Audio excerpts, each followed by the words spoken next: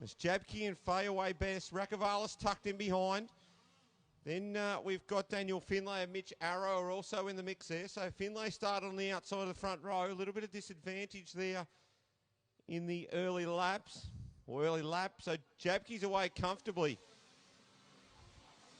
Jono McKean's also moved up. Said he had a few. Oh, runs very wide. I've jinxed him. And they've got a couple that have gone round at the end of the straight there. I think Daniel Pegg's one that's been disadvantaged there. And I think it could be Mitch Arrow that's parked up on the beach down the end. So the battle for second hotting up quite nicely here at the moment between Fay and Rakavalis.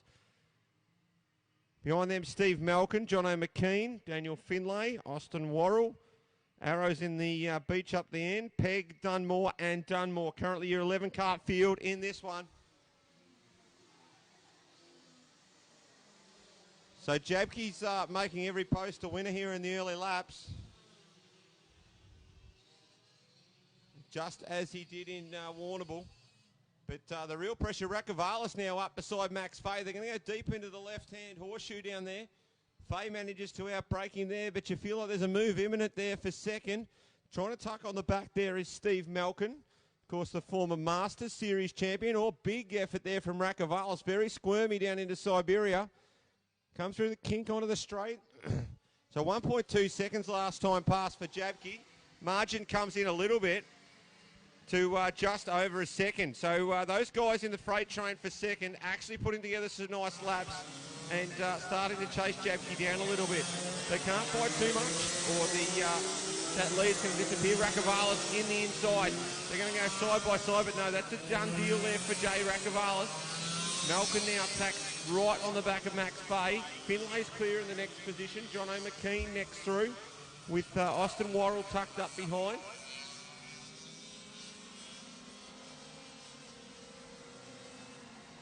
So the Jabke margin jumps back out 2/10. So just when we thought that they were starting to reel him in, but I'll tell you, it's a weird situation. It was the second last time pass, yet Rakavalis just did the fastest lap of the race in P2. So a 36.493, currently quick time of this one, as Rakavalis gives chase there to Jabke. Bit of a battle emerging there a bit further back too with Jono McKean and Austin Warrnambool. So that'll be something to keep an eye on as this one winds down. Almost at the halfway point now for the opening heat here at Tag Live, brought to you by PJ's Coffee Company, Baker's Delight and Southwest Conveyancing. For Southwest Conveyancing and PCJ Data and Electrical, our live stream sponsors. So we do thank those two businesses for their support. Also, Fix Media Productions bringing you all the action at home. Big shout out to everyone watching on from their lounge room or the bedroom or wherever you're watching it from at home. So, bit of karting to spice up your Sunday morning. So Jabke still clear in the lead, but Rakavalis is trying to make some big inroads. So now that margin down to just 7/10. So the Rakavalis kart coming on very, very strong. Just a tenth faster that lap though than Jabke, which means he's going to have to do a little bit more to try and catch him. Third and fourth spread out a little bit more. Malcolm not quite making much inroad into Max Fay. Daniel Finlay's the next one through. Then McKean.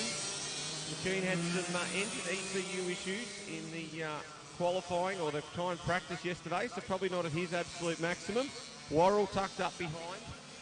Then you've got Dunmore, Pegg, Dunmore, and unfortunately lost Mitch Arrow down at turn one early on in this one.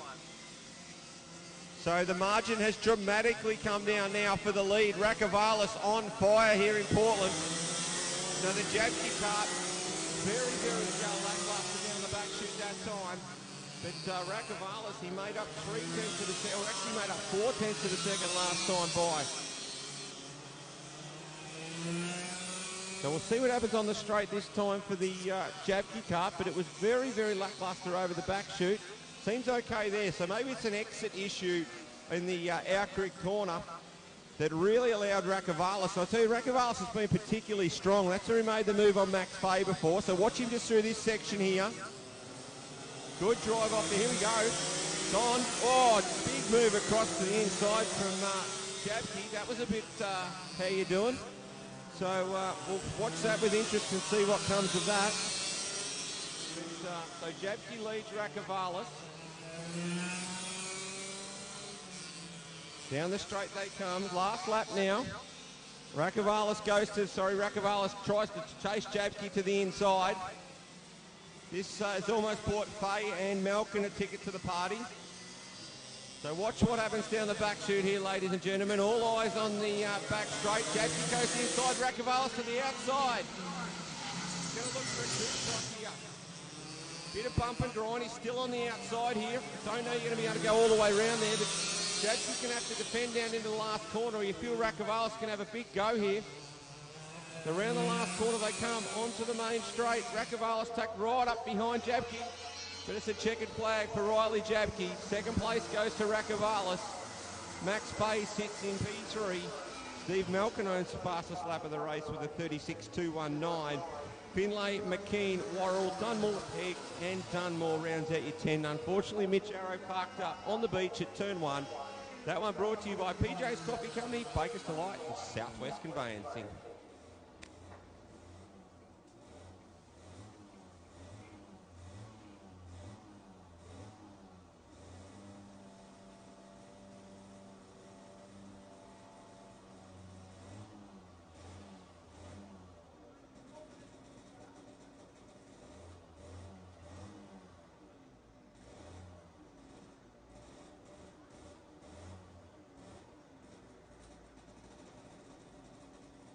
Cadet 9, you are next on the grid. Cadet 9, followed by Tag Heavy.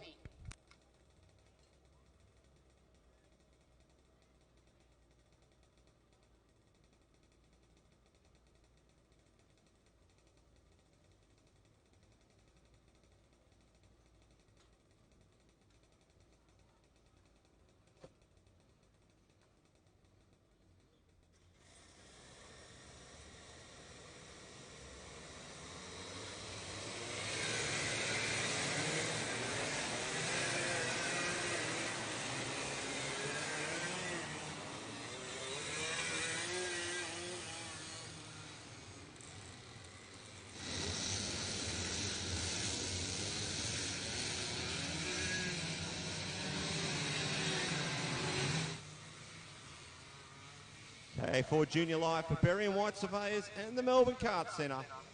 Agreed for this one, your opening heat. The start from pole position is the 60 kart of Darcy Heine. On his outside will be the 11 of James Snaith. Matthew Basso and Mitchell Burgermeister on an all-MB second row. Aston Hill and Dallas Green to start from the third. Chelsea Humphrey and Max Mariner. Jaden Della and Acacia McEachran. Josh White and Ryder Darla to start off the sixth, with Riley Stairs to round out the field in this one. 13 karts on the circuit, ready for their opening heat. So forming up nicely, Snaith resumes his position on the front. So obviously a bit of a opening lap, or slow to start there for Snaith, but he's regained his position on the front row. So that'll be critical in his charge for the weekend.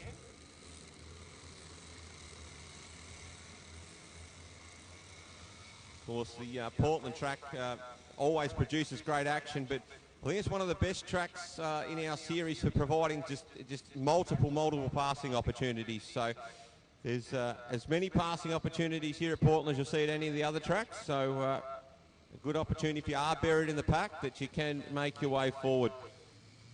So in the starter's hands, and we're away, lights are out. Snaith gets the better of the start on Heine. They all go deep. Snaith's in possibly a little bit too deep, but manages to make it work. Goes inside for defensive. They all get into a bit of a cluster there. You'll see action there on the first lap in most races at the hairpin. So Snaith leads out of the outer corner, but it looks like Darcy Heine's just done a big manoeuvre up the inside there. We've got one spun off into the stones down there at the end of the back chute. So I don't think he's coming out of there. So no, driver aborting that one. So we'll have a look at that when the times come past and see who we've lost. Can't quite get it from here. So it is Darcy Heine, the South Australian, who's taken the early lead after starting from pole position. Snaith sits in P2, Matt Basso. So next car through is Aston Hill.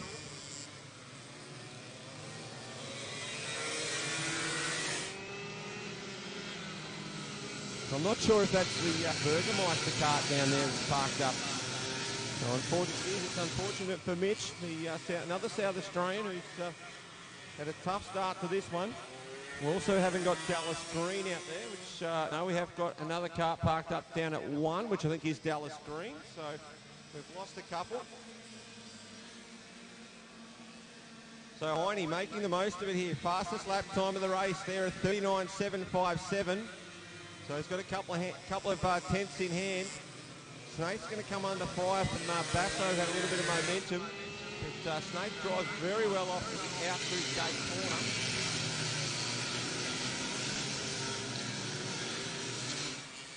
That's the Jaden Della cart that's been mixed up in something that's got spat out the back of the pack, so he's going to have a lonely run for the rest of the race. But it's Heine who leads from Snaith. Basso, Aston Hill starting to turn the screws on Basso. Mariner's the next one through. Then you've got Chelsea Humphrey and Acacia McEachran. Josh White, Riley Stairs, and then Della, our last running cut at the moment. So Snaith now coming under pressure from that two-car battle, which is Basso and also Aston Hill. So those two really starting to attack on the back of the 11. As this race goes on, Max Mariner in between the two packs, and then the girls, Chelsea Humphrey and Acacia McEachran, at it there for position at number 6. So Heine doing everything he needs to do here as Basso pulls out on Snaith. So Basso makes that move. Snaith tucks in. Aston Hill look for a move on the inside here from Hill. No, can't get close enough there in the 44 Techno. Oh, now he goes in there. So Aston Hill on the out grid corner. So Hill, as I said, was absolute dynamite last weekend in Mildura under lights. And now starting to work his way forward in this one. So Heine still owns the fastest lap of the race, not surprisingly, with a 38.715. But Matt Basso's the next quickest on a 38.785. So not a lot in it between those two, but on track we have got a fair bit of track position for Darcy Heine. So a 38.295 for Darcy Heine. He's just done an absolute cracker of a lap to put himself half a second quicker on the fastest lap charts at the moment. So Heine on fire, Basso in second, Hill challenging him. Snaith's just dropped a little bit off the back of those two. Then you've got Mariner. Kelsey Humphrey still getting the better of that all-female battle there between her and McEachran. They're not that far off the that pack, which includes Mariner. Hill up the inside now. So Aston Hill and Basso, they're going to go side by side into the hairpin. Looks like Basso's going to grab that one. Look for the crisscross. Runs it out wide. We'll get a different drive off the back chute here. So Hill decides to push Basso along rather than try for a big manoeuvre. Basso just slips a little bit wide on the exit there and opens the door a little bit, but nothing doing there. So this invites Snaith into the battle a little bit again. So can Snaith capitalise? 2 laps remain here for Darcy Heine, who's putting on a bit of a clinic here in this one, 38.037. The next pass at the moment is Aston Hill, who sits in position 3. He's trying to negotiate the Matt Basso card at the moment. They're in one of those battles where it's almost going to have to be an element of surprise with a manoeuvre there, because I think Basso's managing this quite well. He knows what he's doing, but Hill's, if he's going to make the move, he's going to have to surprise him. So Snaith now looking threatening on the back of Aston Hill. So that little dice between those two has brought Snaith back into it. Still a little bit further ahead of Max Mariner. So he's not going to be in this battle unless something big goes down.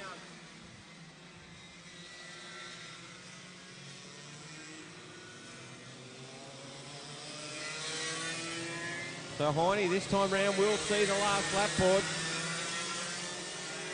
If he continues to operate very, very closely to his fastest time. And all of a sudden the Basso cart goes very, very close to that quick time, as did James Snaith that last time past. So Snaith and Basso all of a sudden have got Darcy Heine's pace towards the end of the race. 1 lap remains for Heine. Basso goes defensive on the straight on Hill. This is going to be an arm wrestle right to the flag in the opener. I think we can lick our lips a little bit here, ladies and gentlemen. I think we're going to have some good racing today, and this could be one of the best classes. So Basso, Hill and Snaith. Snaith's closer to Hill than Hill is to Basso. So Basso got a little bit of a run there out of the out-grid corner. I don't think it's going to be enough. I don't think we're going to have a positional change between these top four. But Darcy Heine, what a race from the South Australian, wins Heat 1. Second place goes to Basso, third to Hill. Snaith and Mariner rounds out your 5. McEachran grabs Humphrey for P6.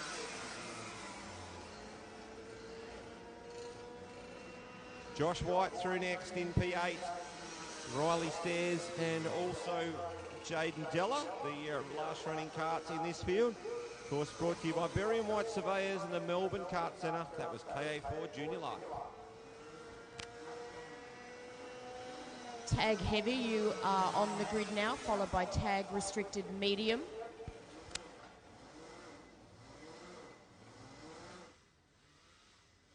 Copy that.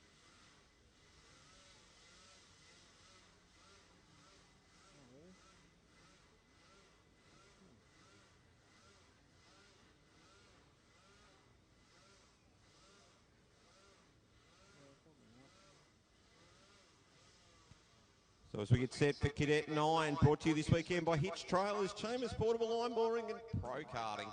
Just a big shout out to anyone watching at home on the live stream. Thanks to Southwest Conveyancing and also PCJ Data and Electrical. So just a reminder too this weekend that we do have the Pro Karting Sportsmanship Award. So if you do see someone who goes above and beyond to show sportsmanship or do a good deed, you are reminded that the entry forms are in the canteen. So if you do need to recognise someone who's done you a good favour, you're welcome to go and enter them for the Pro Karting Sportsmanship Award.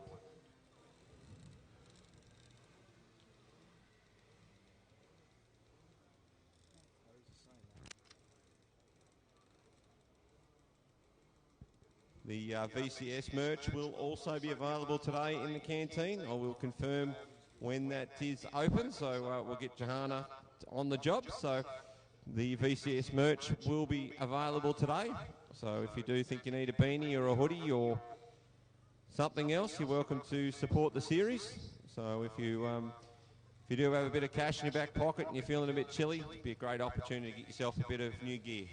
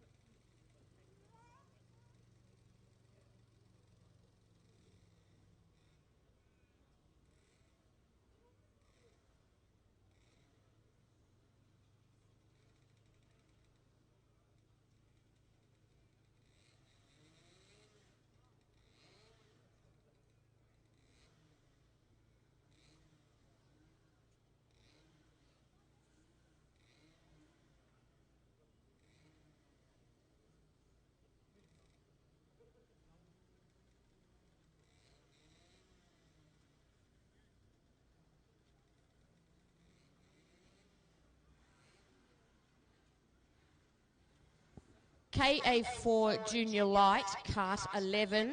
Can we have you and your guardian to the stewards room, please? KA4 Junior Light, Kart 11, to the stewards room with your guardian.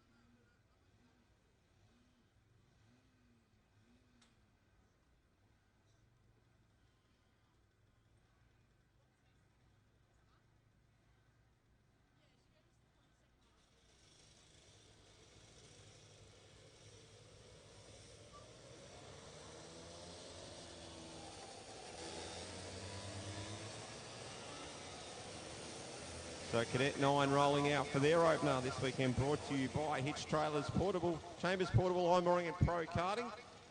Now I have been notified by the lovely Johanna that the merchandise will go on sale after tag heavy, so we will remind you of that. We'll just have one Curtis Polking on, just having a bit of trouble getting started. So Cadet 9, the grid for this one, as they line up on the pole position, will be car number 8 of Archie Bristow. But on his outside will be the 66 of Xavier Mifsud. Curtis Polkinghorn and Alana Gurney to start from the second row, ahead of Bo Chambers and Casey Waters, who are still together, ahead of Sullivan Green and Hudson Millard. Of course, Hudson Millard and Bo Chambers, your local drivers in this one to keep an eye out for. So Cadet 9 for drivers to the age of 7 to 9. So our smallest competitors. I know at Mildura last weekend we had a really good little group of P-platers that were learning their craft in this class, and they all did a fantastic job. So the perfect spot to learn the craft of karting.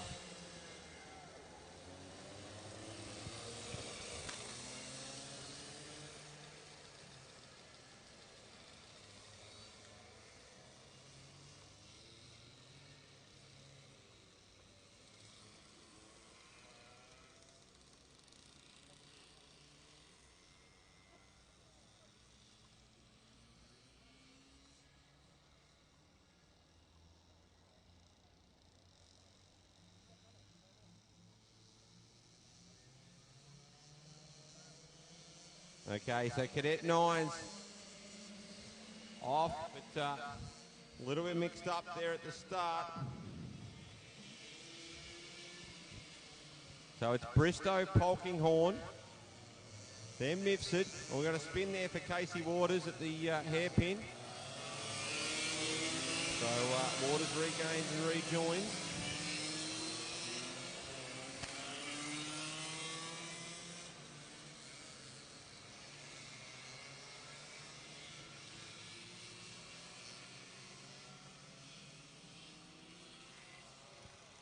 So Bristow away nicely. We've got a spinner down at the Siberia corner. We'll have a look at that when they come past. So Bristow leads from Mifsud now. Chambers is up to third. Sullivan Green, Gurney, Waters, Polkinghorn and Millard is your field. So I'd say it was Polkinghorn that had gone round down at Siberia. Got going again. Of course, David Jones, the quad rider for many, many years here at Portland, parked up down near Siberia. But Bristow, he has been very, very impressive this year in the VCS. He's putting on a show early here in Cadet 9. Currently owns the fastest lap with a 46.080, which at the moment is about 7/10 faster than any other kart on the track. But a good battle starting to work out there between Xavier Mifsud and Bo Chambers. Of course, Chambers, one of the local drivers in this one, alongside Hudson Millard. So, Polkinghorn off at the end of the straight. Hudson Millard comes up to turn number 1. So Bristow's got some margin now. Mifsud and Chambers going at it for P2. Sitting in fourth is Sullivan Green, who was one of our P-platers at Mildura last weekend, who drove really impressively. Alana Gurney sits in P5, Casey Waters, Curtis Polkinghorn and Hudson Millard, your field in this one.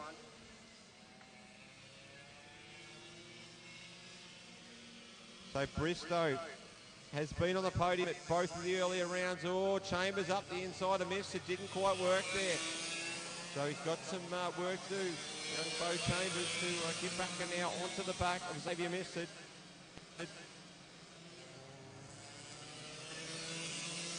So fairly well spread out now.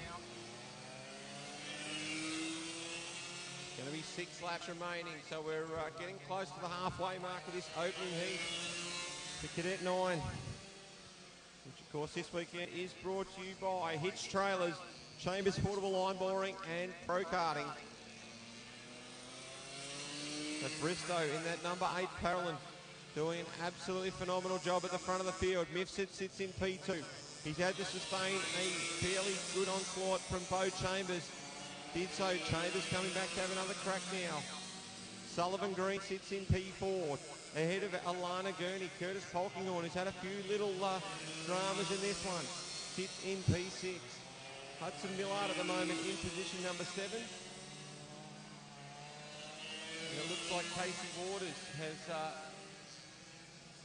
he's over. I can see Casey behind the tyres there, so... Not sure where his cart is, but I can see Casey standing behind the tyres. So that's unfortunate for the little guy from Mildura. So Bristow goes past once again.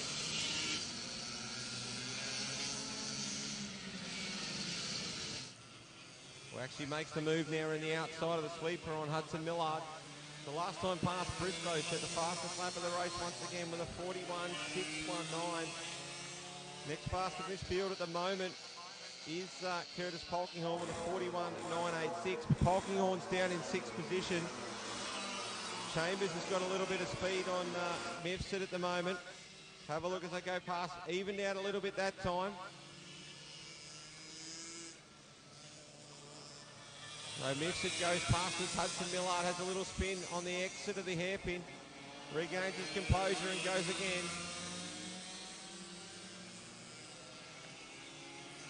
So Millard straight back into it. But Bristow, 41.619, still quick time. He had a 4-second margin last time past the stripe. Have another look at it this time.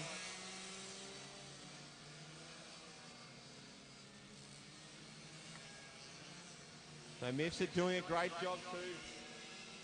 Doesn't appear to be that Chambers is challenged him quite as much at the moment as Mifsud lays down a lap times 2/10 quicker than Chambers that time. So despite the margin looking like it might be decreasing, it's the timing sheet's telling me otherwise. Polkinghorne now up the inside of Gurney, so that's a move for position number 5.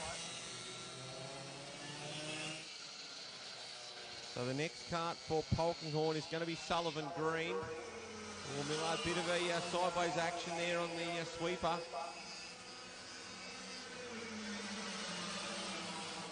So Bristow had 6.2 seconds last time past. And he put a second on those guys that were chasing him just on that lap alone. So now Polkinghorne comes up the back to the Millard cart. So blue flag for Hudson.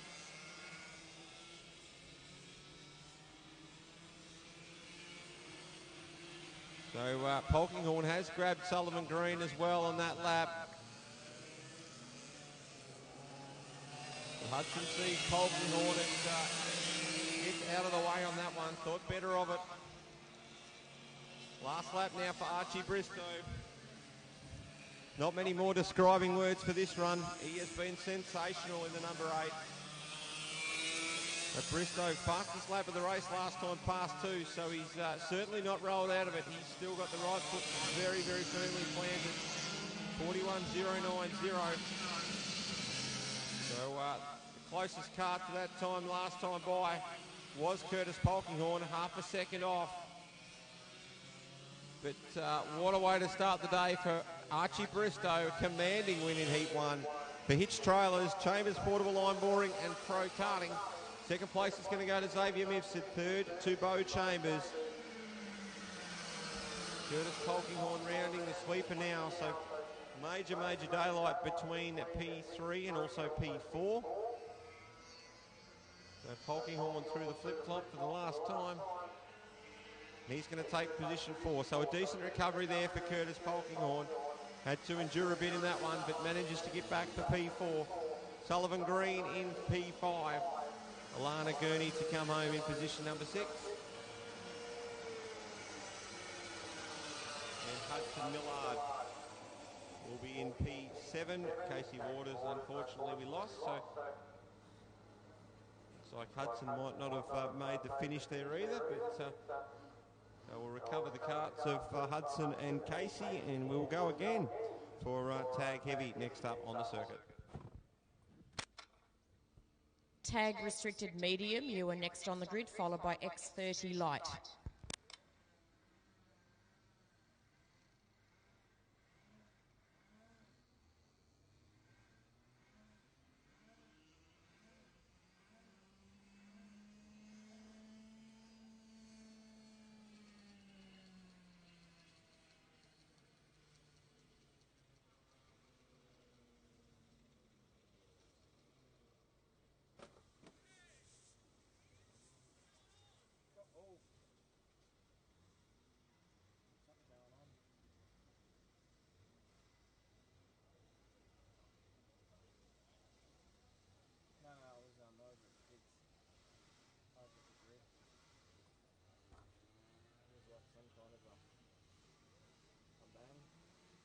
Just while we do wait for Tag Heavy, while we wait for Casey Waters to come back to the pits, just a reminder that the Ballarat Kart Club will be running their open meeting on the 16th or 17th of July. So I did see on Facebook that they're doing something a little bit different with some cash prizes and also a little bit different format. So if you are looking for somewhere to go racing on the 16th and 17th of July, the Ballarat Kart Club might be a great option for you.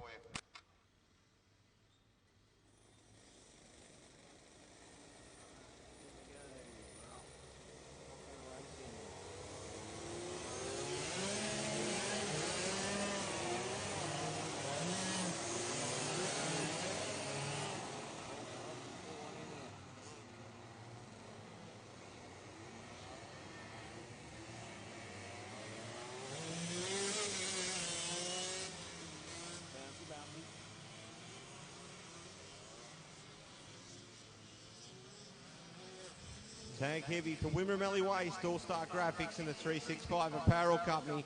Your grid for this one, starting on pole position, will be the number 4 of the local star, Scott King. On his outside will be the 89 of Nick Schmidt. Dylan Collette and your round 2 winner, Ryan Cook, start on the second row. Jaden Wallace and Liam Pollard on row number 3. Barry Go Lightly and Ray Dumpty to start from the 4th, ahead of Andrew Harvey and Aidan Solomon. Matthew Saposo to start from position number 11.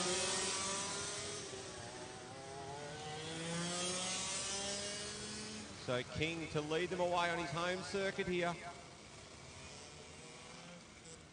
Nick Schmidt to line up alongside.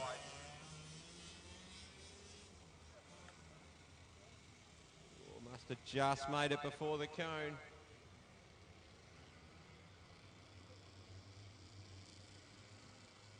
So we're in the starter's hands. Nice formation. King to lead him away. Schmidt tries to duck over to the inside. Can't get it done there. Bit of bump and grind through the opening corner.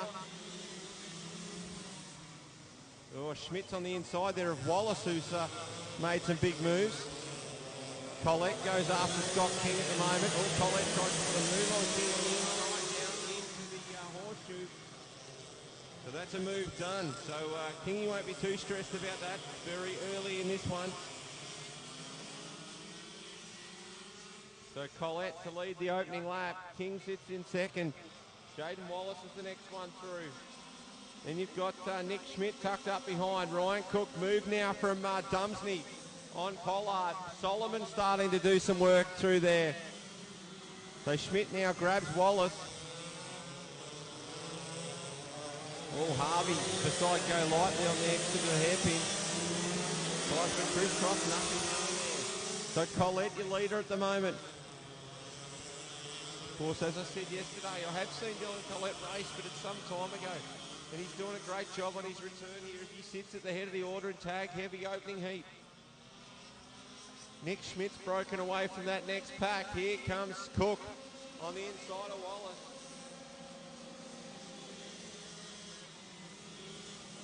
Behind them, Ray Dumsney's having a good run too. Dumsney sits currently in P6. Aidan Solomon, who must have had some sort of issue in qualifying yesterday. He was further down the field with his injection. So Solomon trying to carve his way forward. So fastest lap that time passed for Scott King with a 36.8. So of course, class sponsored this weekend by Wimmera Waste, All-Star Graphics and the 365 Apparel Company. So King just starting to now put some work into Collette.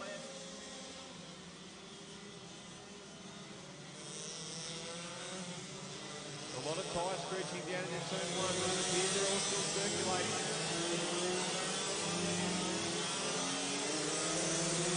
So Colette has King in his back pocket. Schmidt's broken clear. He sits clear in third. Cook, then Wallace, Dumsney, Solomon, Go Lightly, Harvey, Pollard, and Safoso is your 11 car field here in Tag Heavy. Here comes King, sticks it up the inside. Gets on the airbox, that puff of smoke.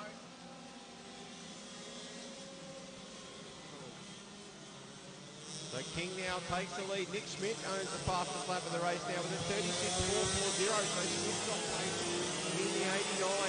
Cook's broken clear of Wallace. And they've also spread out into the battle, which is between Pollard and Safoso. Safoso to the inside of Pollard now. That one's done. So Pollard comes back a little bit now at Safoso. So that's a battle for position number 10. But King now pulls the trigger on this one and goes fastest with a 36.130. So bided his time, did Scott King in the number 4. He is currently 3/10 faster than anyone now after that lap, so definitely pulled the trigger on this race. Sat behind Colette, sized him up a little bit and said, I'm out of here.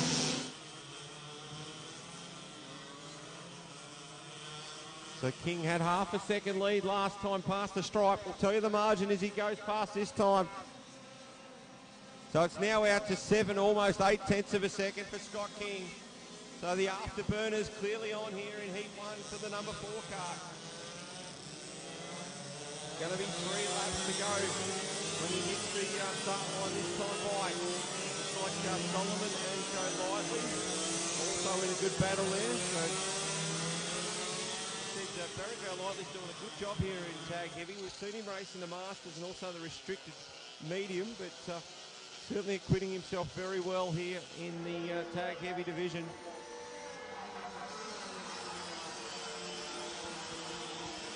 So King operating closely to his fastest lap. Colette does his fastest lap of the race. He's now jumped up to, we're still in P2, sorry. Schmidt trying to chase him down. So Schmidt pulled a 10th out of Colette on that last time round. Cook clear in P4, so is Wallace. Dumsney also clear. Solomon under a little bit of pressure from Go Lightly. We've still got a little bit of breathing room. The next battle between Harvey and Safoso. So Safoso's gone from passing Pollard to driving right up to the back of Harvey here. So he's on a bit of a charge here. Schmidt also starting to look a little bit threatening to Colette. Oh, Go Lightly really challenging Aidan Solomon now. So a really good battle between those two.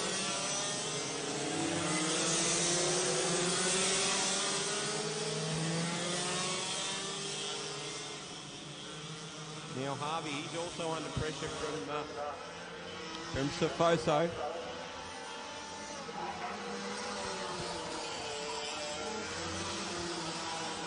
So Schmidt right up to the back now. He's pulled another 2/10 out of Colette, but they've only got one more circulation to go.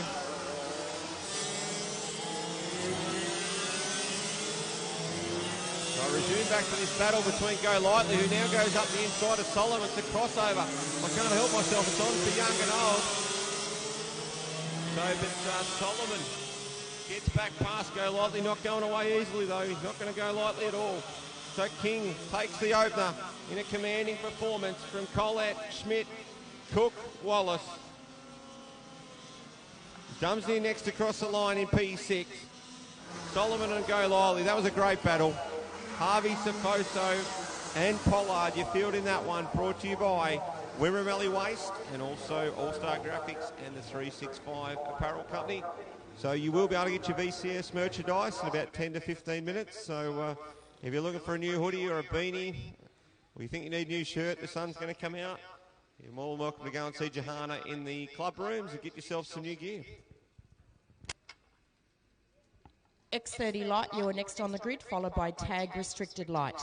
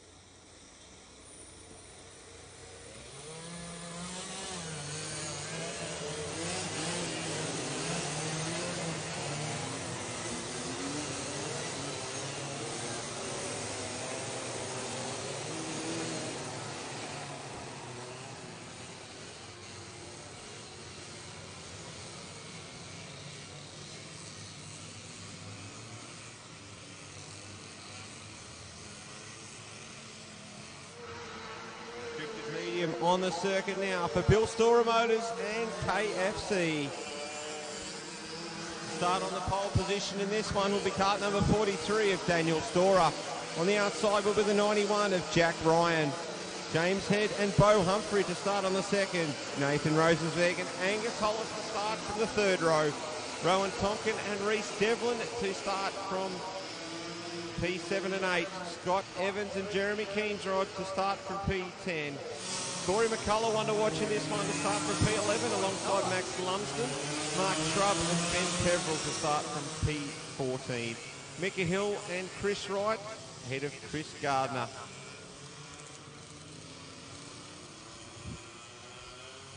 So if I'm going to share a tip in this one, watch the 29 of Corey McCullough. That's all I'm going to say. One more lap under starters' orders.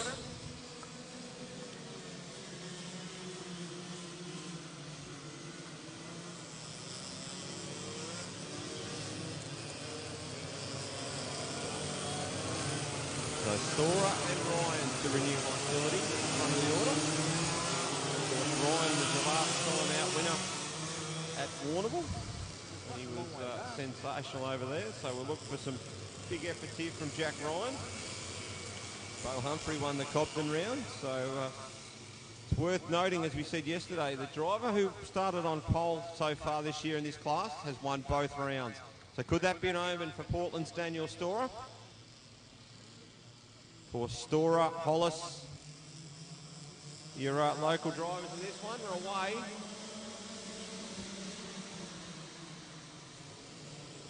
Almost three wide there as they come through turn number one. So Hollis, Humphrey to the second, deals with Ryan. Angus Hollis goes through into position number 3. So Storer away nicely. He's got a new kart for this weekend, Daniel Storer. Seems to be to his liking.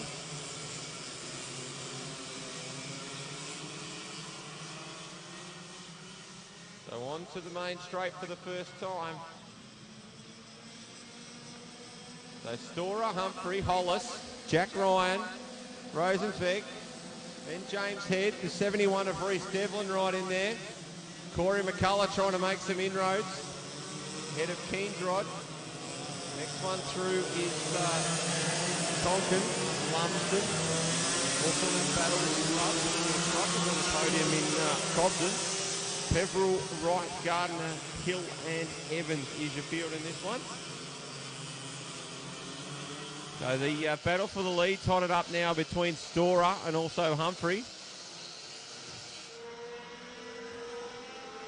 And it's also bringing Hollis and also Jack Ryan into the battle. Of course, Angus Hollis, the former National Junior Sedan champion, but the fire's gone out on the 16 there.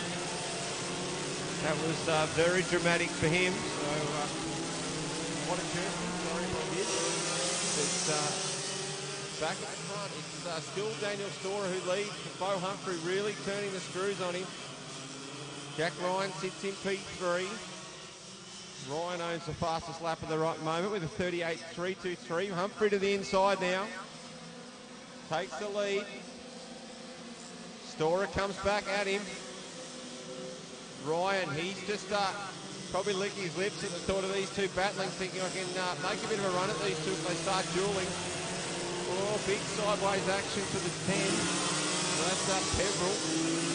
Was another kart that was involved in that. All still going.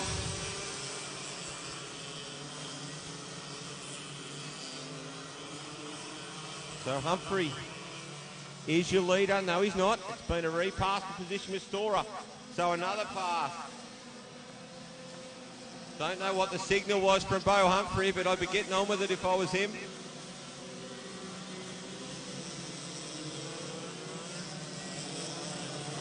So Jack Ryan, he's becoming more and more of a factor in this battle for the lead.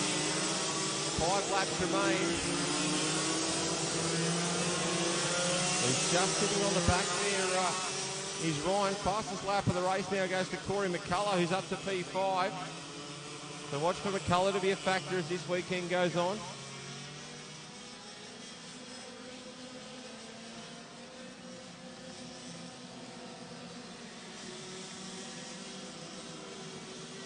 So now we've got a three-car battle for the lead, a genuine three-car battle as Ryan tacks onto the back. So McCullough, another fastest lap of the race. He zeroes in on the back of Rosenzweig for P4. So the 29 comes from the way up here from the Kartworks stable up to position number 5.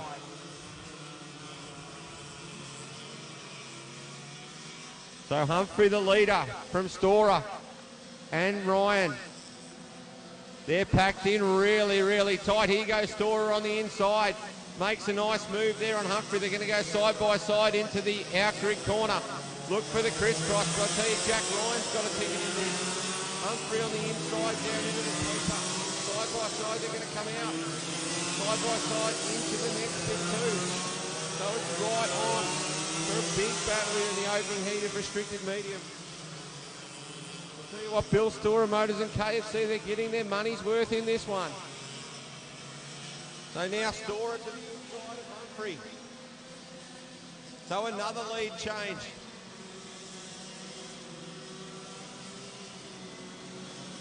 Ryan, he is right in this battle as well. So it's hard to gauge what Jack Ryan's thoughts are at the moment. Do I just hit a cart length off the back and hope something happens, or do I get the elbows out and get right in the mix here? 2 more circulations after this one to sort it out. Oh, we've got another one pulled off near the out-grid corner. Plenty of steam coming off that go-kart too. So the battle for the front, we're going to have to focus on that for the last 2 laps because here Storer is your leader. Humphrey right behind him. 3rd place is Jack Ryan. So a little bit of curve there for Storer through that out-grid gate corner. Is that going to cost him? No, it doesn't. That's time by. So maybe Humphrey sizing him up for a last lap move. It's going to come when they come to the stripe this time. Humphrey a bit of look over the shoulder to see where Jack Ryan is. And I'll tell you what, it wouldn't have been many more laps and they wouldn't have to worry about Corey McCullough. So Storer to lead into the turn 1. Here comes Humphrey. Tries to throw it in, can't get deep enough in there. Storer still your leader. So second is Humphrey and then Jack Ryan. So Storer at the moment might have almost seen off the challenge, but there's still one massive opportunity at the end of the straight. We're down into Siberia. So it goes into Siberia. We've got the run to the line. It's going to be Daniel Storer who's going to take the opening heat win from Bo Humphrey. 3rd place goes to Jack Ryan. That was a great battle. Corey McCullough could be the dark horse in this one. Come from the clouds for P4 and the fastest lap of the race. Nathan Rosenzweig, Reece Devlin, James Head, Jeremy Keensrod, Rowan Tonkin and Max Lumsden is your 10. Mark Schrober, Chris Gardner, Chris Wright, Ben Peverill, Micah Hill, and we lost Scott Evans, who's I think pushing that cart back to the grid now, and Angus Hollis. That one brought to you by Bill Storer Motors and KFC. Tag restricted light, you're on the grid now, followed by KA4 Junior Heavy.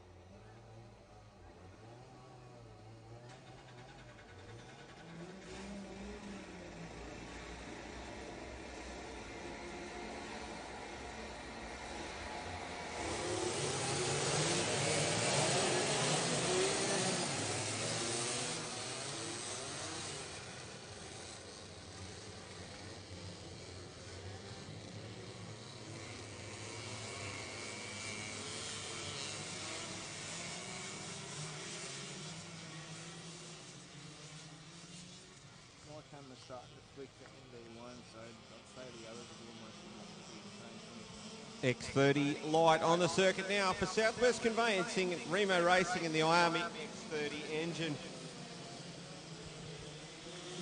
So the grid for this one in our fastest class for the weekend. Parker Scott, the South Australian, to start alongside another South Australian in Jacob Dowson.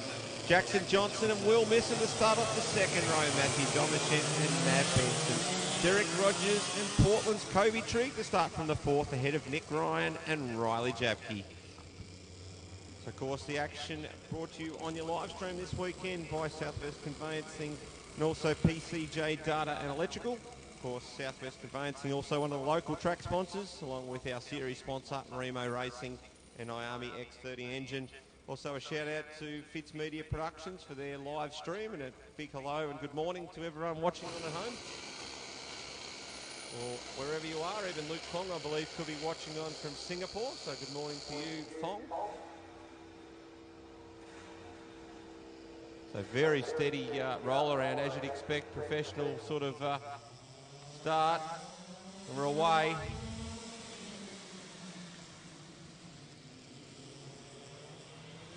Fair bit going on through the middle of the pack. Oh, Kobe Trigg and Derek Rogers got together there. Like Jackson Johnson lost the momentum. So Johnson lost a couple of positions. Tries to make one back up now on Will Misson. That's a done deal. So Domichin also working on Misson.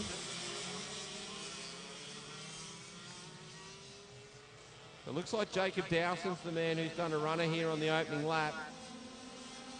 Parker Scott sits in P2. Johnston, Misson. Oh, Trigg now. So he's on the Portland Beach down there at turn one. So Trigg out of action for this one. Now Benson's also dropped a long way back after that opening lap skirmish. But at the head of the order, it's Jacob Dowson who leads. Of course, Dowson virtually untouchable at the opening round at Cobden. He gets shuffled back a couple of times, but just had enough pace to keep coming. So Dowson leads from Parker Scott, who's been really, really impressive, Parker Scott. Of course, the only driver in X30 to finish on the podium at each event is Parker Scott. So the young South Australian put together a really nice country series at the moment. He sits in P2 at the moment, ahead of Jackson Johnson, who's also been a formidable force in this class. Will Misson and Matt Domichin, next one through. Then you've got Riley Japke, Derek Rogers, Nick Ryan and Mav Benson currently rounding out your runners. So Dowson had 1.1 seconds last time by.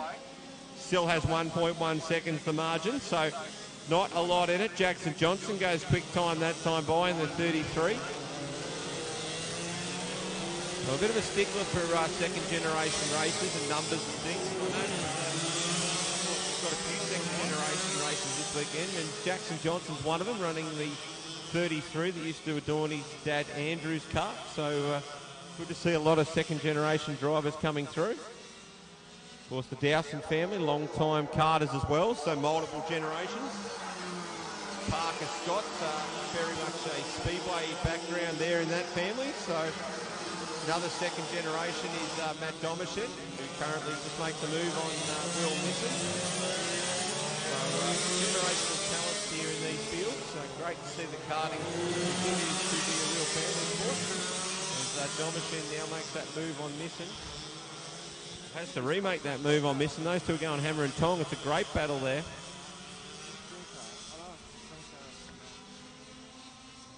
So Dowson, the margin is just under a second now. Back to 8/10 now as Parker Scott goes quick time that time by. Took a bit over a tenth out of Dowson. Johnston sits P3.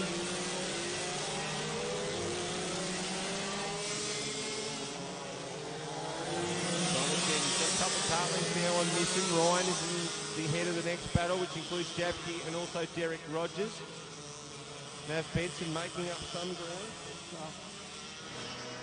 Not a lot to play for in that position.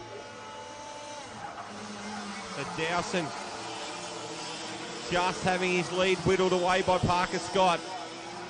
But I tell you what, Dowson's experienced enough. He knows what he's got to do.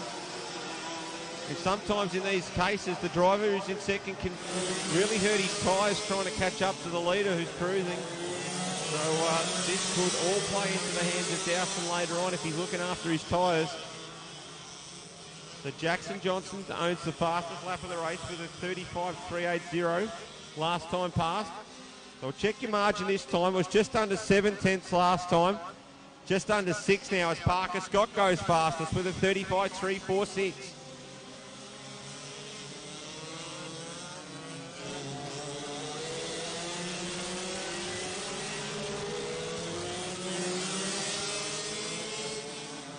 Dowson's still your leader. Second is Scott. Third is Johnston. Domishin. Then you've got Misson. Ryan ahead of Derek Rogers, Jabke and Benson is your field of runners at the moment. 9 of the 10 carts still circulating with 2 laps remaining.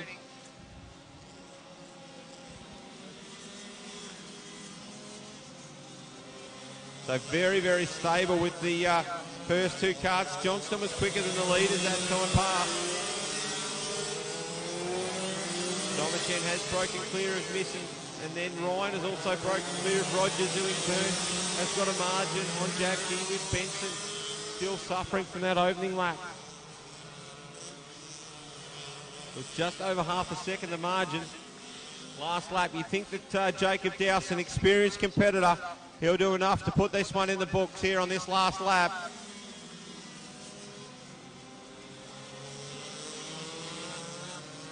So Dowson down the back chute for the last time.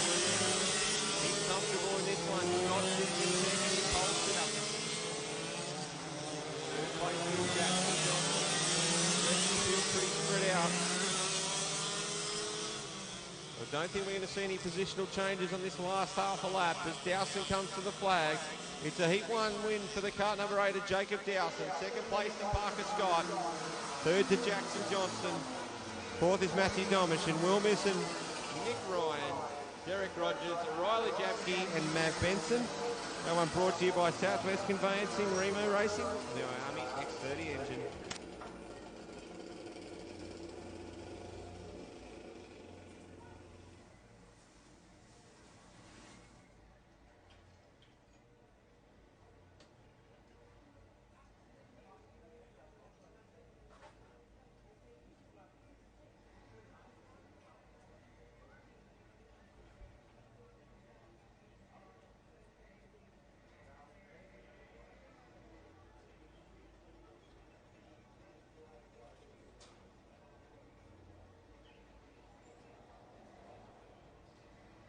So KA4 Junior Heavy, you are next on the grid.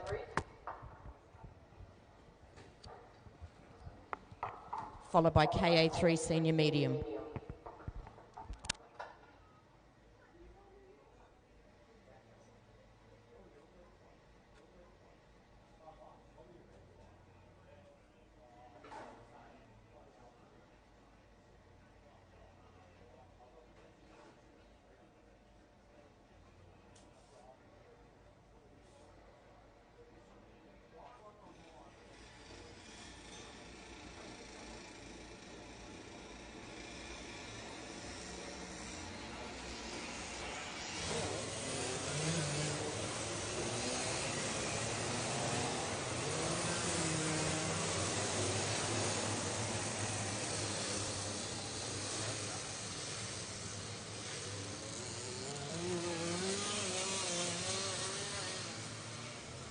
I think Max should actually be on the panels in between laps. He doesn't do anything anyway. Why did I get all? Who just sits there?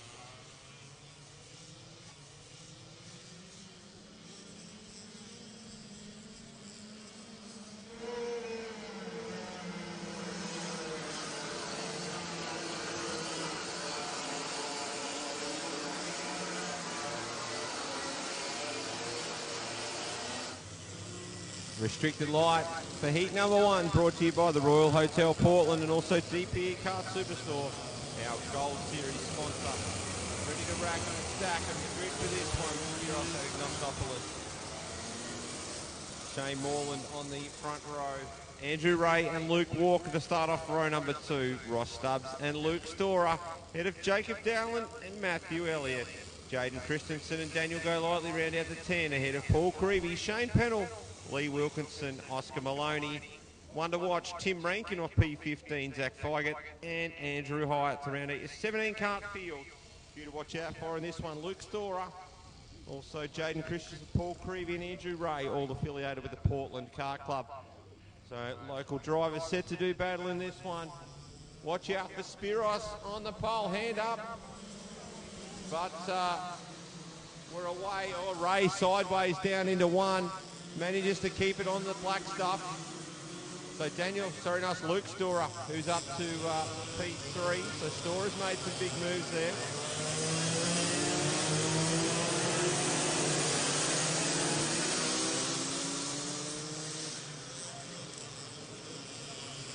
So it's Spiros who's your leader. Anagnostopoulos.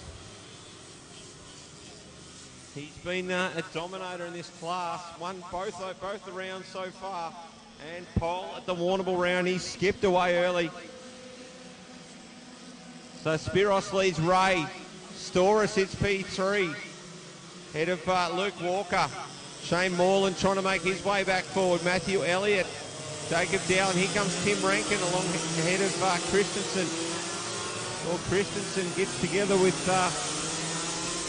Shane Pennell, who they were racing very, very hard there.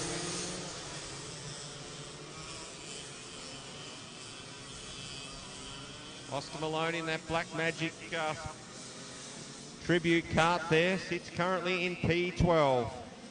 12 and 12. So Spiros doing Spiros things at the front of the order. Second currently Andrew Ray. Storer. And then you've got Walker and Morland. Elliott, Dowling, Rankin and Christensen. Rankin moves up 7 positions. P15 to currently sit in P8. So I tried to give the Kartworks team a little bit of advice. I think they had the radiators on the wrong side for those guys, but they seem to have tuned them up. So both karts that struggled yesterday, looking good in this one.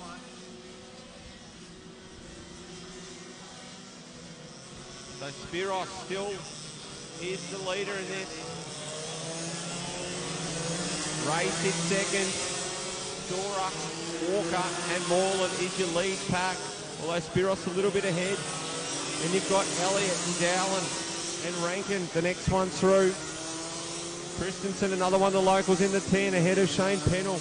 Go Lightly was the next one through. Maloney, Wilkinson, Creevy, Feiget and Hyatt. Ross Stubbs not facing the starter in the opener. So fastest lap once again there for Spiros. Rankin gets by Dowling, so Rankin to set his sights now on the Elliott car. Oh, not sure what went wrong there, if it was a little bit of contact from Rankin or the rear stepped out a little bit on the Elliott car, but that caused a major issue for Matthew Elliott, who was running quite nicely. So he's dropped well down the order now. So it also compromised Jacob Dowling. It allowed Christensen to slip through and Pennell, Go Lightly, and also Maloney. So major change there with that little incident at the outgrid corner. 4 laps remain though for Spiros, who is very much checked out on this one. Ray sits second in an absolutely fluoro orange helmet. Dora still putting some work into him. Next one through is Lukey Walker. Shane Morland, of course, started on the front row, currently sits in P5. Tim Rankin well clear in 6. Christensen, Pennell. Then you got Maloney. Go Lightly, the next one through, Dowling. Then you've got Lee Wilkinson. Creevy and Elliott. So Elliott trying to rebound, trying to make that pass on Creevy, who snuck by when he was recovering. Then you've got Feiget and Hyatt is your field at the moment. So all the karts that took to the track at the moment still circulating in this one, which isn't always the strong point of restricted lights, but they're all still going at the moment. So Spiros will have 2 laps remaining. So Moreland's grabbed Luke Walker. Big move now between Storer and Ray. So a little bit of contact, but Storer's got the better of that battle. Ray now under pressure from Shane Moreland.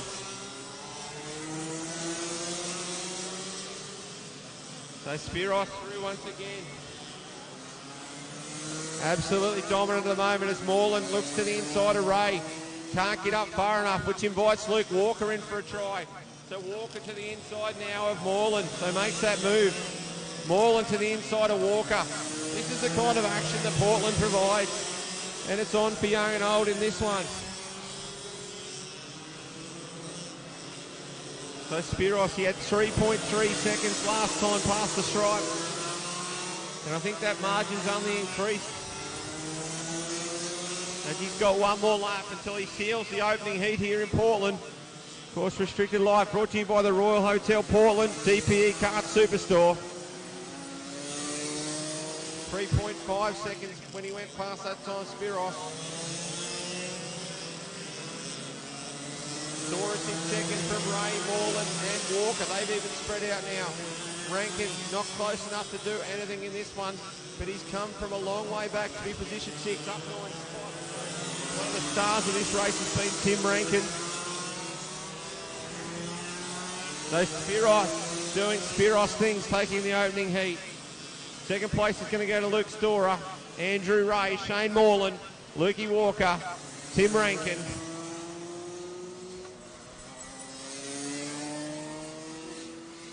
Next one through is Christensen, Pennell, Maloney, and Go Lightly round out the 10. Wilkinson, Creevy, Elliott, and Figett and Hyatt to round out the field. But it's a win for Spiros in Restricted Light for the Royal Hotel Portland and the DPE Kart Superstore. KA3 Senior Medium, you are next on the grid, followed by Cadet 12.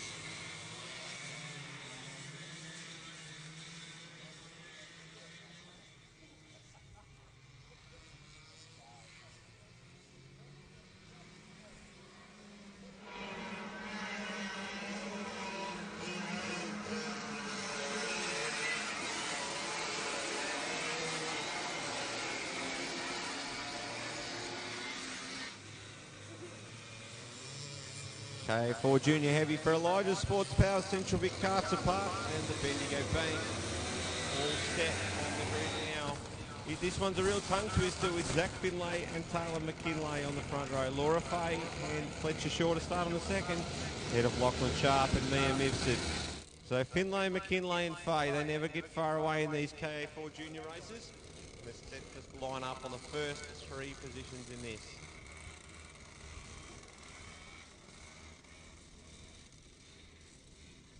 Just a reminder while they roll around that if you are after some VCS merch, go and see Johanna in the club rooms. She'll be more than happy to help you out with a new shirt or a hoodie or a beanie. Thanks, of course, to our great sponsors, All-Star Graphics and the 365 Apparel Company, who provide our apparel each and every year and continue to raise the bar with that stuff. So thank you to those guys as we get set for KA4 Junior Heavy. We're away. It's a good start for McKinlay. Track position still looks to be Finlay at the moment, though. As, the 27 of Sharp goes on the inside of Fay. Which allows Fletcher Shaw through, but Laura looks to have another go on the inside. Compromises Shaw a little bit, but which allows Mia Mifsud up the inside. While Laura Fay's turned it round down there at the horseshoe. She's got a bit of work to do as she comes around the sweeper now.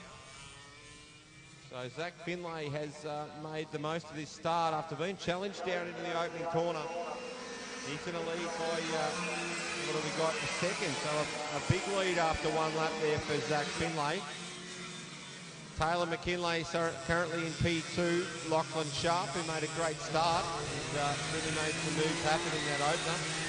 Mia Mifsud's moved up a couple of spots too. She's in P4, just ahead of Fletcher Shaw. Laura Fay currently rounding out the field.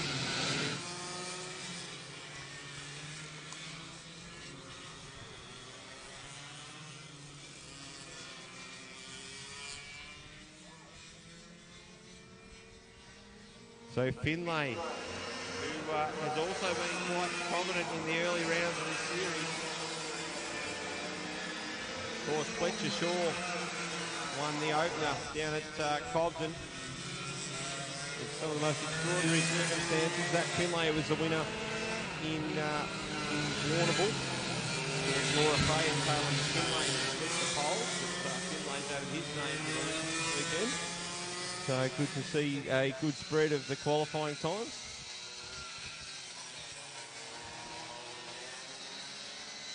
So it's worth noting last time by that McKinlay was 0.6 faster than anyone else. And showing on the racetrack at the moment, as he goes 38.949, so he's only 0.3 faster now than Taylor McKinlay, but he's the only driver sub 39 seconds at the moment. Doing a beautiful job out front is Zach Finlay. Good battle a bit further down the order between Mia Mifsud and Fletcher Shaw. With Mia snuck by. She was on the opening lap of Fletcher and has continued to maintain that position. Laura Fay doing all she can to get herself back in a position to dice with those two. But at the front, Zach Finlay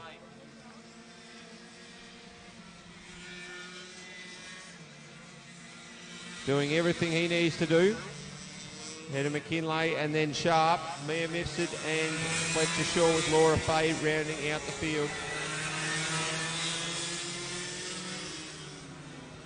So the real battle of interest at the moment is between Mifsud and Shaw. Not a lot doing in the rest of it, so settled and sorted for the rest of the division. Even now as Mifsud stretches her legs a little bit on Fletcher Shaw.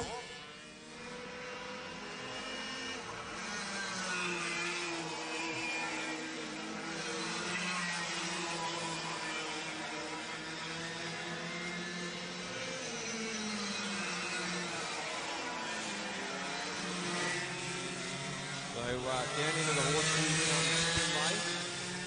What we're going to do next time by, we're going to roll a lap with him and we'll just run through some of the characteristics of the sport with track for you. I am a very experienced driver here, so with it. So as we come up to the start line, long straight for Finlay. You got to really pick your braking marker into one. And it goes quite deep too easily and wash wide. Into the hairpin, nice turn in. You've got to kick it back out to the right.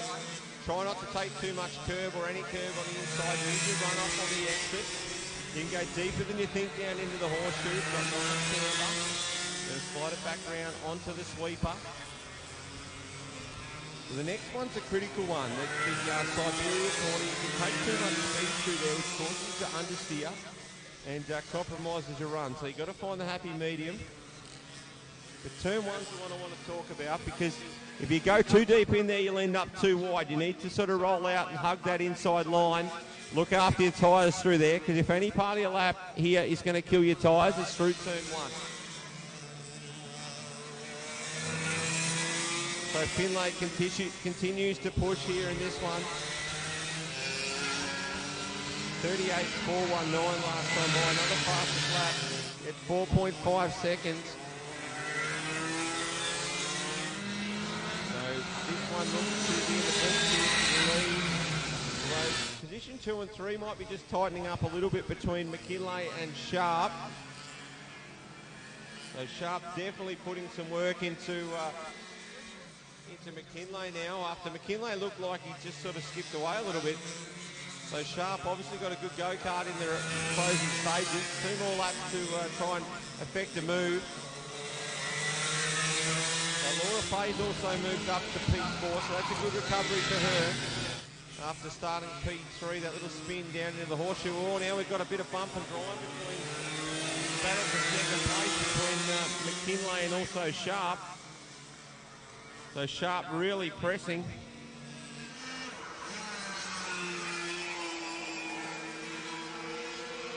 So McKinlay goes narrow. Sharp has to look elsewhere. A little bit of sideways action for McKinlay. Sharp sizing him up, goes to the inside. Nice move, got to watch out for the crisscross. McKinlay's got to hold him in tight, but he's got to drive off this exit corner nicely, does McKinlay. So they come down into the horseshoe. And it looks like Sharp might have consolidated. Runs a little bit wide there, which is going to open the door for a crisscross down in the last corner. But McKinlay's going to be on the wrong side of the track. But it could also be that there's a fair few marbles on the inside. So here they come side by side. It's a drag race to the line. Great battle between those two, and it's McKinlay that gets the better. Your winner, though, is Zach Finlay. McKinlay in second, Sharp third. Laura Faye's going to be home in fourth. Mia Mifsud or just Mia Mifsud over Fletcher Shaw. That's KA4 Junior, brought to you by Elijah Sports Power, Central Vic Carts and Parts, and the Bendigo Bank.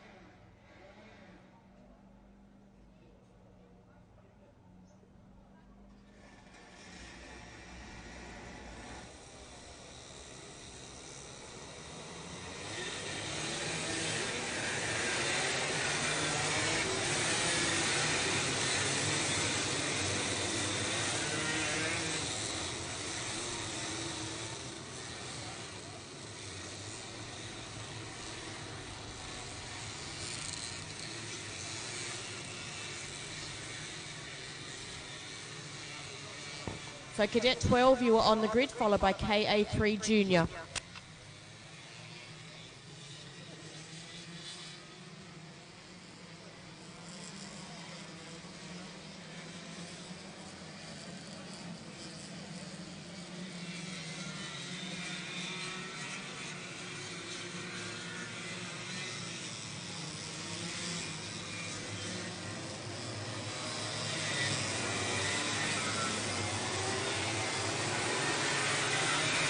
KA3 Senior Medium on the circuit now for their opener, brought to you by Chambers, Portable Line Boring, Karting Australia, the Court and Masters. The grid for this one to start the pole position will be none other than Remo Luciani. Ben Moritz to start on the outside ahead of Todd Chambers and Matthew Neate. Ethan Briggs and Hamish Allen to start ahead of Chris Thomas and Seth Burton. Derek Rogers and Adam Henriksen, Fraser High and Jack Johnson, Grace Dunmore, Levi Trigg, Logan Burton, Matthew Keeler and Robbie Termine. Oh, Luciani runs wide in a rare mistake from the master. Gets gobbled up majorly. Car 10, Hamish Allen, he's got the arm up. Not sure what the issue is there with the 10. I'll tell you what, in box around a fair bit at the moment is Luciani. But this is going to make this one very, very interesting. They continue to try and box him around the ears a little bit here, the master. So can he respond?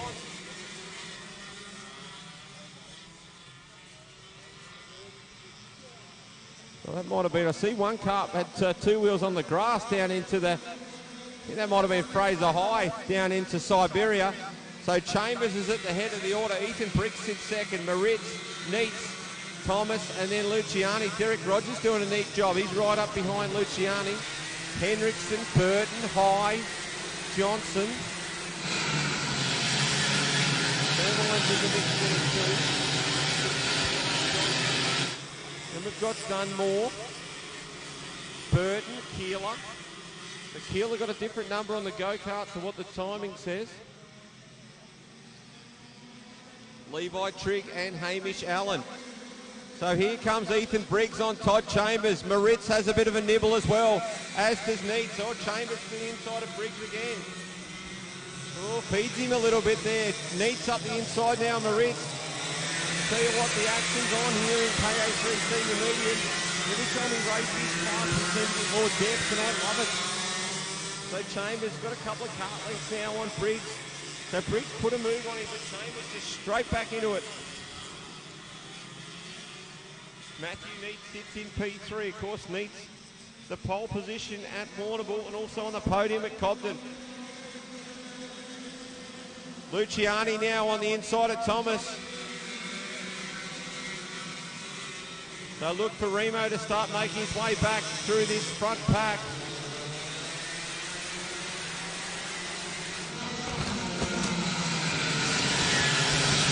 Conga line to the start. They've got Chambers in front. Matthew Neitz is in 3. Just behind him is Moritz, and then it's Luciani. So Luciani really locking onto the back of Moritz now. Thomas and Rogers have been left behind just a fraction. Briggs now on the inside of Chambers. Look for a return of serve from Chambers. Can't get it done there. So Briggs is going to hold the lead, and Cyril Lathis, he's going to lead down the back chute this time. Oh, Neitz, I don't know whether he hit the curb there or what happened, but Moritz is disadvantaged. Luciani, Thomas has got around the battle. Derek Rogers is there too. So a blanket over 4 or 5 of them in this battle pack now. So Briggs and Chambers have got a little run there. Moritz is only a kart length ahead of Luciani, so that'll... You'd imagine that Moritz to Luciani gap to close. The next battle is also awesome with Thomas. Oh, right around the outside of Adam Henriksen, if you don't mind, on Derek Rogers. Bit of a slide job, and in comes Seth Burton there by into it. Fraser High's involved as well. So I tell you what, this is only the first race.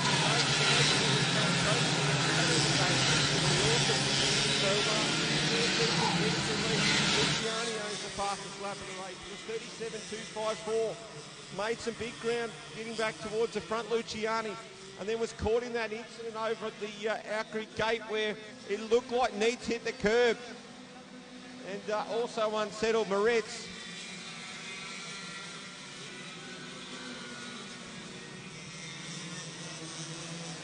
Oh, Derek Rogers facing the wrong way at turn 1. So that's a sad end to a good run for him. But at the front, Ethan Briggs over Chambers. Moritz, Luciani, Neitz, Thomas, Henriksen, who's been impressive. Burton. The next one through is Jack Johnson. So Johnson in 11th. Well, sorry, Johnson's probably actually in 9th at the moment. There's been a real shuffle up in this last lap. Luciani on the inside of Moritz.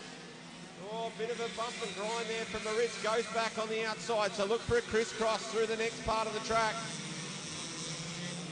Oh, Moritz goes on the inside. Half turn Luciani, which gives Neitz an opportunity. So Luciani goes straight back by Moritz. So plenty going on here in this one. The front two well and truly clear now as Briggs continues to lead over Todd Chambers. Neitz, Luciani, Moritz. Oh, Henriksen now on the inside of Thomas. So Adam Henriksen on the charge here in the 63. Thomas back up the inside. Well, runs him out of track onto the grass. Allows Burton through as well. So now Neitz under major pressure now from Luciani, with Moritz tucked right in behind.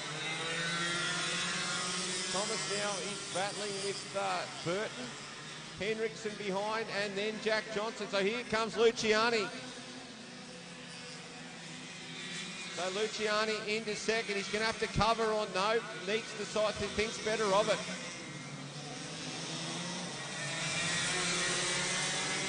So Moritz is going to have a go at Neats down into the back chute. And he does. So Moritz on the inside goes into P4. So Neats gets shuffled back a bit. Burton is in the next position, which is going to be P6 as they come to the finish line. A great opening heat win there for Ethan Briggs. The young gun gets it done. Chambers finished in second. Luciani, Moritz, Neats, Burton, Thomas, Henriksen, Johnson. Then you got Hamish Allen, who recovered after a tough start. Next one through is Grace Dunmore, Logan Burton, Fraser High, Robbie Termine, Matthew Keeler, Derek Rogers and Levi Trigg. KA3 Senior Medium, what a cracking start for that one. Brought to you by Chambers Portable Line Boring, Karting Australia, LeConte and Maxis. KA3 Junior, you are next on the grid, followed by KA3 Senior Light.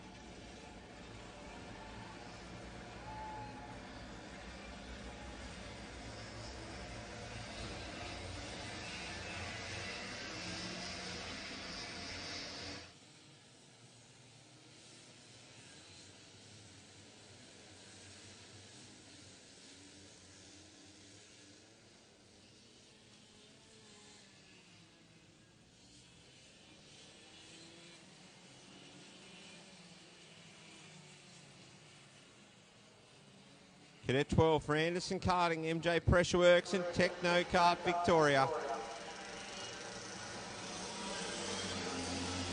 The grid for this one to start off pole position. A big lap yesterday, Jai George and alongside the local star Ewan Anderson, Blake Purvis and Lewis Kachina to start on row number 2. And Ash Manu and Caden Humphrey on the 3rd. Michael Lampasi and Oscar Corliss to start off the 4th. Riley G and Dino Mayo to start off the 5th row. Levi Ross and Chelsea Stairs is your 12 kart field in this one.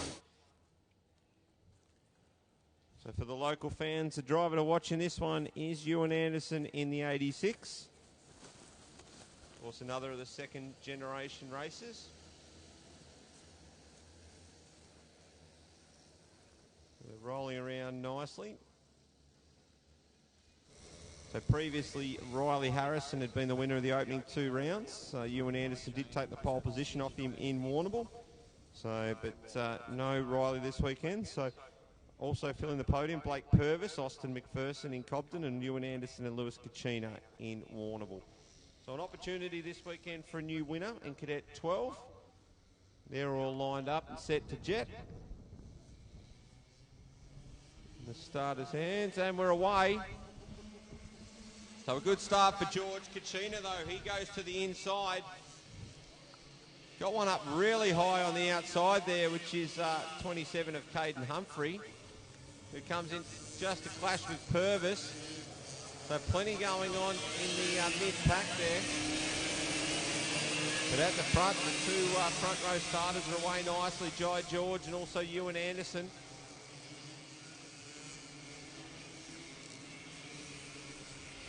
So very, very willing on the opener.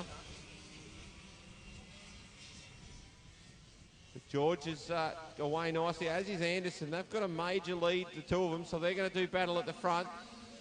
Next cart through is Manu. Then you've got Kachina. Lampasi's also up a few positions. Caden Humphrey. Corliss, Purvis. 22 is Vino Mayo. Then you've got Levi Ross, Riley G and Chelsea Stairs. So some good little battle packs. The front two are gone. And then it's Manu who's moved up nicely. Kachina.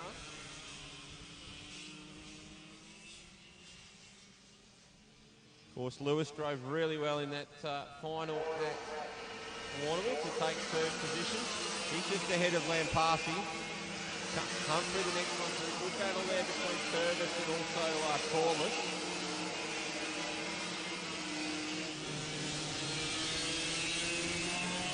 Mayo's holding off Ross and also G at the moment, with Chelsea Stairs currently rounding out the field. So Jai George has extended that lead just a little bit now. He's got 6/10 margin at the moment.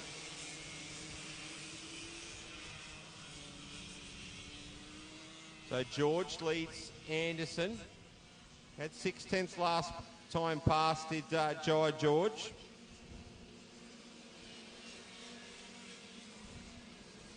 It's like the margin's 7/10 now, so he pulled out just a little bit on him.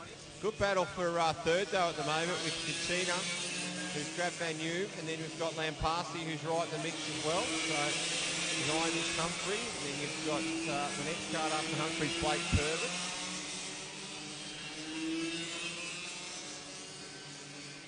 So Manu trying to crisscross now on Kachina. Good battle there.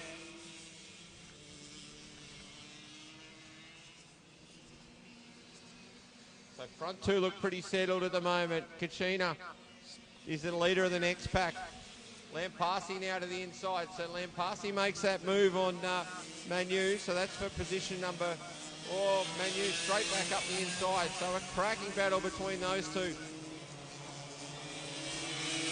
Humphrey tucked in behind and Purvis. So they're almost buying a ticket to this battle.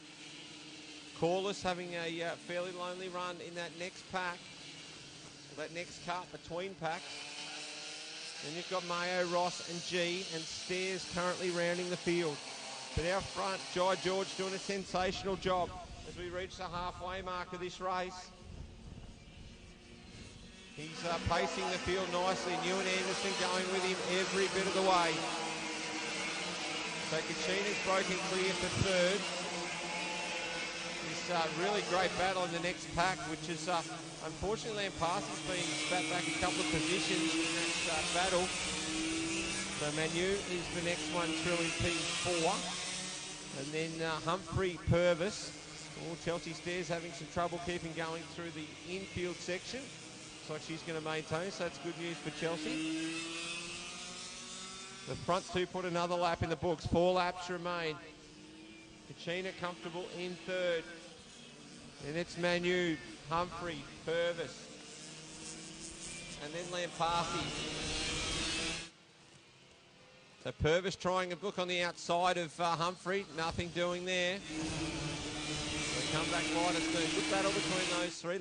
Manu just got a little bit of a buffer on them now.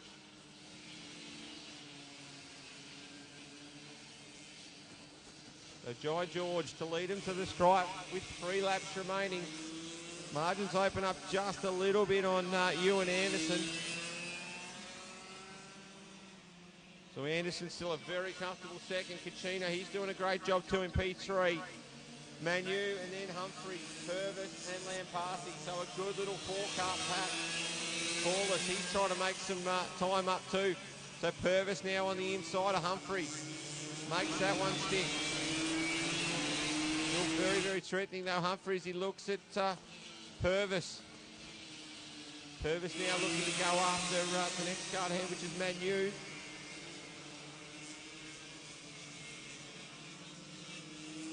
So George continues to lead this one. 39.731 was the fastest lap of the race. A 39.734 then for Jai George. So ridiculous consistency from the 47. Ewan Anderson gives chase. Kachina sits in P3. Manu leads Purvis, Humphrey and Lampasi in what's been an enthralling battle. Lampasi tries to make a move there on Humphrey, but a little bit sideways at the apex there of the out-grid corner. It's going to cost him.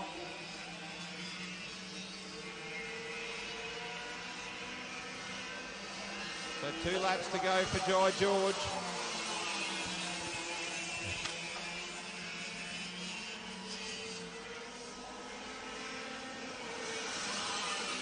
So on to the last lap now for Jai George. He's done 9 of 10 in this one. Done a sensational job to lead. Ewan Anderson very, very solid in second. Kachina in third. The battle still rages. Purvis. Oh, and Manu. So Manu makes the move back, which buys Humphrey an opportunity. Couldn't quite get in there, but here's your winner. Jai George wins the opening heat. Second's going to go to Ewan Anderson. Third place to Lewis Kachina. All those drives very comfortable. Next battle's been exceptional. Purvis, Manu, Humphrey and Lampasi. Corliss couldn't quite get on the back of them. Then you've got Mayo, Ross, G and Stairs to round out your field. Cadet 12 brought to you by Anderson Karting, MJ Pressure Works and Techno Kart Victoria.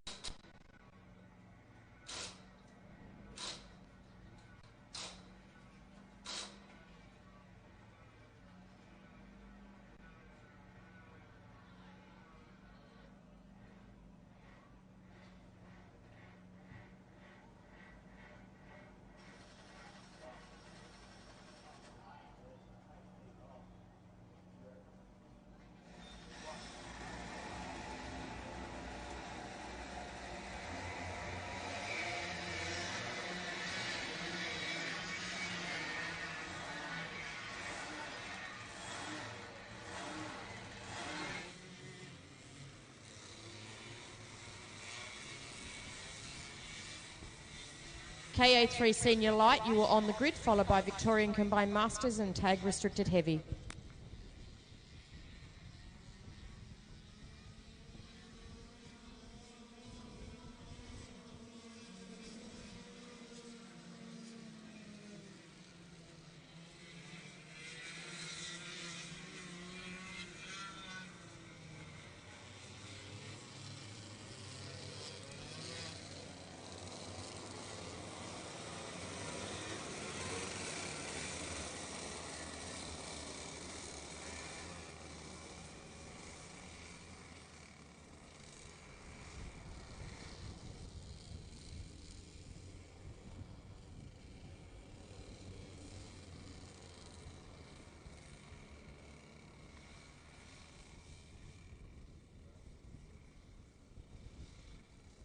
KA3 Junior on the circuit now for All-Star Graphics, PCJ, Data and Electrical. Course, our series sponsor and also sponsors of the live stream. So hello if you're watching along at home as we get set for KA3 Junior. Making it a little bit easier for himself this weekend, Leo Ianella. The 2-time round winner starts from pole position. But it's going to be Hunter Salvatore who leads from Ianella. But not for long as Ianella goes straight back to the inside. Oh, Salvatore makes that move back. So Salvatore leads Ianella. Cutting in P3. Next cut through is Alexopoulos. Then you've got Chandler and Murray. 6 karts making up the KA3 Junior field. We don't always get a huge number in KA3 Junior, but the quality of the racing is usually very good. So Ianella tries a move on Salvatore. They're going to end up coming out of the turn 1 side by side, but it's Ianella who managed just to see off the challenge of Salvatore. But the two of them going very, very hard here in the opening laps of KA3 Junior. Third place is currently Cutting. said, used to be one of my favourite corners down the back, shooting into that horseshoe. You could really throw the cart in there deeper than you think with the camber.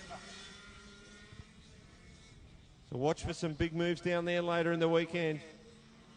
But Ianella back to the lead. Salvatore tried to chase him down to the last round at Warrnambool. Couldn't get it done. So he'd like to put his name on the top step. Ianella's won both rounds so far. Hasn't had a pole position until yesterday. So he didn't have to do the bulk sort of body of work that he's had to do in other ones to start. But once he's got to the front of Ianella, he's been hard to chase down. Salvatore's still in his wheel tracks at the moment. Karting coming under some pressure now from Jacob Chandler. So Chandler drove well in the qualifying session yesterday. It was right up the top of the order for a fair part of that session.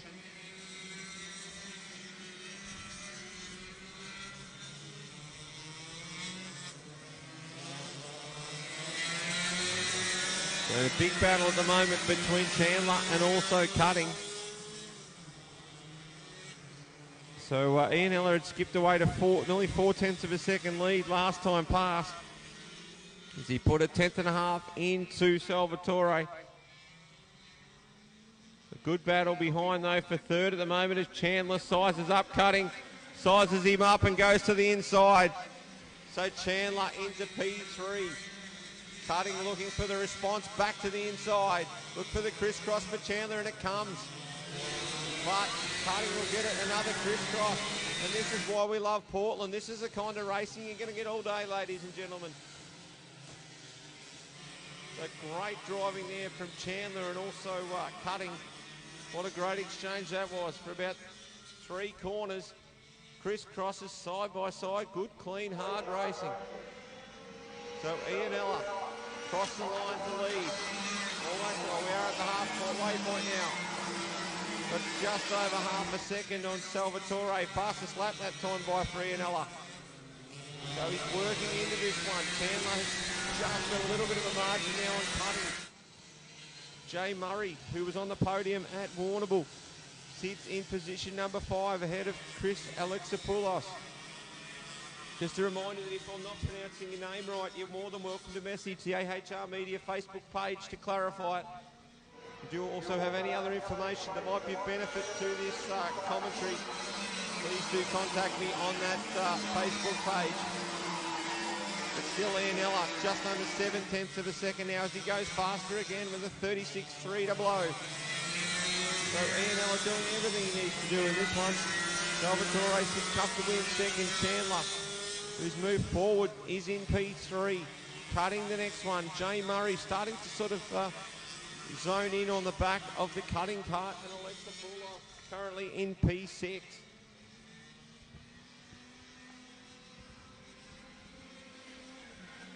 So Ianella, not another fastest lap that time. It still puts a little bit more margin into Salvatore, who sits in P2. Chandler, Karting and Murray. So Karting responded a little bit to the coming challenge from Murray and has stabilised that margin now. Just when Murray looked like he was going to start to come up to the back, Karting has responded. So 2 laps remain for Leo Ianella, 8 in the books. New fastest lap of the race there at 36.140. The next fastest is Jacob Chandler in P3. So Chandler going to run out of laps to do anything about Salvatore, but there's pace in the 83. So look for him when we come out a little bit later on in heat number 2. So the last lap board to come out for Leo Ianella. Your 2-time VCS round winner already this season, looking to pencil in a 3rd straight round win. Comes to the stripe for one more circulation. 752 metres left of the Yarramum Park circuit for Ianella. Didn't get the best of starts, but made his way back to the front.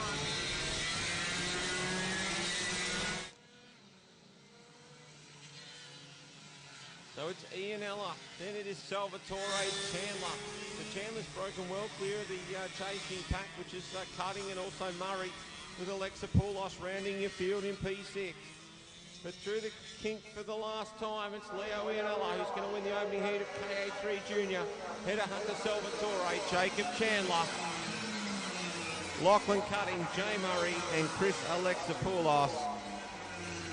KA3 Junior, brought to you by All Star Graphics and also PCJ, Tata and Electrical.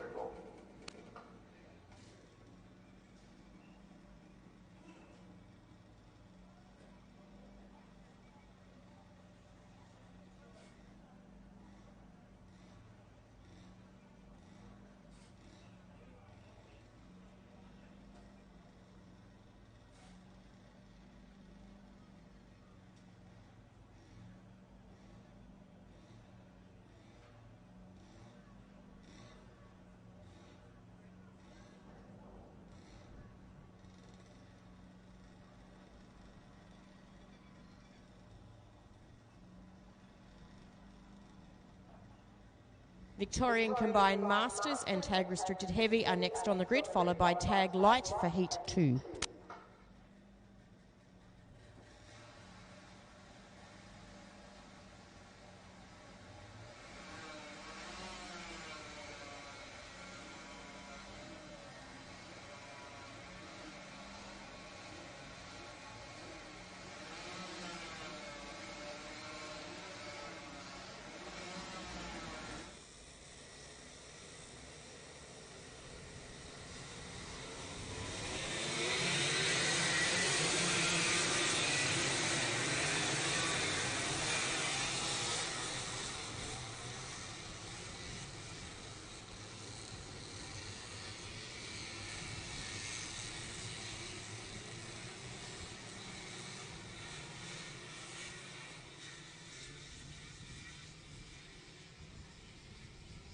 KA3 Senior Live for the Victoria Lodge Motoring, Tony Kart Australia and Ballarat Engine Developments.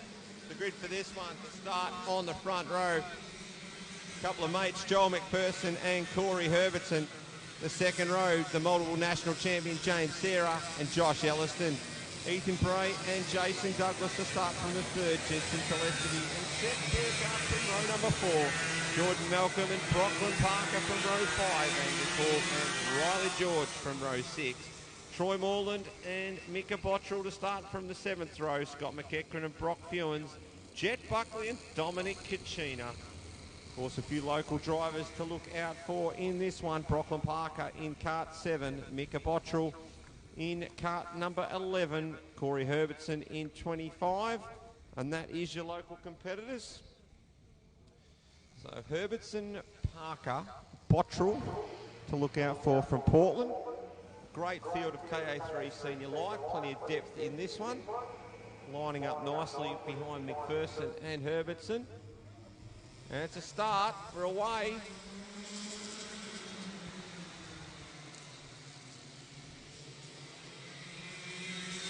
Plenty of karts to rumble. Oh, we've got big sideways from one of the Morelands there. Bit of a tap with McEachran. He was the one who came off second best with Scott McEachran. Oh, we've got one that's mounted over there. So that was Riley George who had a kart up on top of the back of him there. We'll have a look at that. Can I please have Leo Iannella and his guardian to the steward's room, please? Leo Iannella and his guardian to the steward's room, please. Joel McPherson. He leads from James Sarah. Herbertson sits P3. Then you've got Bray, Elliston. No, it's not Elliston because now Telescovy's got ahead. So that was Jet Buckley and Riley George that were part of that mounting over at the Outgrid gate. Or 3 wide down the back chute. Disaster just millimetres away, but avoided it all there. But McPherson under intense pressure from James Sarah. Just behind is Herbertson and Bray. Then Elliston, Telescovy, Hall, Douglas, who's been impressive this weekend. Jordan Malcolm. So a couple of the Ballarat boys having a good run. Brocklyn Parker in Kart 7, another one of the locals. Mika Bottrell also there in the next position. So Bottrell just outside the 10. Of course, named after Mika Hakkinen is Mika Bottrell. So, always destined for a racing background, that young man. But still at the head of the order, Joel McPherson leads James Sarah. Herbertson trying to put some work in to get up to the back. Fastest lap there for Herbertson. Had a significant pace advantage over the front two, but he's got to get to them. All passing move there from Kachina, tried on Bottrell, couldn't get it done there.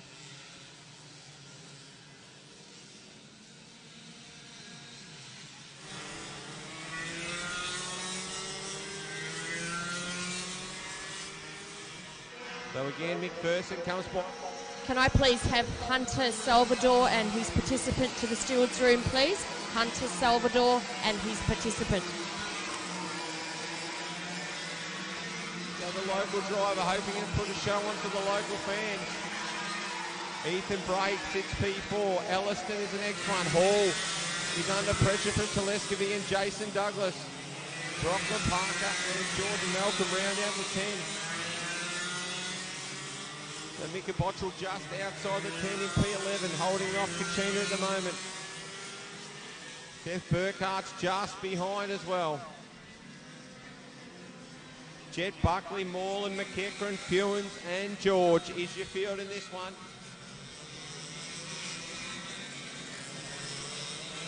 So McPherson, he's got just a little bit of a buffer now on Sarah, with Herbertson starting to work on the back of James Sarah. Ethan Bray, solid but lonely in the next position. Elliston, Paul, Telescovy and Douglas are in a good battle. Oh, Bottrell has finished this row, is out of this race on the main straight here. I'm not sure what's happened there to the 11. But it's still McPherson. Herbertson has now grabbed Sarah. So Corey Herbertson, the local driver, up to P2.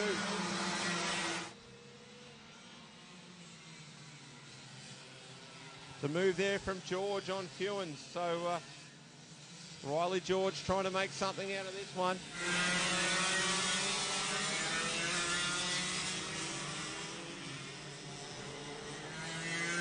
McPherson comfortable in the lead. 3 laps remain over Herbertson, Sarah, Bray, Elliston. Telescovy's got by Hall. Parker also running well on his home track, so he's up to P8. Jason Douglas, 16P number 9 with Jordan Malcolm, the next one through in position number 10.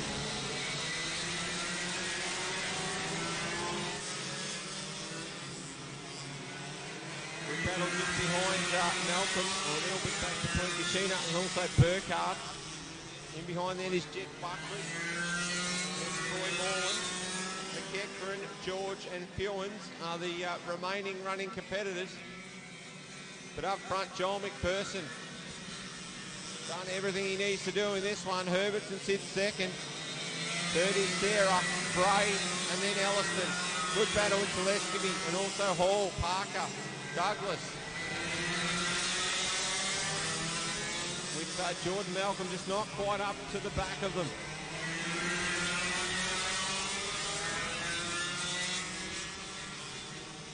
So Victoria Lodge Motoring, Tony Kart Australia and Barron Engine Developments bringing you this one. One last lap in the opening heat here of KA3 Senior Light. McPherson leads Herbertson. Sarah the next one through. Bray, Elliston. Oh, still a good battle going on for the next few, which is a battle for P6. Telescovy Hall, here comes Parker. So Parker has a bit of a look on the inside. Telescovy goes defensive. Douglas to the inside, tries a move on Parker, doesn't get it done. So Brockland Parker retains that position, and it's going to be Joel McPherson who wins the opener from Herbertson. James Sarah, Bray, Elliston, Telescovy, Hall, Parker, and Douglas. Malcolm rounds out the 10. Burkhardt's the next one through. Kachina, Buckley,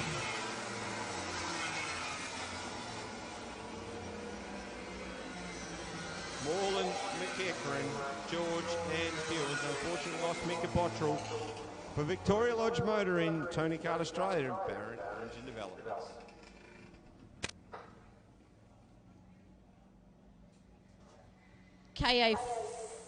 Tag Light, you were next on the grid, followed by KA4 Junior Light.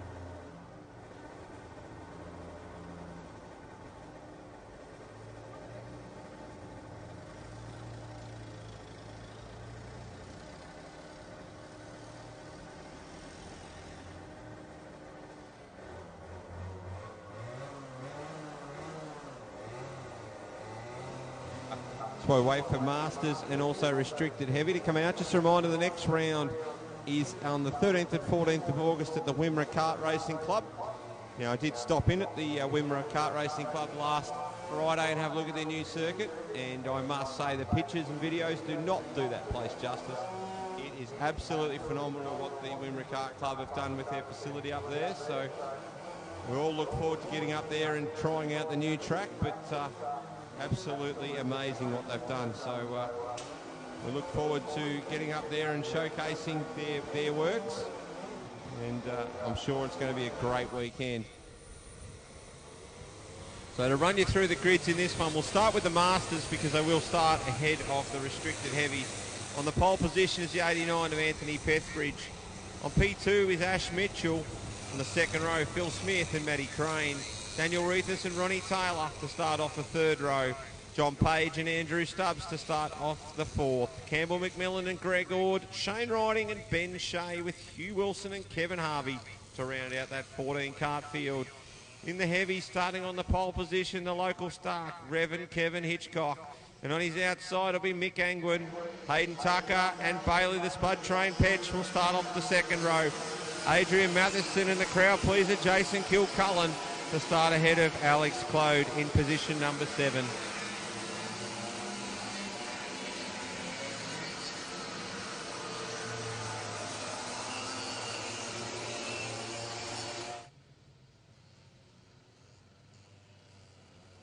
So the two leaders in heavies from a distance looking very, very similar these days is Angwin and also Hitchcock.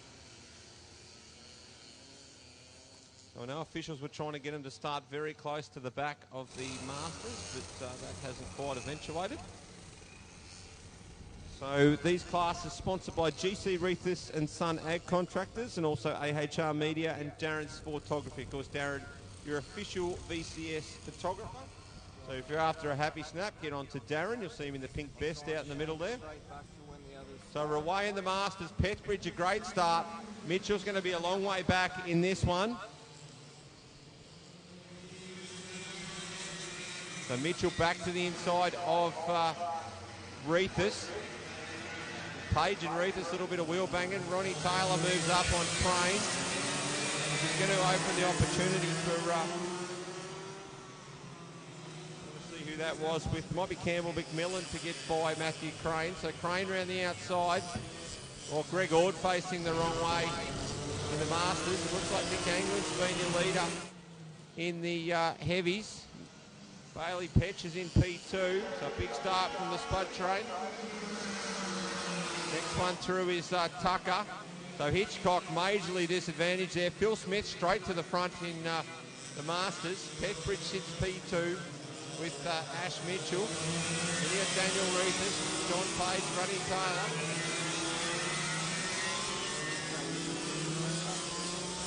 And then Campbell, McMillan, Stubbs and Crane are at it. Next card through is Shane Riding, which is the 12. Ben Shea, Hugh Wilson, Kevin Harvey and Greg Ord currently your field in this one. So Ash Mitchell gets the fastest lap of the race there in the Masters. Nick Anglin well ahead in the restricted heavy. Let's see if Hitchcock starts to work his way back forward. Currently in P5, last time past the stripe. But it's Bailey Petch who sits in P2. Phil Cullen going at it there with the 44 of Alex Clode. Hitchcock tucked up right behind. Missed here and with Pethbridge is miles back now. So Ash Mitchell leads from Daniel Reethers. So something's happened there with Pethbridge and also Smith while I was commentating the heavies, because John the Missile Page has got ahead of Phil Smith. Not for long though. Ronnie Taylor right tucked up behind.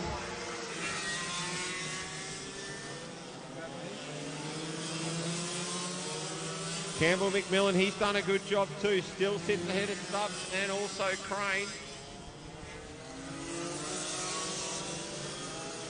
Good load on Hitchcock there, but Hitchcock back on the inside. So Mitchell's your leader from Daniel Reethers, Phil Smith.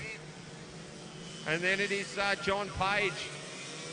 Ronnie Taylor, somewhat of a Portland specialist, currently sits in P number 5.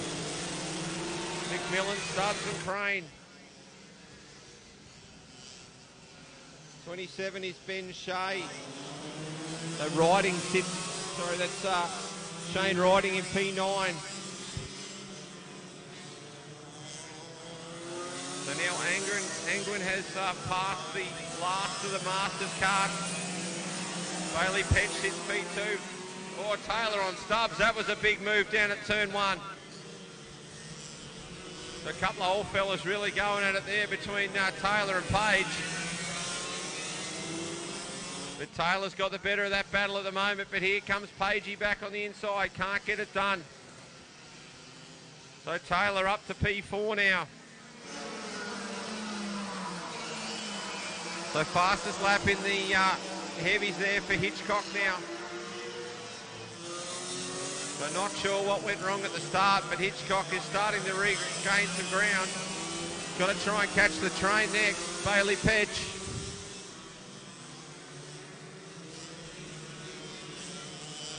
So many subplots in this one, but it's Ash Mitchell who leads from Daniel Reethers and Phil Smith. Next one through is Taylor, Page, McMillan, Stubbs, Crane, Shea, then Harvey and Pethbridge. Greg Ord as well. Behind Ord, it's Hugh Wilson. So now Hitchcock gets the better of Petch, who's got a loose rear bar there. So the rear carriage loose on the Petch train. Petch back to the inside on Hitchcock. Makes that move work. So a lot to get our heads around in this one. Anglin well clear in the heavy.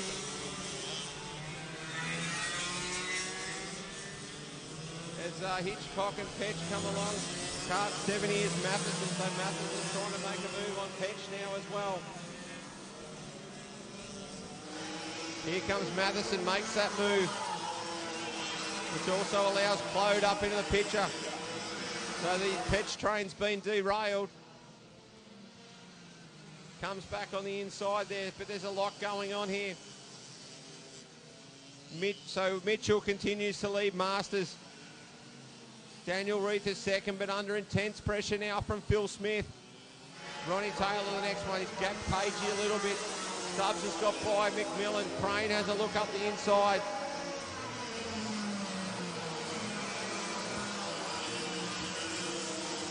So I think there was a little bit of contact there between McMillan and Crane. Crane letting go back past, so a redress.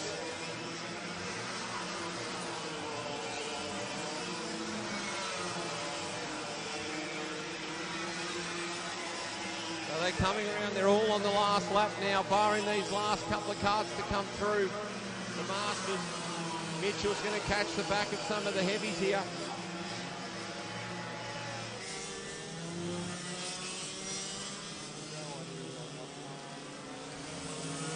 So Ash Mitchell comes to the line to win Masters. Second to Phil Smith. Daniel Reith is home in third. Ronnie Taylor the next one through. Page, Stubbs, McMillan and Crane. Riding and Pethridge to round out the 10 there in the Masters.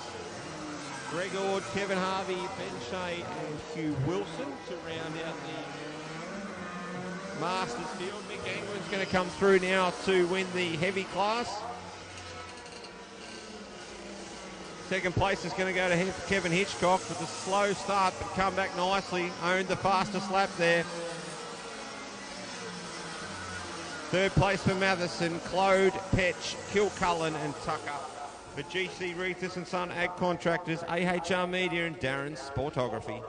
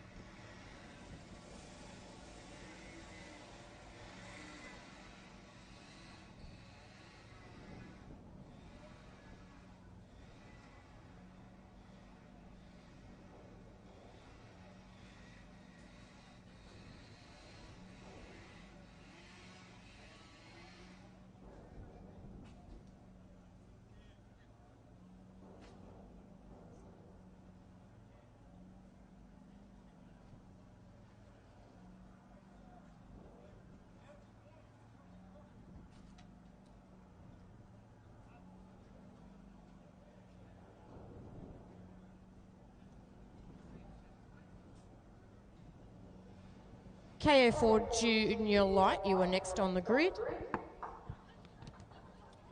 followed by Cadet 9.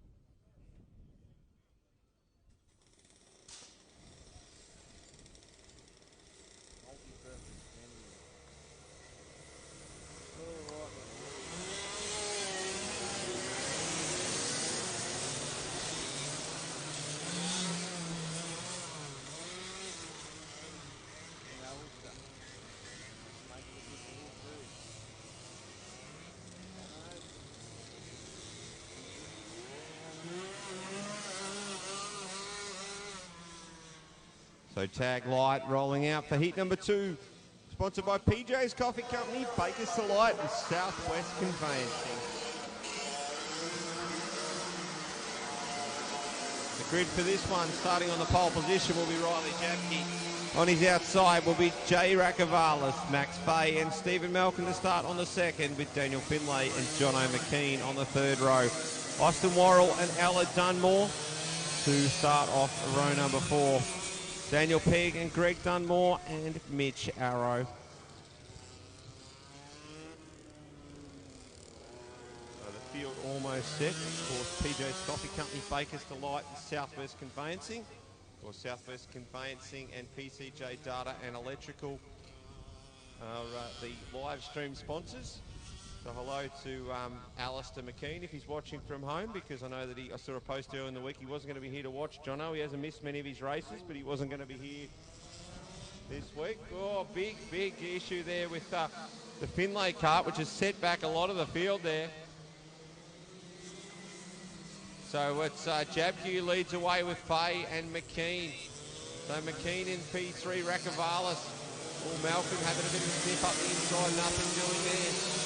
So a bit of a disjointed field after that start. The Daniel Finlay kart not getting away nicely. So he's dropped to the rear of the field with some work to do. So it's Jabke and Fay who lead. Of course, both round winners so far this year. Fay was dominant his home track in Cobden. And then Riley Jabke run the Warrnambool round. Jono McKean sits in P3, Rakavalis and Malcolm. Of course, Malcolm, former Masters champion, who's gone back to the tag class. This one through is Daniel Pegg, who has got the fastest lap on that race, Daniel Pegg, on that lap. Greg Dunmore, Austin Worrell, Mitch Arrow, Ella Dunmore and Daniel Finlay currently rounding out the field. Unfortunately for Finlay, qualified on the on the front row, not the pole, but got some work to do now. He has passed one of those karts, trying to make a move on another now. So Finlay sizing up Mitch Arrow, nothing happening there. So Jabke, your leader. Fay trying to go with him. The next battle is, going to be a spin there. That's Finlay and also Dunmore. So two of the Ballarat Kart Club members getting together, unfortunately. I'm sure my other little mate, the Fong, will be watching from Singapore. So he's a great supporter of the Dunmore. So shout out to the Fong.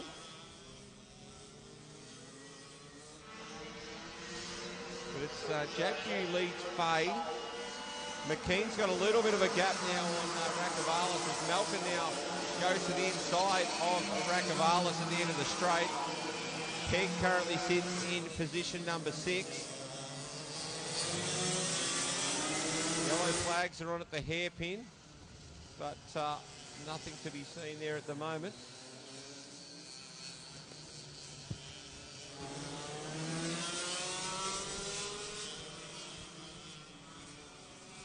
So Jabke continues to lead from Fay. Fay tucked down behind that steering wheel, trying to make some inroads into Riley Jabke. McKean, though, under pressure now from Malcolm. So Malcolm's cleared Rakavalis, and now he has a look at McKean. So Malcolm up to position number 3. McKean back into the clutches of Rakavalis. So Rakavalis draws alongside down the back chute into the horseshoe, and that's a move for position done by Rakavalis. Behind Daniel Pegg, he's sort of between, not quite close enough to another pack, but he's still well clear of the 95, which is Austin Worrell.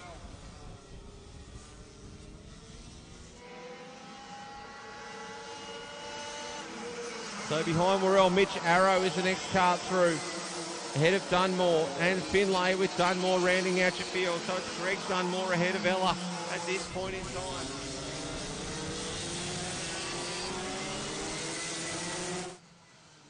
So Fay within striking distance if there's a little mistake from Jabke, but at the moment very close on fastest times, but just not quite close enough to make a move without a mistake at the moment. So Jabke, Fay, Malcolm, who's driven well in this one, Rakavalis, McKean. So McKean just dropped a fraction off that battle between Rakavalis and also Malcolm. Max Fay now right on the back of Riley Jabke. So Faye wanting to make a race of this with 3 laps remaining. A little bit of Morse code, here I am, from Max Faye down into the horseshoe. Malcolm Rakavalis and then McKean. The Warrnambool cart looks to be closing in a little bit on peg. So we'll check the margin. It was just a 10th last time past as Faye went quick time. And Jabke's responded. Puts a 10th back into him there. But Faye's very good through this tighter section of the track. Jabke might have a little bit better top end, but I tell you what, Faye's good through the tight stuff. Malcolm continues to lead Rakavalis. McKean just dropping off a little bit. Worrell's now grabbed Peg, so good drive there from Austin Worrell.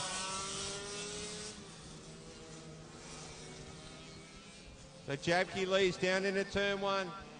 Faye closes up just as he's done. This is where he's really strong through this section of the track, Max Faye. Oh, Jabke about half a cut with wide there. Opened the opportunity for Faye, but he just wasn't quite close enough. Oh, so now Rakavalis into the back of Malcolm. Well, they're getting a little bit antsy here in Heat 2 is the tag light drivers. Last lap set to start here. Jabke and Faye to battle it out for the Heat 2 win. Faye's as close as he's been. This could be his opportunity. Jabke covers.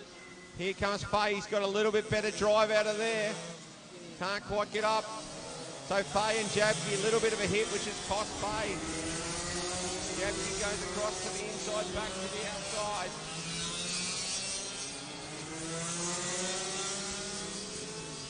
They're down into Siberia for the final time. It's Jabke and Faye, a drag race to the line. I think Jabke's done enough.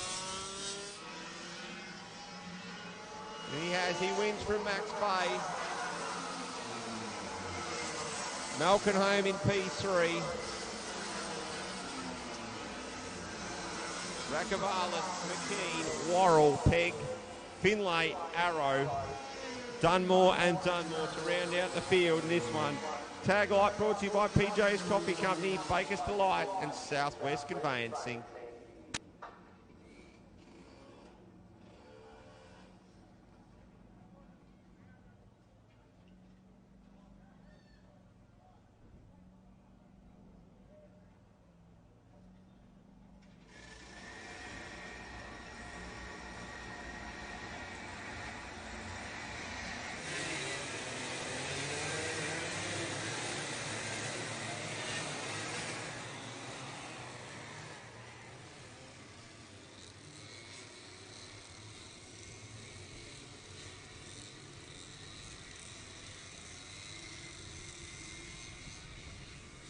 Can I please have Cadet 9 on the grid, followed by Tag Heavy?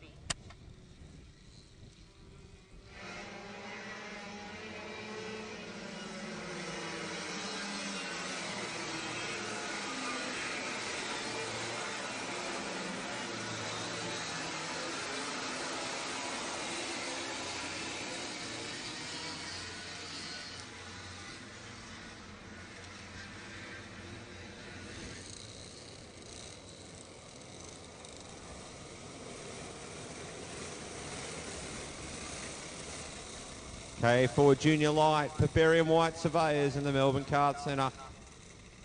Start from pole position, the South Australian Darcy Heine, and on his outside, Matthew Basso.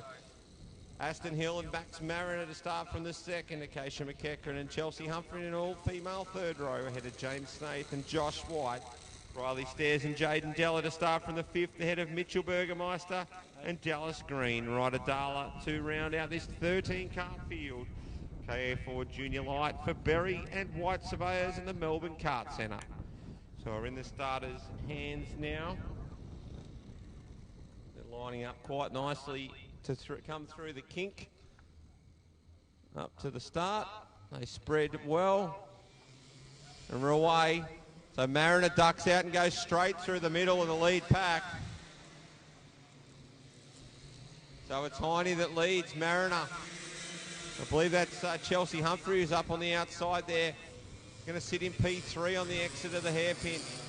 Aston Hill and Keisha McEachran through the outridge corner side by side. Looks like Hill's got the better of that one. So your leader at the moment is Heine. Mariner sits second. Chelsea Humphrey is in P3. Basso sits in P4. P5 is Aston Hill. Keisha McEachran, the next one through. James Snaith. Della. 86 is Dallas Green. Burgermeister sits in P10. Just ahead of Darla, White and Stairs.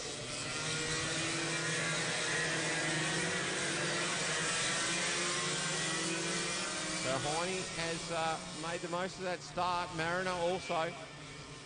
Max Mariner, of course, on P plates was absolute dynamite at Warrnambool. Probably didn't get the chocolates he deserved, but very, very strong. And at the moment, currently sits a comfortable P2 in this one on his P plates, believe it or not. So Basso runs very, very wide. Aston Hill was up very, very close to the back. Not sure if there was contact there, but Basso very, very wide. Drops back majorly in this one. So Basso tries to clean the tyres up on this 18 kart to get going again. But out front, Darcy Heine at 1.1 seconds over Mariner last time. Now we're going to find that Aston Hill has moved into position number 3. So Heine leads from Mariner and Hill. Humphrey, McEachran and Snaith, Della, Dallas Green and Burgermeister. Ryder Darla tucked up behind Burgermeister with Josh White following him, Basso and then Stairs. So some good little battles through the pack. Looks like Burgermeister just putting a move there on Green. Another one of our South Australian contingent is Mitchell Burgermeister. So that'll move him up into position number 8. Heine, though, leading the South Australian contingent in this one and leading comfortably by 1.8 seconds. Fastest lap that time past the stripe, though it belonged to Aston Hill.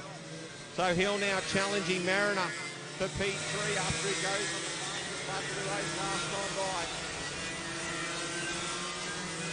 So Mariner ahead of Hill.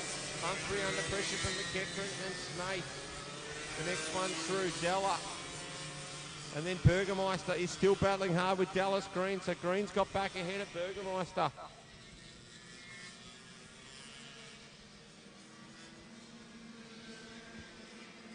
Oh, Aston Hill tries a big move right around the outside of Mariner. Mariner covering but doesn't get to the inside quick enough. Oh, tries straight across for the crisscross. Great battle between Max Mariner and Aston Hill. Amazing two karts in the same class, and for whatever reason the Mariner kart looks so much bigger than the Aston Hill kart when they're circulating. The Mariners on the inside into Siberia. Hill will get a decent run out of there. Problem with going on the inside of Siberia, there's a few marbles over there. Chasing each other around the track is Mariner and also Hill. Mariner on the inside, Hill on the outside. Great battle as he tries to crisscross. So Hill now on the inside of Mariner. Makes the move to position, but Mariner turns straight back across and tries to get the better exit. Doesn't happen. So 3 laps remaining for Darcy Heine as he looks to put a second heat win in the books to start from pole position in our final today. Hill and Mariner, they're going to be side by side into the hairpin again. The Mariner a good drive off there. Look for a crisscross on the exit. Hasn't quite got enough. Oh, the kart there of Della. Moving very slowly into the hairpin. So Hill and Mariner waging a war at the moment. Behind them, Chelsea Humphrey still holding off James Snaith and Keisha McEachran. 2 laps to go for Darcy Heine. Oh, Hill's gone very defensive. from Mariner. Humphrey, Snaith and McEachran locked in together as they have been for the duration of this one. Oh, Mariner's got a bit of a run on to the back of Hill, not close enough. So they're going to come round and see the last lap board this time. Darcy Heine has been the class of this field so far. And he leads comfortably. He had 4.7 last time past. This time the margin is going to be 5.3. So Hill ahead of Mariner. Snaith has grabbed Humphrey now. So Snaith gives chase to Mariner. Oh, it's a big move from Acacia McEachran on Chelsea Humphrey. So McEachran gets the battle of that battle. The checkered flag is aloft, ladies and gentlemen, in one of the performances of the day so far. Darcy Heine will win heat number 2 of KA4 Junior Light for Berry and White Surveyors in the Melbourne Kart Centre. Hill will come home second ahead of Mariner. And then Snaith home in P4. McEachran, Humphrey, Burgermeister, Basso, Darla, White, Green, Della and Stairs. Your field in KA4 Junior Light for Berry and White Surveyors in the Melbourne Kart Centre. Tag heavy, you are on the grid now, followed by tag restricted medium. Tag heavy, tag restricted medium.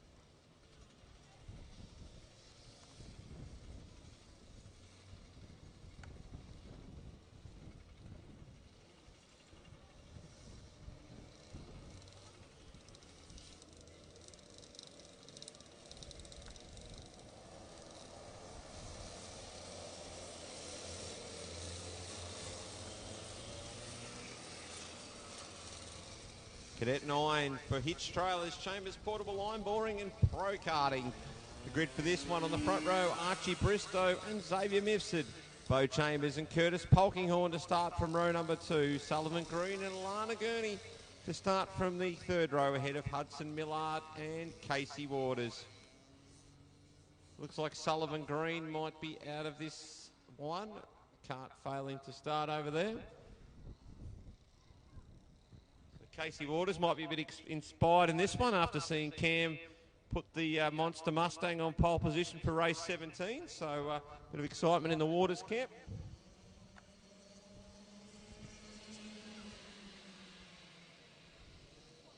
So we're away in this one. Bristow makes the best of the start. Mifsud, Chambers, Polkinghorn, Waters into the back there of Polkinghorn. No damage done with Hudson Millard currently in position number 6.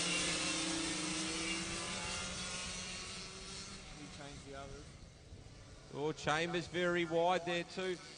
Not sure what's happened to Alana Gurney there either.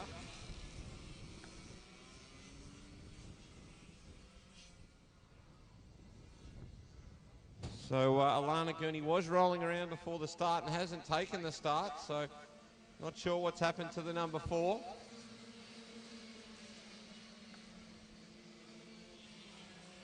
So it's Archie Bristow who leads, Xavier Mifsud. Next through is Polkinghorn, Chambers. Of course, Chambers looking for his first VCS podium. He's been close and looking to do the business this weekend. Casey Waters behind him. Hudson Millard. Yep. So still it's Archie Bristow who leads.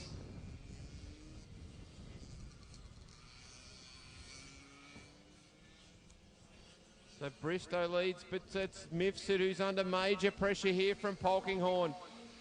Chambers the next one through, and then Waters. Millard rounding the field in position number 6.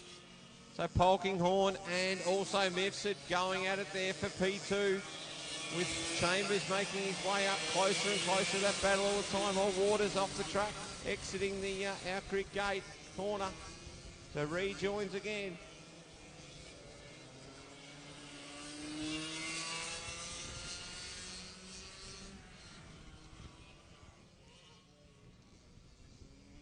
So Bristow has checked out in this one. His fastest lap was a 41.787, but I feel like he's going to roll that this time by 41.209. Half a second better is that time by for Archie Bristow. The battle for second and third and fourth, though, is on in earnest between Xavier Mifsud, also Curtis Polkinghorne and Bo Chambers. Polkinghorne got a little bit of a run there, didn't go on with it. Bristow had 2.1 seconds last time past, only extending that margin at the moment. He is absolutely rocketing along in the number 8 Parallel Kart. The Bristow goes by Mifsud, driving Kart Republic now. The Ricardo Kart there of Polkinghorne ahead of the Cosmic of Bo Chambers.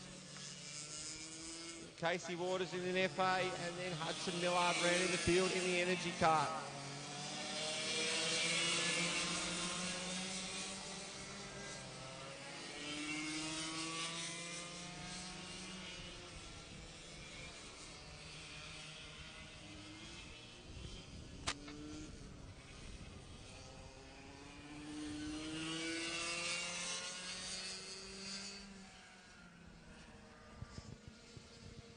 So Bristow pass once again, lowers that mark again to a 40.877.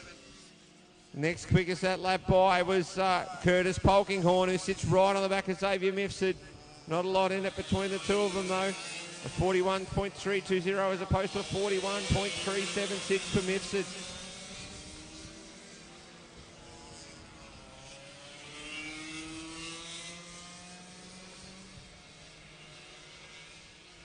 So a good battle between Mifsud and Polkinghorne, the real interest in this one. With Bo Chambers trying to work his way up to the back of them.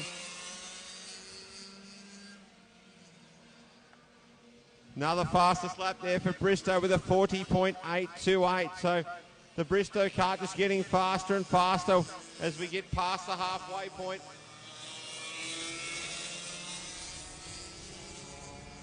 So Mifsud and Polkinghorne have broken clear now of Chambers. Waters the next one through with Millard in position number 6.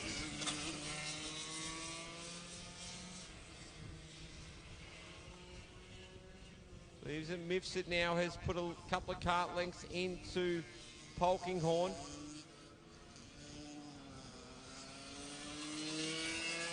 So Bristow looking to continue his winning form. Polkinghorne, of course, was second ahead of Lawson Effingham at the Warrnambool round. Polkinghorne currently sits in P3. Hasn't missed the podium in the VCS yet this season is Curtis Polkinghorne.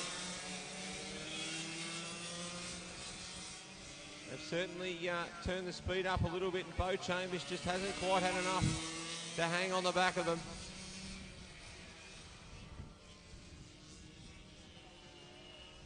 Casey Waters next through. He's in position number 5 with Hudson Millard in position number 6.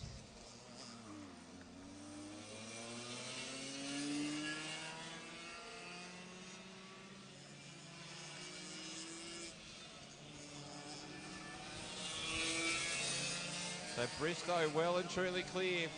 Mifsud and Polkinghorne continuing to duke it out for position number 2.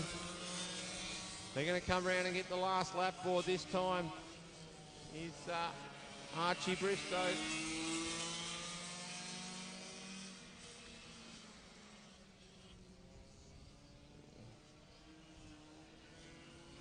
So Bristow starts his last lap. Mifsud and Polkinghorn continuing to battle. Chambers next through with Waters and Millard to follow.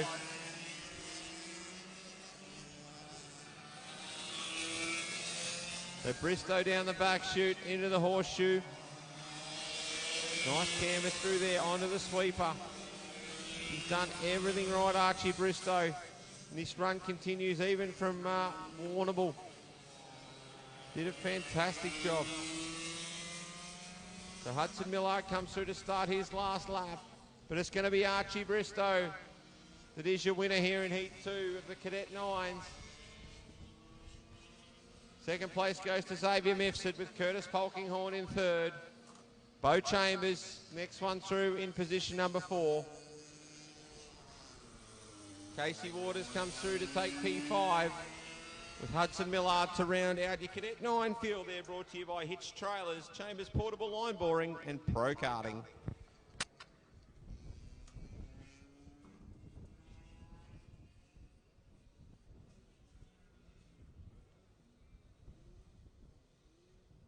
Tag restricted medium, you are next on the grid, followed by XL light.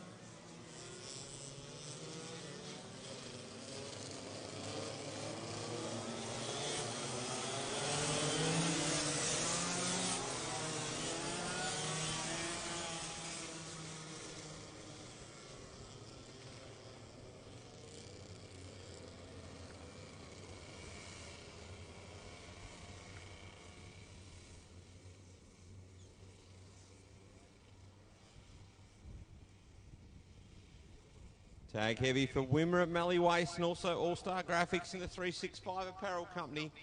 King and Collett to lead them away.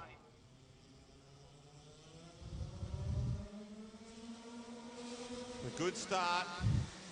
Oh, Collett very, very deep and into the tyres. So a big moment there for Dylan Collett. Was offline and it just kept sailing and sailing. That one didn't tickle, hit the tyres fairly decent down there. So King away, and we've got an incident at the bottom of the horseshoe. It's Andrew Harvey and also Ryan Cook parked up over there. So Cook, I think, will get going again, but it's going to cost him a lot of time. So meanwhile, the field's been turned around. So King, your leader. Solomon and Schmidt now going at it. Solomon had a really bad qualifying session, but now sits in P3 ahead of Jaden Wallace. Pollard's the next one, Dunsney. And then Sefoso and also Barry Golightly.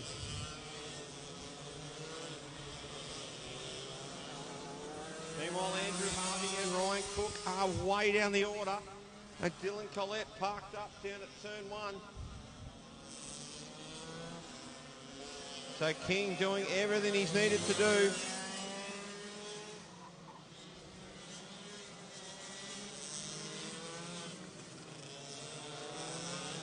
So King, Schmidt Solomon leading Wallace. Dunsley and Pollard go at it. Saposo go lightly.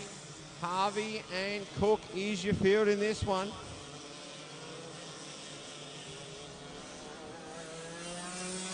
So Scott King leads. He had 2 seconds last time. We've only got 3 laps in the book, and he's got 2-second lead. That margin now out to 2.4 with a 36.258, if you don't mind. So King about 4 tenths faster than anyone else that last time passed. He is on fire, Scott King, this weekend at his home track. Second place currently is Nick Schmidt, who's also had pace to burn this weekend. Wallace now has grabbed Solomon. Dumsney sits behind with Pollard, Safoso, and Go Lightly in that pack. Unfortunately, off the back of the pack, we've got Andrew Harvey and also Ryan Cook. So King continues to set the pace here in this one. 36.187 that time past the stripe. Another fastest lap for Scotty King. Schmidt sits in second. Wallace now in third, pulling clear of Solomon. Dumsney the next one through. Safoso now on the inside of Pollard. Look for Barry Go Lightly to buy himself into that battle very, very soon.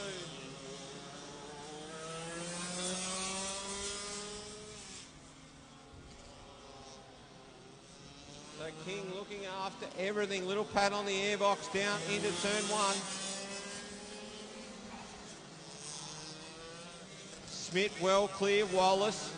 The big battle of this one now appears to be between Pollard and also Go Lightly. Everyone else got a couple of cart lengths either way. So Go Lightly goes past Pollard. Pollard does a crisscross. But it looks like Barry might have made that one stick.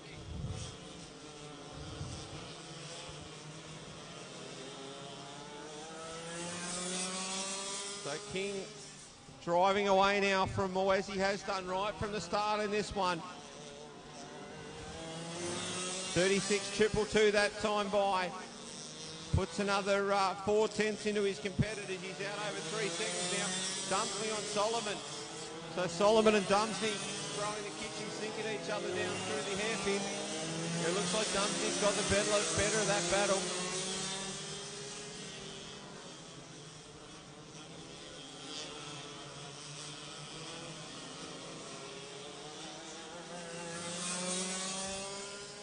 So I've seen Scott King race a lot of times, but this is as good as I've ever seen him. He's in really nice touch at the moment, Kingy, doing everything he needs to do here.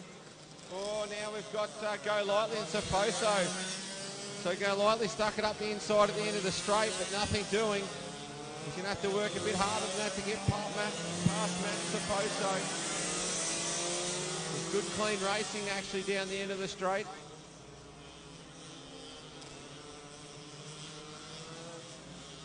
So 2 laps to go for Scotty King in heat number 2. Here a tag heavy. Nick Schmidt sits in position number 2. Jaden Wallace in 3. Dumsney, Solomon. Oh, here comes Go Lightly again as he tries on Safoso. They're going to go side by side again. It's kind of what we're going to expect now. We're just going to expect them to go side by side through turn 1. Oh, Solomon's got an issue, so there's an issue with the 33. Pulls to the inside of the track. But I think his race is over. So Solomon OUT in this one. Last lap now for Scotty King.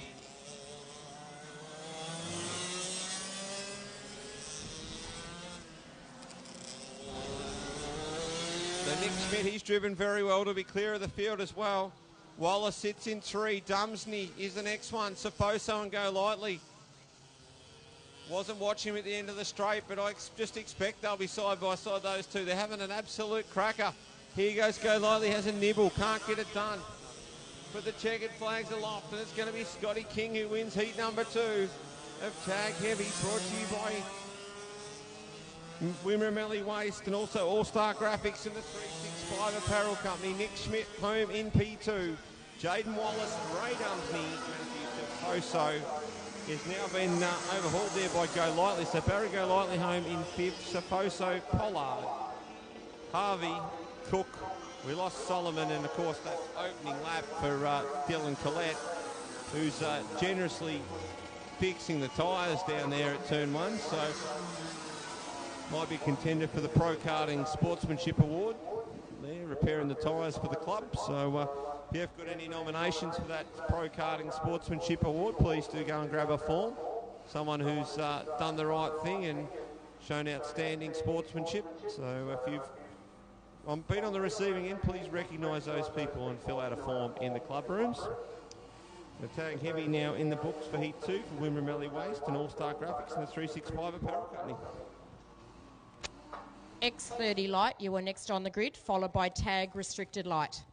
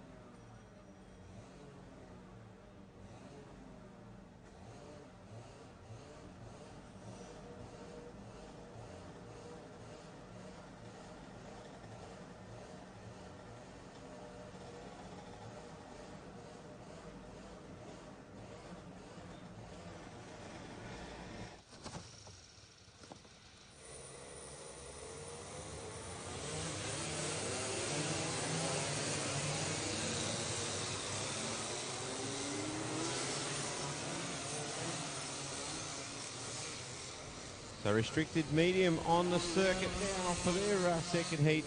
Brought to you by Bill Storer Motors and KFC. Starting grid for this one, let's run you through them. Starting off the pole will be the 43 of Daniel Storer, and on his outside, the 28 of Bo Humphrey. Jack Ryan and Corey McCullough to start off the second row, ahead of Nathan Rosenzweig and Reese Devlin, James Head and Jeremy Keensrod. On the fourth row, ahead of Rowan Tonkin and Max Lumsden. Mark Shrub and Chris Gardner to start off the sixth, ahead of Chris Wright and Ben Peverell. Micah Hill and Scott Evans to start off the eighth row, with Angus Hollis on his lonesome on row number 9. Of course, brought to you by Bill Storer Motors and KFC this one. So McCullough was coming in the last one up to P4, so throw him amongst the field here. And we're set for a big Heat 2 here in restricted medium.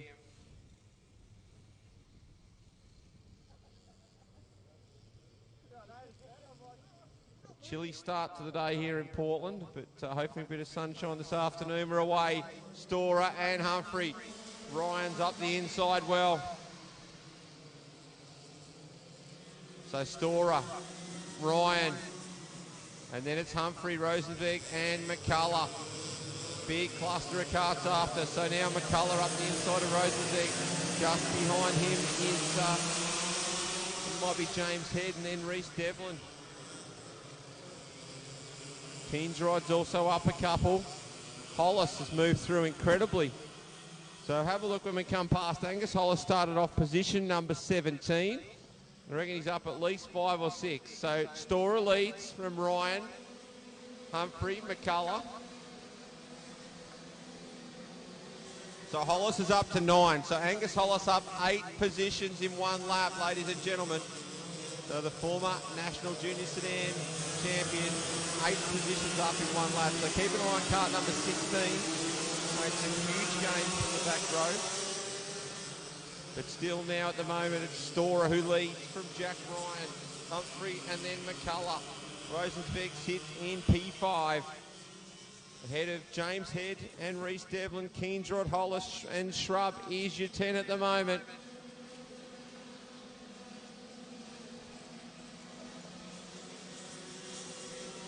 So McCullough up now on the back of Bo Humphrey, so he's going to have to start working on a move here. Otherwise Storer and Ryan are going to be gone. Has a bit of a nibble, nothing doing there for Corey. Further back you've got Head and then Devlin, Hollis now and Kingsrod.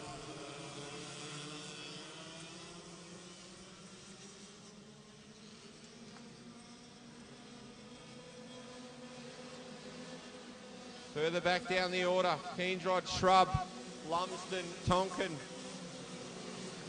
Chris Wright.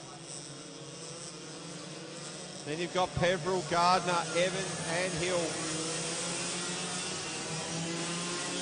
So McCullough now has grabbed Humphrey, so he's taken off after Jack Ryan. So Corey McCullough sits in position number 3. Still at the head of the order though, it's Daniel Storer who leads, but the fastest lap of the race belongs to the cart in second, and that's Jack Ryan, your Warrnambool winner, coming on strong here in Portland.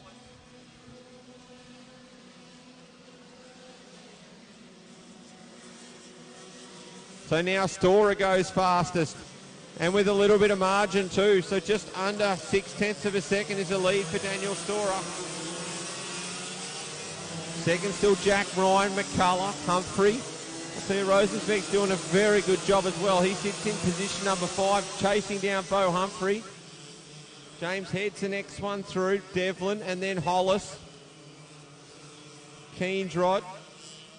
Then you've got Lumsden, Tonkin. So we'll see where the passing manoeuvres are going to come from. So Angus Hollis, after making up 9 positions on the first lap, has yet to make another pass. So watch for Hollis on Devlin. Also behind, in front of them is James Head. Good battle going down through for the Miners. So it's Peveril, Evans, Gardner and Hill. So it looks like Gardner just got back by Hill. So McCullough now zeroing in on the back of Ryan. Storer still leads. Humphrey and Rosensberg. Or Rosensberg up the inside of Bo Humphrey.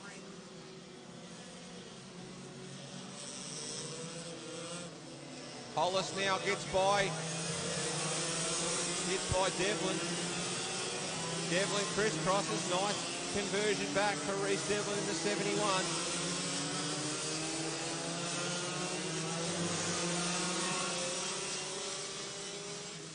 So back to the lead, and it's Daniel Storer continuing to do the business here in restricted medium heat 2. Second is McCullough, who's got by Jack Ryan. So McCullough goes after Daniel Storer. Got 3 laps, so McCullough owns the fastest lap of the race with a 37.539. But last time by was only doing the same pace as Storer. So Storer's just got to keep the head down here and keep doing what he's doing. Don't worry about what's going on behind. nice solid couple of laps to finish off. So 2 laps remain for Storer. He had just under 0.8 of a second last time by. And it's now down to just under 7th. So McCullough pulls 1/10 of a second out of Daniel Storer. But he's going to have to pull more than 1/10 of a second out of him to catch him.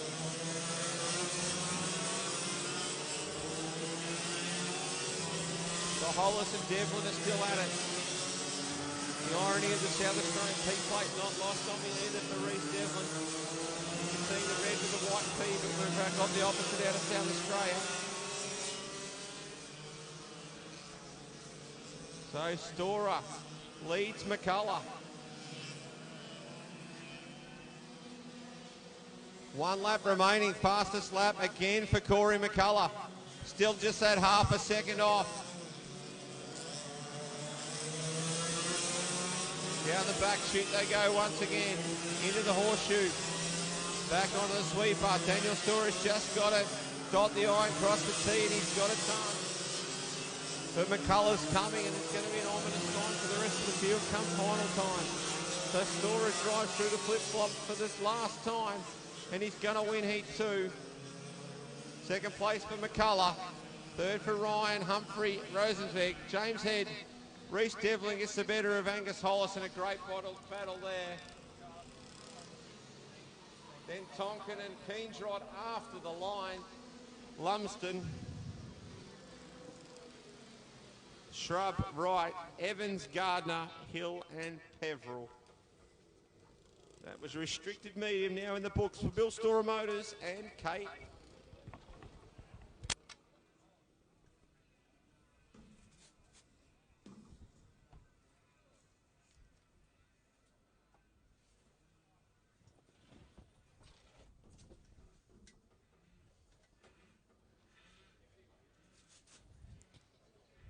So X30 light, we are pushing out now. Here. Tag restricted light. You are on the grid next, followed by KA4 Junior Heavy.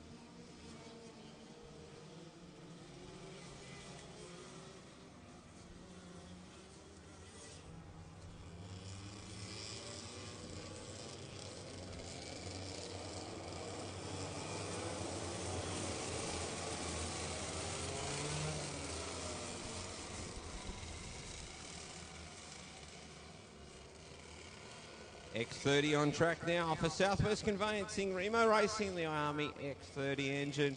Jacob Dowson to start from pole position alongside Parker Scott, Jackson Johnson and Matt Domishin to start from the second. Will Misson and Nick Ryan to start from the third row ahead of Derek Rogers and Riley Jabke. Mav Benson and Kobe Trigg to round out the field. Kobe Trigg, your local driver to look out for in this event. So 10 laps on the board for X30. Also a pair of South Australians on the front row. Dowson and Scott to lead them away. We're green.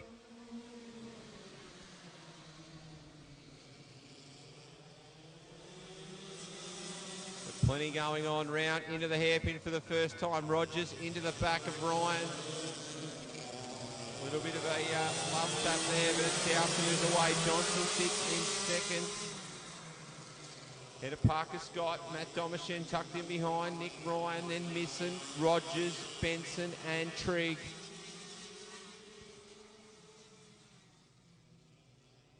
So Dowson's made the most of the start here. Grabbed probably a 5 or 6 cart length gap on the opener. You just see some drivers are very, very good on cold tyres and they make that little bit of a gap and it's hard to chase back down. So Jackson Johnson putting all the work he can into moving his body weight around to generate extra grip in the 33, especially through that tighter section of the track where you're trying to change the momentum of the kart. So Nick Ryan and Will Misson going at it there in the sweeper on the infield. Derek Rogers trying to get involved as well. Mav Benson the next one through with Kobe Trigg. So Riley Jabke not competing in this one. So Dowson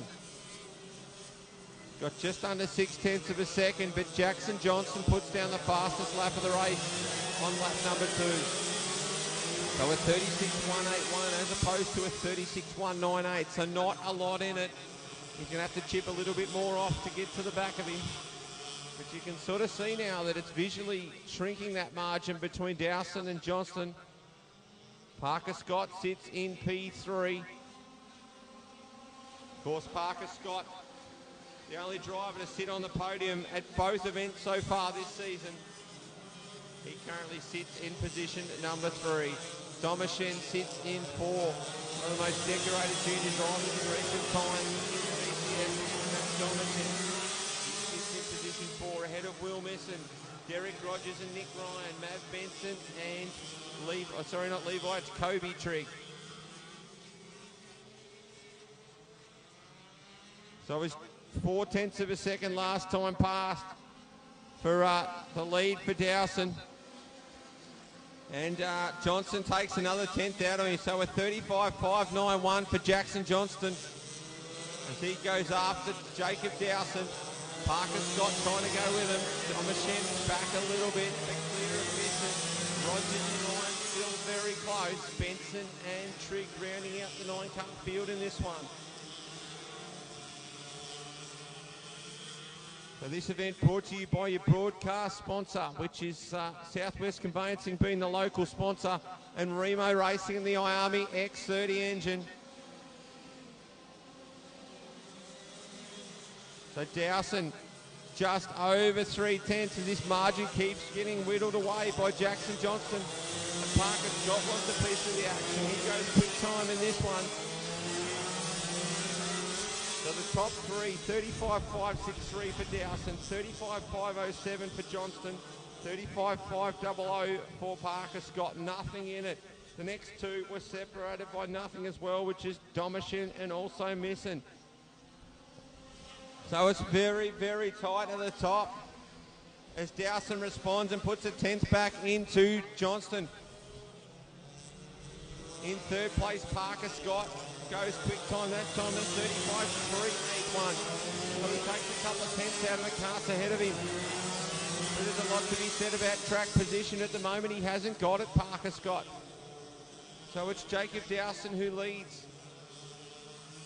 From 2nd is Jackson Johnston. 3rd place currently is Parker Scott. There's a good battle going on there between Matt Domishen and also Will Misson.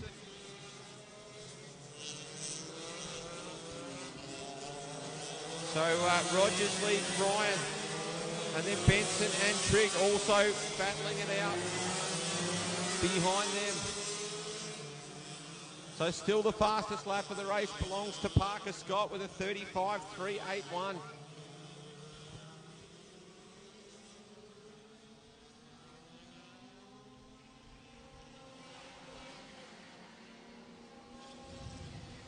So half a second the margin as Dowson stretched his legs a little bit now.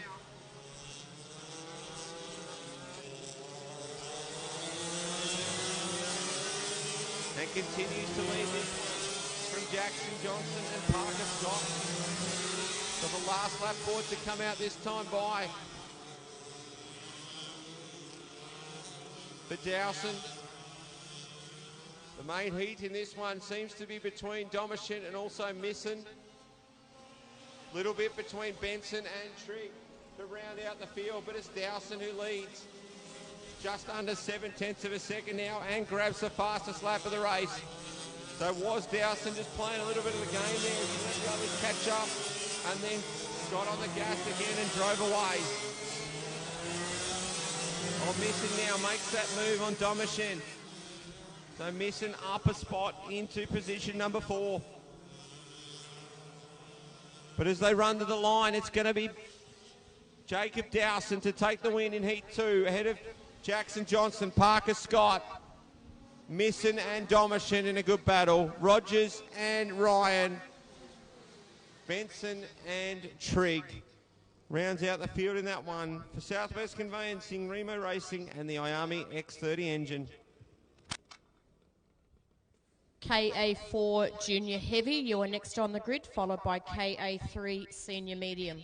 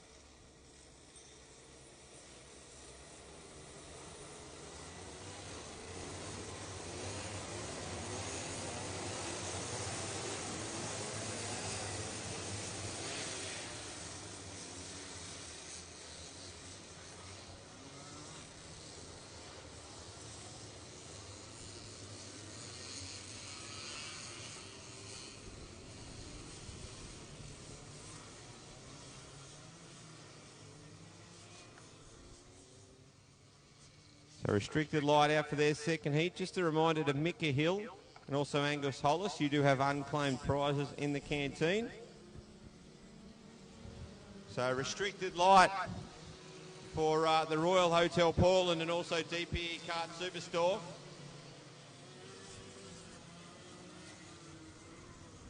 Grid for this one, Spiros Anagnostopoulos and Luke Storer to start on the front row. Andrew Ray and Shane Morland to start on the second.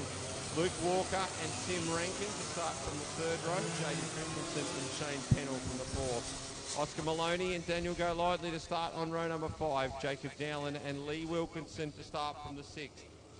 Paul Creevy and Matthew Elliott to start on the 7th row ahead of Zach Feigert and Andrew Hyatt. I'm not sure whether Ross Stubbs is going to compete in this one. I think we might be missing Ross Stubbs.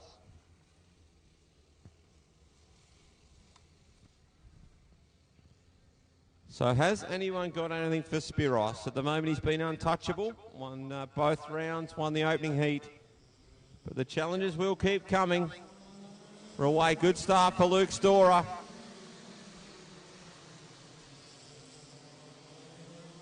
So Storer up very high on the track. Oh, Lukey Walker's in there deep. Bit of side-by-side action there with Luke Storer. So Walker and Morland getting together as well. 3 wide down into the horseshoe there. But at the front, Spiros and Andrew Ray have absolutely rocketed away in this one. So big gains to be made on the opening lap on Colt tyres, and Spiros and Andrew Ray are the two that have made them. Luke Walker sits P3. Just ahead of Morland, Storer, Rankin, Christensen. Of course, Christensen, one of our local drivers in this field. alongside Luke Storer, Paul Creevy and also Andrew Ray. So plenty of drivers with local connection in this one.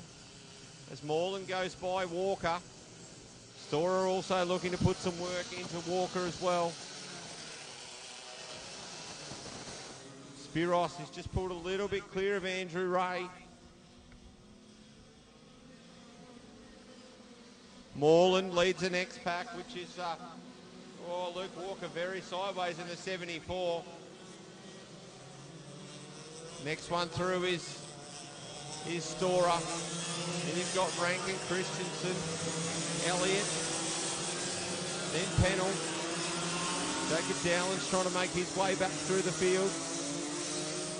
Lee Wilkinson, Daniel Golightly. No, it's actually Oscar Maloney who's moved ahead there. So Maloney's up a couple of positions on this lap. We'll have a look at him as he comes through.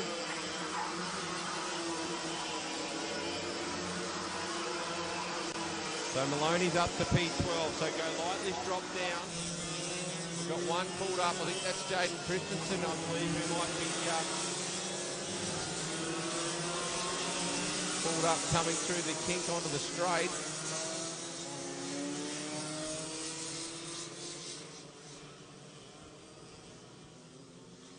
They're dragging the cart well off, but it's Spiros who continues to lead. 1.3 seconds he had last time. Andrew Ray sits in P2. 1.8 next now for Spiros. Moreland, Walker, and then Storer, Rankin. Then it is Christensen still going, so I'll have to have a look at who that card is that's come off. Might be Feiget. It looks like the Christensen suit, that's what I was going on, but it's a bit far away to tell. So Spiros is absolutely flying here. 37.069. Fastest lap. He's got 2.2 seconds on the field. Second is Andrew Ray. Moreland, now Storer up beside Walker, which allows Rankin a chance. So Rankin slips through, but Storer comes straight back on the inside. So a good battle between Luke Storer and also Tim Rankin. The next card through is actually Christensen. Christensen just had to Elliott and also Jacob Dowland. So 4 laps remain for Spiros.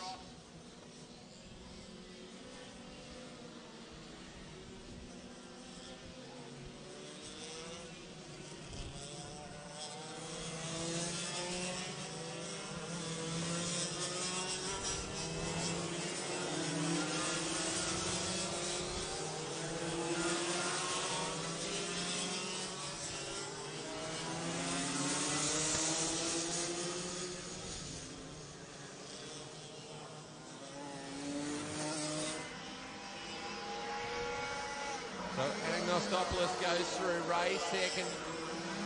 Moreland's broken clear.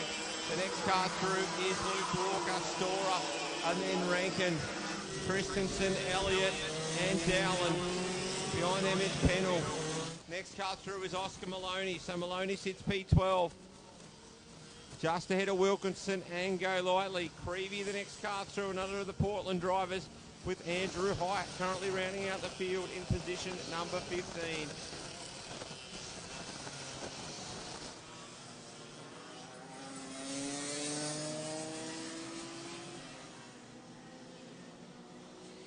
So some good battles as now Rankin pulls out to try and pass Storer. A little bit of pot action there down into turn 1.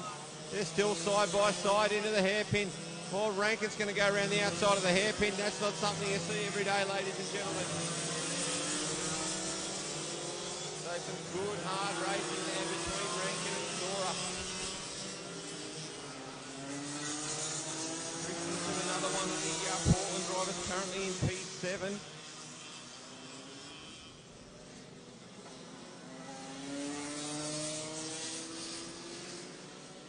So last lap now for Spiros and Agnostopoulos.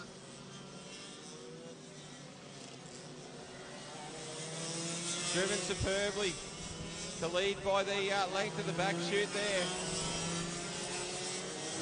Around the sweeper he comes for the final time. Spiros in heat 2. He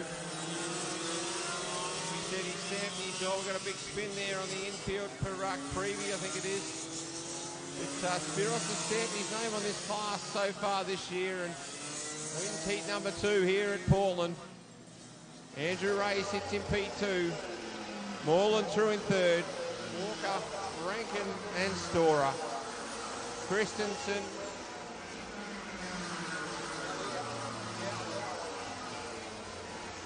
Pennell, Maloney, Wilkinson, Go Lightly, Freebie and Hyatt to round out your field in that one. Brought to you by the Royal Hotel Portland and the DPE Kart Superstore.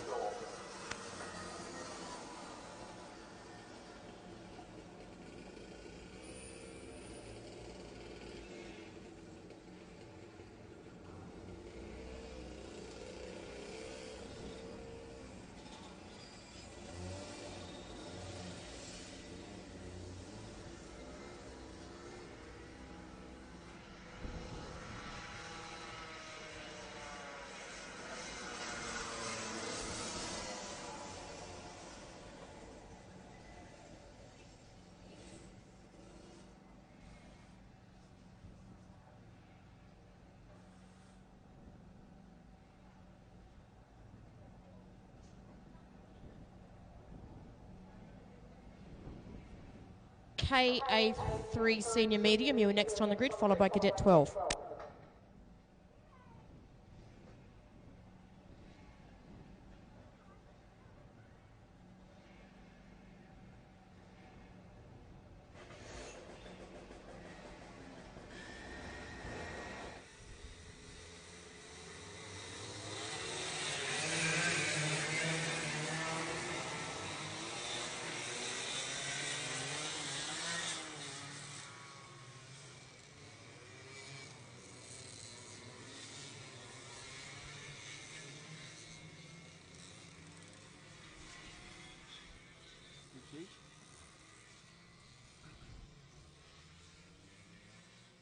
Cross.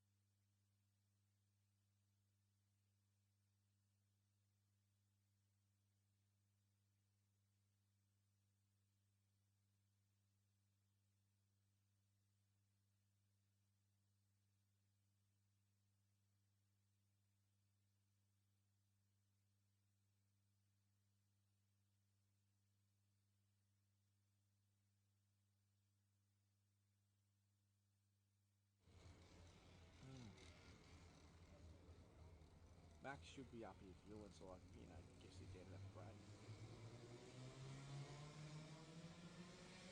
Max did.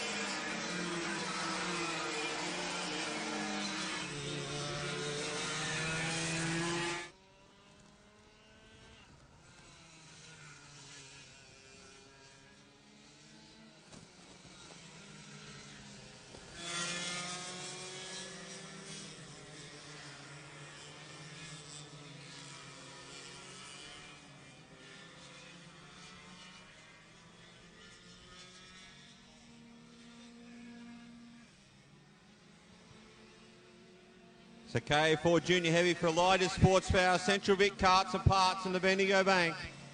Zach Finlay doing the business again in this one. Lachlan Sharp and Taylor McKinlay having a great battle there for second and third.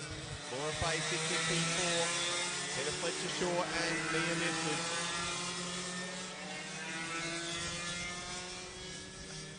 So a great battle there for second between Sharp and McKinlay.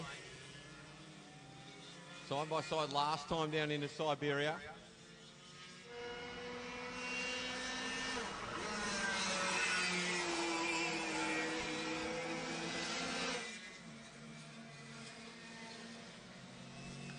So nose to tail they go in. Sharp still leading McKinlay. Meanwhile, Zach Finlay here has just checked out on his last circulation now. Second flag to be held aloft. Heat 2 of KA4 Junior Heavy. Brought to you by Elijah Sports Power, Central Vic Karts and Parts, and also the Bendigo Bank. And Zach Finlay, your winner. Oh, and Sharp wins from, or comes second from McKinlay. Laura Fay in fourth, Fletcher Shaw and Mia Mifsud round out that one. KA4 Junior Heavy for Elijah Sports Power, Central Vic Karts and Parts, and also the Bendigo Bank. Cadet 12, you're on the grid next, followed by KA3 Junior.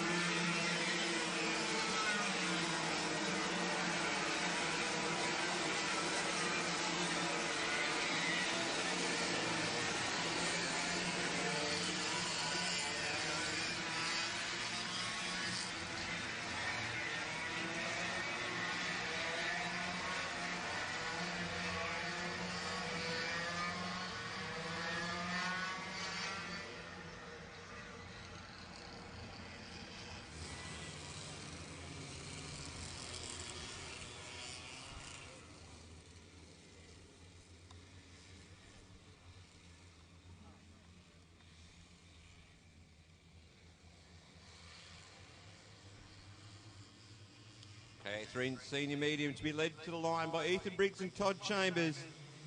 For Chambers, Portable Line Ball in Karting Australia, LeConte and Maxis.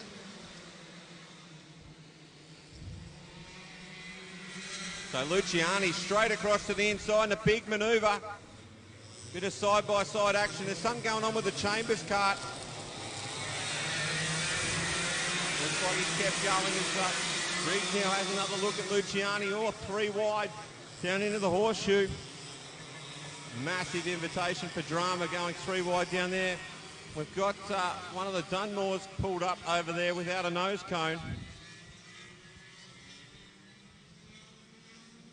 So Luciani leads. Moritz now tries to pull out for a manoeuvre on Briggs. Gets it done.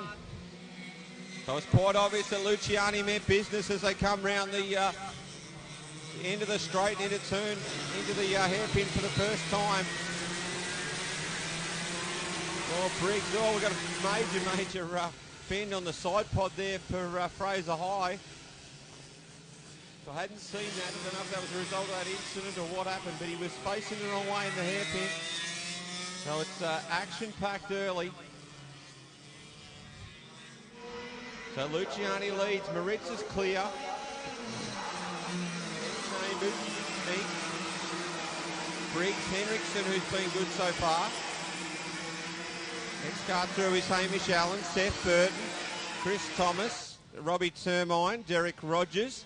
So Rogers on the inside of Termine, can't get that done. Jack Johnson's the next one in the queue. Logan Burton, Matty Keeler, Levi Chris, Fraser High, and then Grace Dunmore is the car that was lost over at the back chute.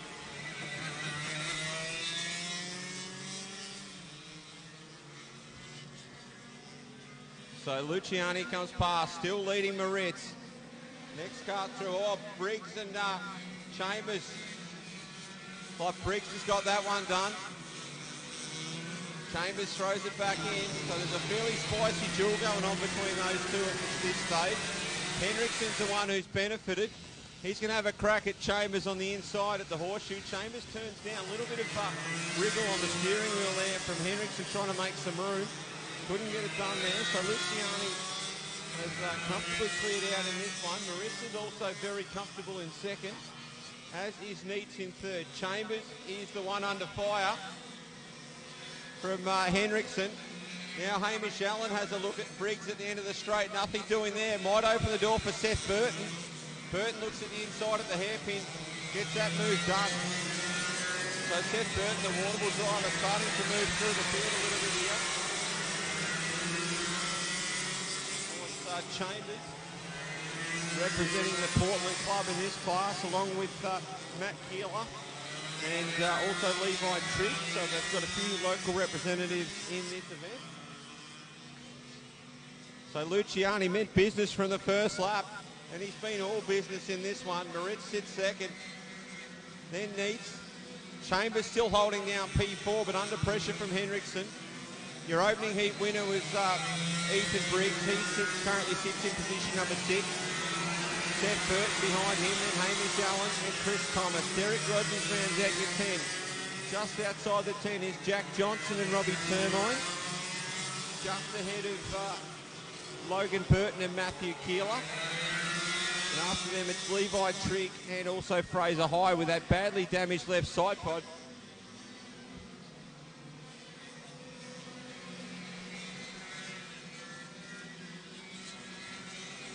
So if a KA3 medium race ever settles down, it might be just settling down at the moment.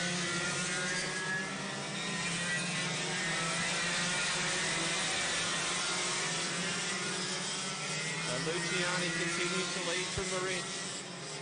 Neitz is clear. The real action's between Chambers, Henriksen, Briggs and Burton. Allen's not far off either. Chris Thomas a little bit further back, but that could quite easily become a real cluster of karts.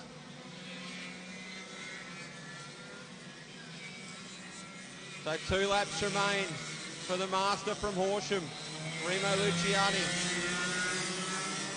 Currently leading KA3 Hills for Chambers Portable Line Boring and Karting Australia, LeConte and Maxis.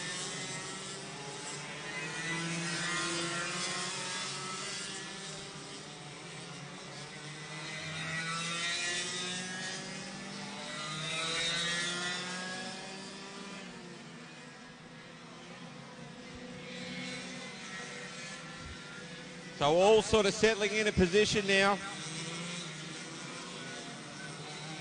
Couple of little battles still going, but most of them got little kart length gaps between, so not right on the back for passing manoeuvres here. This class missing a little bit of Fong this weekend. Also a thrilling victory in Heat 2 over at Warrnambool. But it's Luciani that's going to lead him on the last circulation here at Yarramah Park. 752 metres left for Luciani to clinch Heat 2. Moritz comfortably second. Neitz in third. Chambers still holding off. Henriksen is doing everything he can to get to the back of Chambers. Briggs sits behind him, P6. Then Allen and Burton, Thomas and Rogers. Johnson and Termine. Burton and Keeler, High and Trigg. And it's Remo Luciani that's going to win heat number 2 of restricted medium. KA3 medium, I was right the first time. Moritz gets the fastest lap of the race in second with a 37.139. Neitz finishes third. Chambers, Hendrickson, Briggs, Allen, Burton, Thomas and Rogers your 10. Jack Johnson, Robbie Termine, Logan Burton, Matt Keeler, Fraser High and Levi Trigg your field. The Chambers Portable Line Boring, Karting Australia, LeConte and Maxis.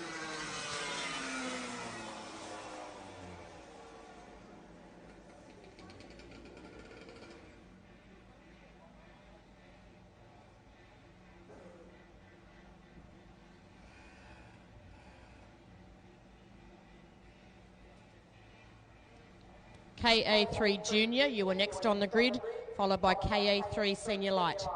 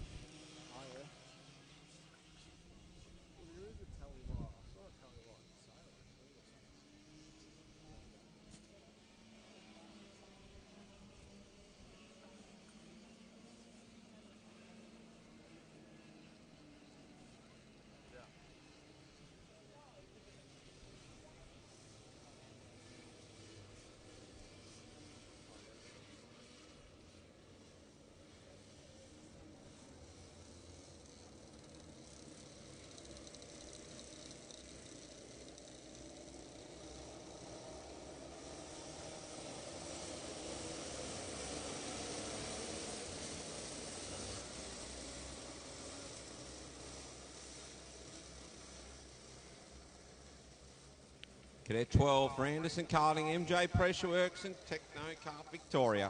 The grid for this one, Jai George and Ewan Anderson to share the front row. Lewis Kachina and Blake Purvis to share the second. And Ash Manu and Caden Humphrey on the third row. Michael Lamparsi and Oscar Corliss on the fourth. Dino Mayo and Levi Ross on row number 5 ahead of Riley G and Chelsea Stairs. 10 laps on the board, 12 karts on the grid. We're set to go for Heat 2 of Cadet 12 with Jai George and Ewan Anderson to lead them to the start line.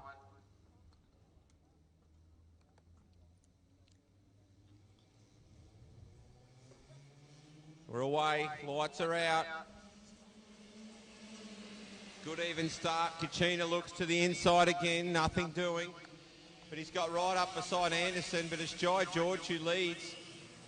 Has to correct a big slide through the hairpin, does Jai.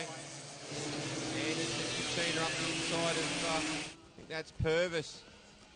Manu's involved there as well.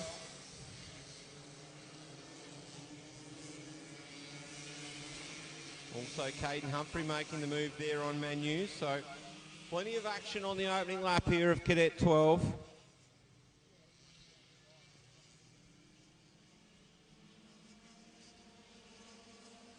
But it's Jai George who leads the first time round. Ewan Anderson gives chase just as he did in the first one. The battle for third between Kachina and also Purvis is very, very tight. Behind is Humphrey and Manu. Then you've got Lamparsi, Corliss, Ross, Mayo, G and Stairs.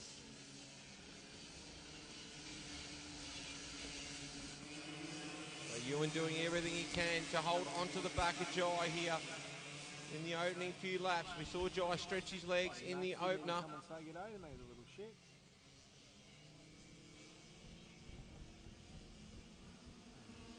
Third place, a great battle. Purvis pulls up to the inside. Oh, Kachina looked over the shoulder and went straight to the inside across the front of Purvis. Humphrey sits tucked in behind Purvis. Manu trying to make some moves as well. Lamparsi, drops a wheel just as I was watching him. Does Michael Lamparsi. He's currently in position number 7 ahead of Oscar Corliss. And also Levi Ross. Dino Mayo's the next one through. Riley G and Chelsea Stairs currently rounding out your field. I tell you what, Ewan Anderson holding on a bit better this time in the back of Jai George. Third place is Kachina. Purvis still making some, trying to put some work into him. Now Manu down the inside of Caden Humphrey. Lamparsi the next one in the order. Corliss, Ross, Mayo, and then we've got G who runs wide down the back chute, and Stairs.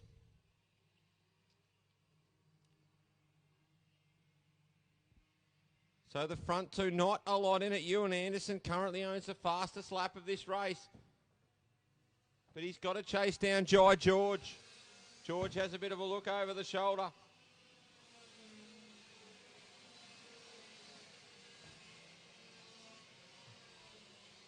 So the battle for third now is Purvis, goes up the inside.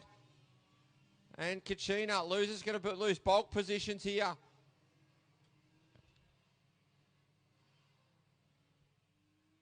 So plenty going on in the 4th through to probably 6th or 7th positions at the moment. Lamparsi buys in. He's battling Kachina as well now. So Lewis has got some work to do to get back up into his position as Manu puts a move on Humphrey. Kachina's in there too. Bit of bump and grind on the straight. They're going at it, ladies and gentlemen. We could end up 3 wide into turn 1. Gee whiz, getting your money's worth here in Cadet 12. As it's Manu who's at the head of the order, ahead of Kachina. Humphrey tucked in behind, and Lamparsi. Corliss has also joined the freight train, as is Levi Ross. Dino Mayo, Riley G and Chelsea Stairs, the remainder of our field here. But just nothing in it between our leaders. Jai George has grabbed the fastest lap of the race back. But they're just doing near identical times, the front two. Anderson takes a 10th out of George that lap. But it's just so close. He hasn't been able to get away this time, Riley George. Purvis is well clear in third. Manu is the next best of the pack in position number 4. But Kachina's having a sniff there. Lampasi in that battle as well with Humphrey Corliss and also Levi Ross. So plenty to happen and shake out in the last 3 laps for that pack. George, he had just under 0.4 of a second last time by, and he's pulled the trigger big time now, George. He's done a 39.648, which was 0.3 faster than Ewan Anderson. So George has lit the fuse now on this race. And it's pumped a little bit more margin in. Purvis well clear in P3, but this next battle, anything could happen with these 6 carts. Manu is currently the head of that order. Kashina sits behind Lampasi. Then you've got Humphrey as well in there. Corliss and Ross all in this battle. 2 circulations to go for Jai George, who has now really gone hammer down in this one. Put 0.4 into you in that last lap. So still a 39.648's the quick time for Jai George.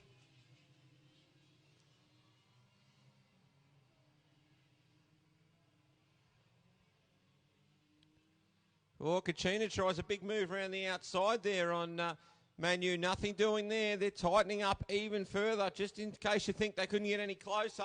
They are.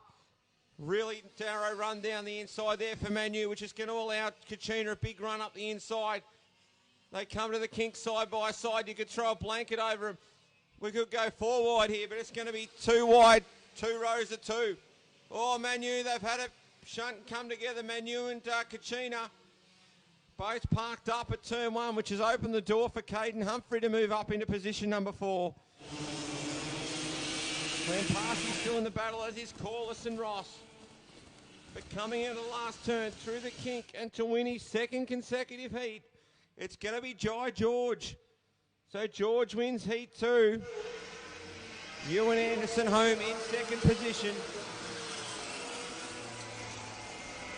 3rd place goes to Blake Purvis. Humphrey and Lampasi, the next one's through. Corliss and Ross. Mayo, G, Manu,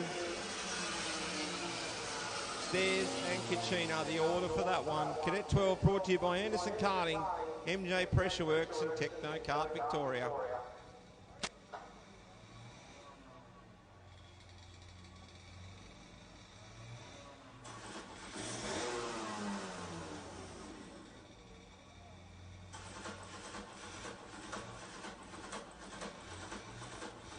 KA3 Senior Light, you were on the grid next, followed by Victorian Combined Masters and Tag Restricted Heavy.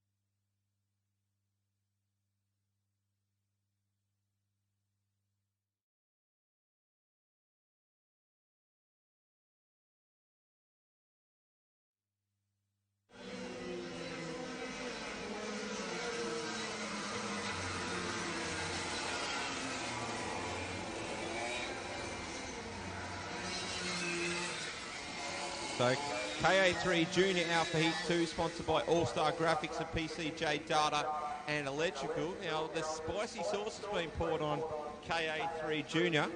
The front 2 were given a 10-second penalty for a jump start in the opener. So the front 2 are now the back 2. So Chandler and Cutting to lead them away, Murray and Alexopoulos, and then Ianella and Salvatore. So watch for some spice in this one. 6-cart field.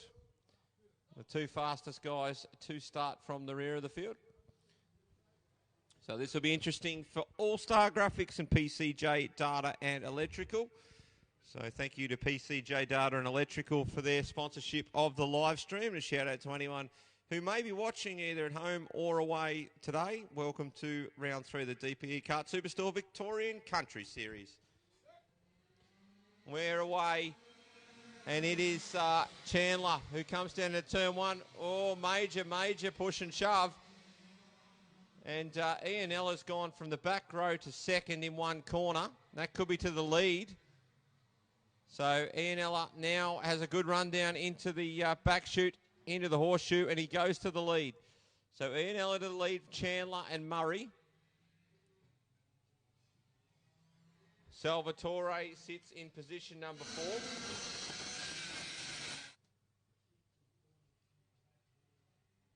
Salvatore is in position at number 5. No, he's not. He's in position number 3 now. So it's actually Lachlan Cutting who's in position number 5, just ahead of Chris Alexopoulos.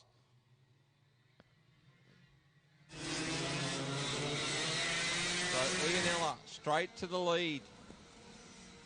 Started from position at number 5 and to the lead within about 4 corners. So Chandler sits in second. Chandler was quick in the last one. Finished 3rd in the opener, but started from pole position due to those penalties.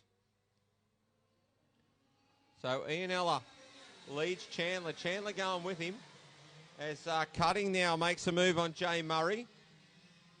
So Alexopoulos is right in that mix as well. So Salvatore is currently 3rd. I guess the only benefit of that 10-second penalty is when you're in a 6-kart field, it doesn't set you back that far. So it would be a far more severe penalty in another class.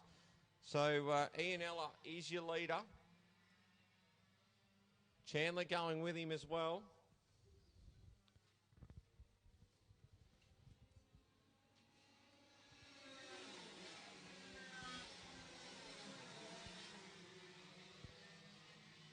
So definitely not letting him get away is Jacob Chandler.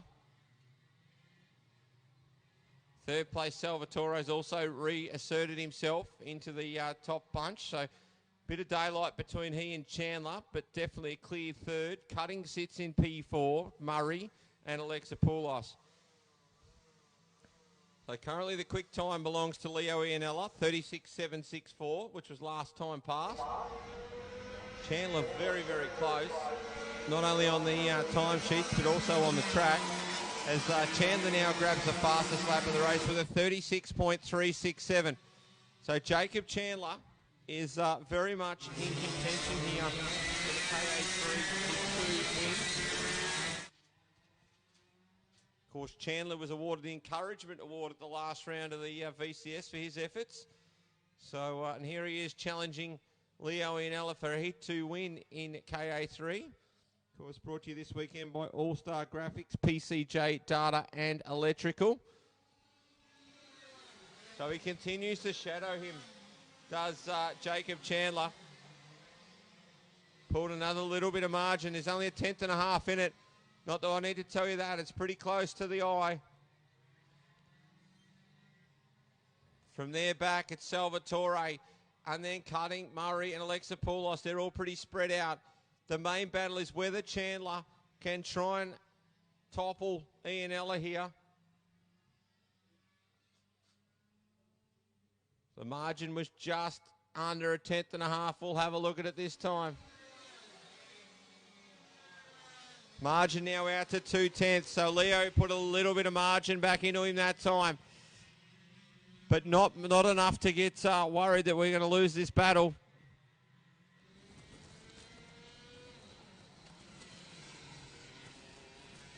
So 3 laps remain in Heat 2 here for KA3 Junior. All-Star Graphics, PCJ Data and Electrical. And a couple more of our second heats before we go finals racing. So now Ianella, 36.264, fastest lap of the race. 36.308 there for Chandler. So not a lot between them at all.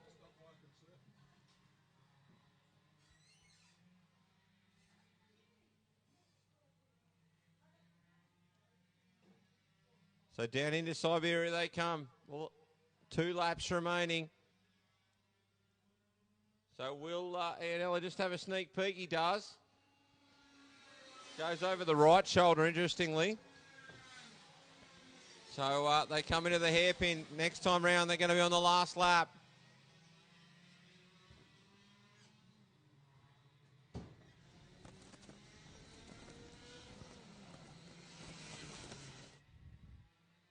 So Ianella and Chandler dicing it out through the sweeper.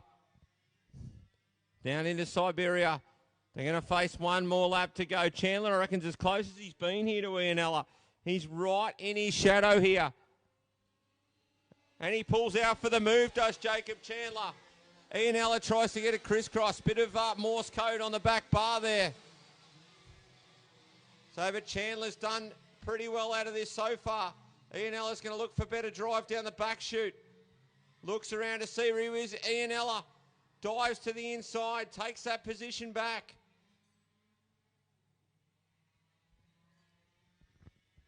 So a great race as they come down into Siberia for the last time. Onto the straight through the crisscross. And it's Ianella who's going to grab the win in that one. Great race there with Jacob Chandler. So Chandler grabs the fastest lap of the race with a 36.160. Salvatore in third. Cutting Murray and Alexa Paulos your field. In KA3 Junior for All-Star Graphics, PCJ Data and Electrical.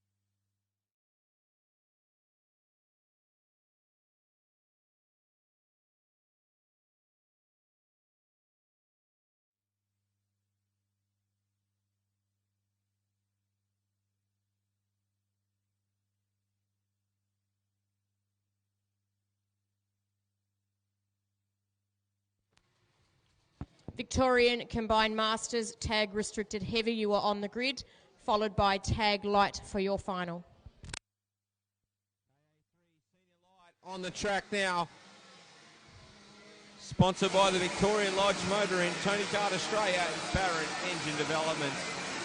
Joel McPherson and Corey Herbertson to line up on the front row ahead of James Serra and Ethan Bray.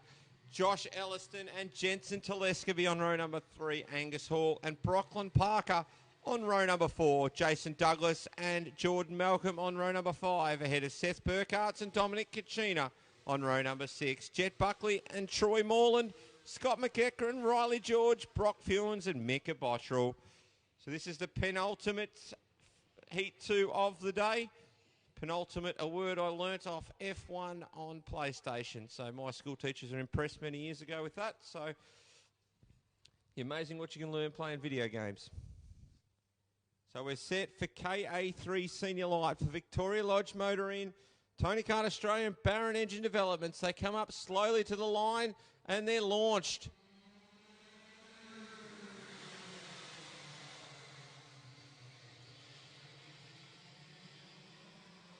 So we're all still going, getting very, very congested. Bit of a mono there for Angus Hall. Brocklyn Parker's a big mover there too. He was in position 8 at the start, now sits P5. Elected to run up on the high side round turn 1, and it paid off.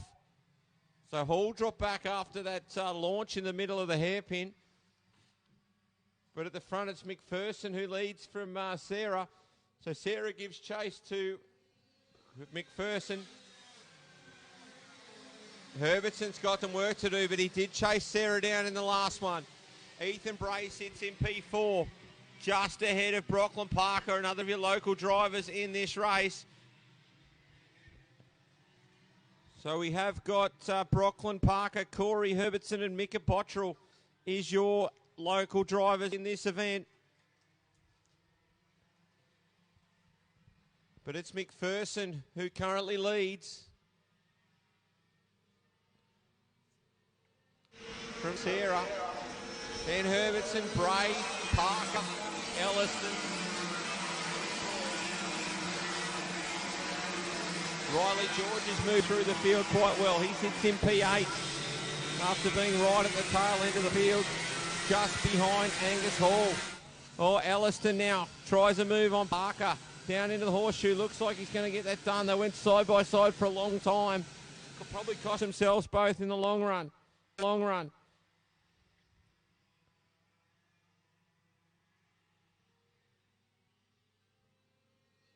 So McPherson continues to lead Sarah.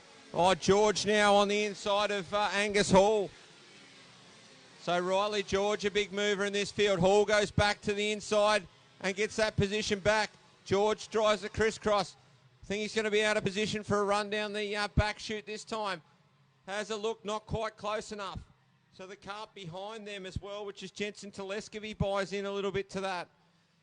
Jordan Malcolm and Jason Douglas, both from the Ballarat Kart Club. They're having a good duel too. They're battling for the last spot in the top 10. But it's McPherson, Sarah, Herbertson under fire from Ethan Bray. So Douglas now grabs Malcolm at the end of the straight.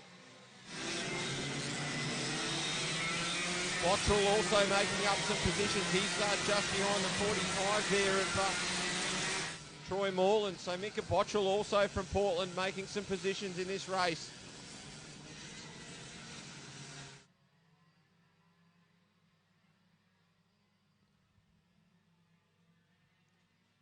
So Bray and Herbertson battling for third position. Telescovy having a look at Riley George. There seemed to be a wave then. I'm not sure if that was some kind of redress, but I'd be sure that Riley George let Telescovy through there at the end of the straight. Had the arm out. Oh, Jet Buckley and Bottrell down the back straight, side by side. Bottrell better drive, but not on the racing line. Or not on the ideal line. He was on the racing line, but he had a cart up the inside. So McPherson had just under a second last time by. And he continues to lead this time. It's just over a second now as he does the fastest lap. We already had the fastest lap, but he was very close to it again. Sarah second, Herbertson. And then Bray. Elliston also doing a good job. He's working his way up to the back of Bray. Parker in P7.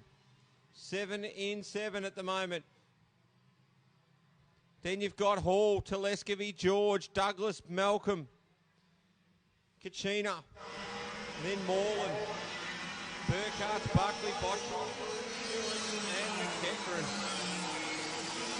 So 3 laps remain here in KA3 Senior Life with Victoria Lodge Motoring, Tony Kart Australia and Barron Engine Development.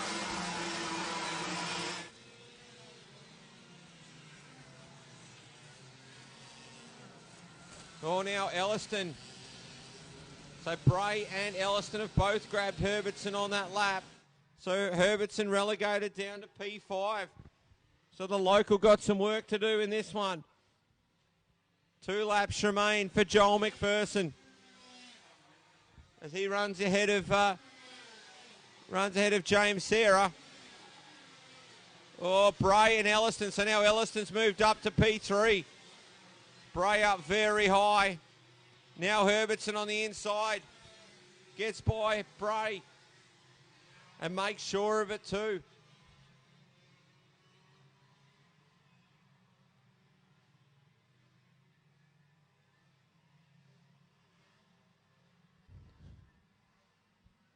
McPherson, 1 circulation remaining.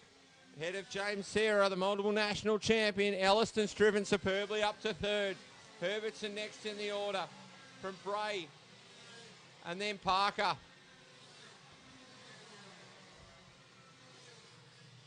So Hall and that ensuing pack have caught Parker. Parker's cart very sideways through the outgate corner.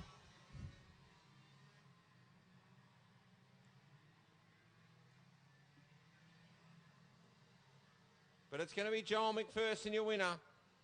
in heat 2. James Sarah home in second.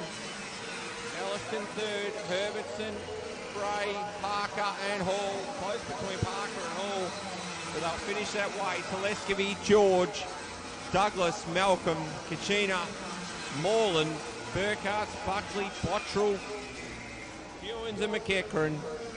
Brought to you by Victoria Lodge Motoring, Tony Kart Australia and Barron Engine Developments.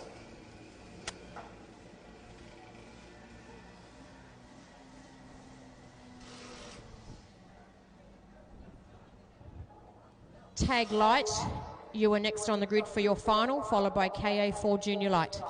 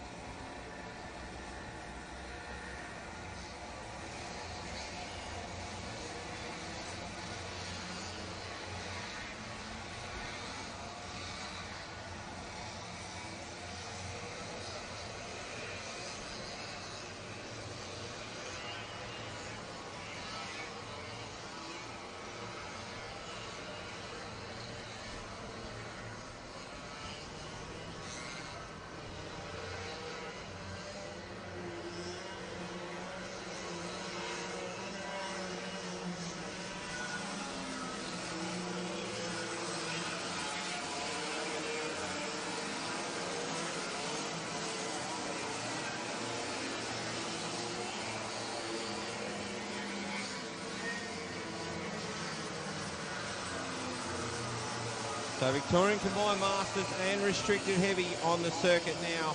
Heat 2 time. The last of the heats before we start giving away some trophies. And it's Ash Mitchell on the pole with Phil Smith beside him. Daniel Reithus and Ronnie Taylor on P4. John Page and Andrew Stubbs, Campbell McMillan and Matthew Crane. Shane Riding and Anthony Pethbridge, Greg Ord and Kevin Harvey. Ben Shea and Hugh Wilson rounds out your Masters field. Angwin and Hitchcock to start on the front row in heavies. Matheson and Clode. Petch and Kilcullen. Hayden Tucker to round them out on P7 as they come up to the start. We're away. Oh, Smith and Taylor up into turn number 1. So the guys on 2 and 4 have had a shunt going down into turn number 1, which is left Phil Smith just down on the edge of the beach down there.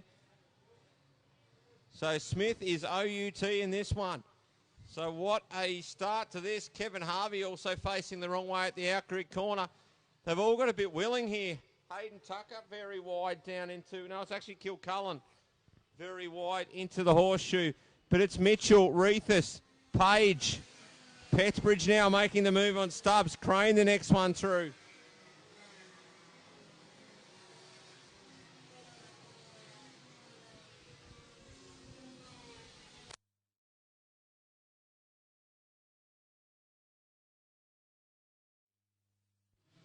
So Mitchell leads from Reithus.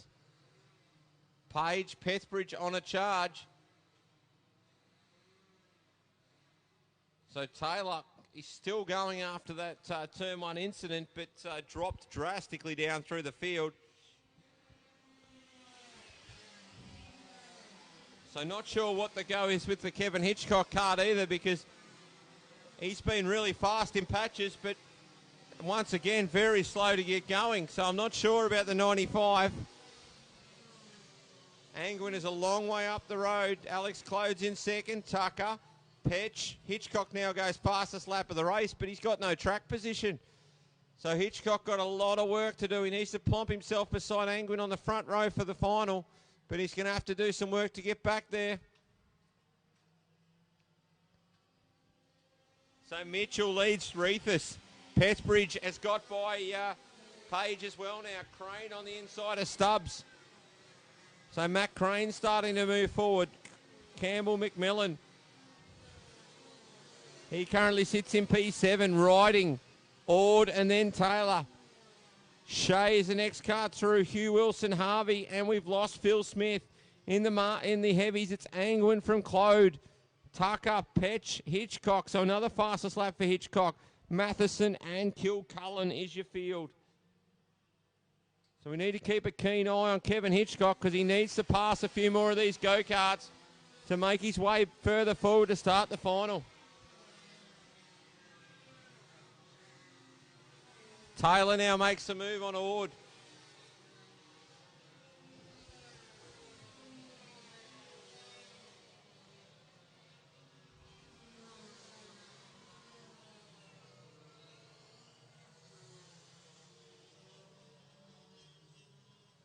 So Bailey Petch, I think, has had an off there too. So the Spud train running out of coal there at some point.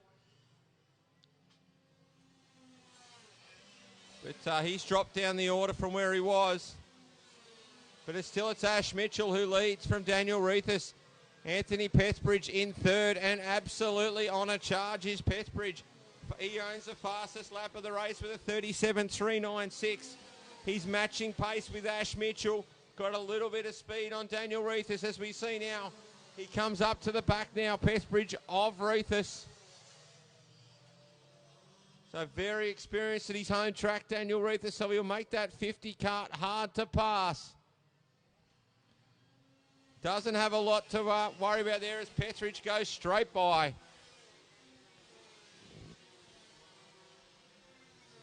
So Pethbridge into position number 2.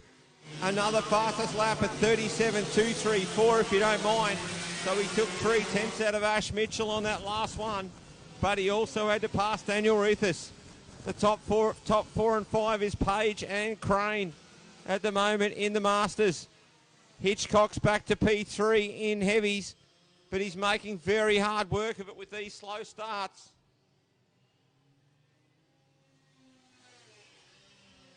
So 3 laps remaining for Ash Mitchell. Pethbridge continuing to charge. Mitchell got the better of him on the last lap. But it should set us up for an enthralling final. Reithus currently through at P3. Page, then Crane, Stubbs, McMillan, Taylor, who has now passed. Taylor has also now passed Greg Ord. And he's got past Shane Riding as well. So behind Riding, Ben Shea, Kevin Harvey, Hugh Wilson round out the field. So we'll see Hitchcock. There is the Hitchcock cart. He's right on the back of Clode now. So he's really having to put some work in. He pulls out for the pass. Bit of a squeeze, but it's done for Hitchcock, so he's up to second. Oh, Matheson has a look, has to lock the anchors up not to make contact. Last lap now for Ash Mitchell. He leads Pethbridge and Reithus. Page and Crane, Stubbs, they're really spread out after that. So Ash Mitchell on his last circulation of Yarraman Park to seal a Heat 2 win here.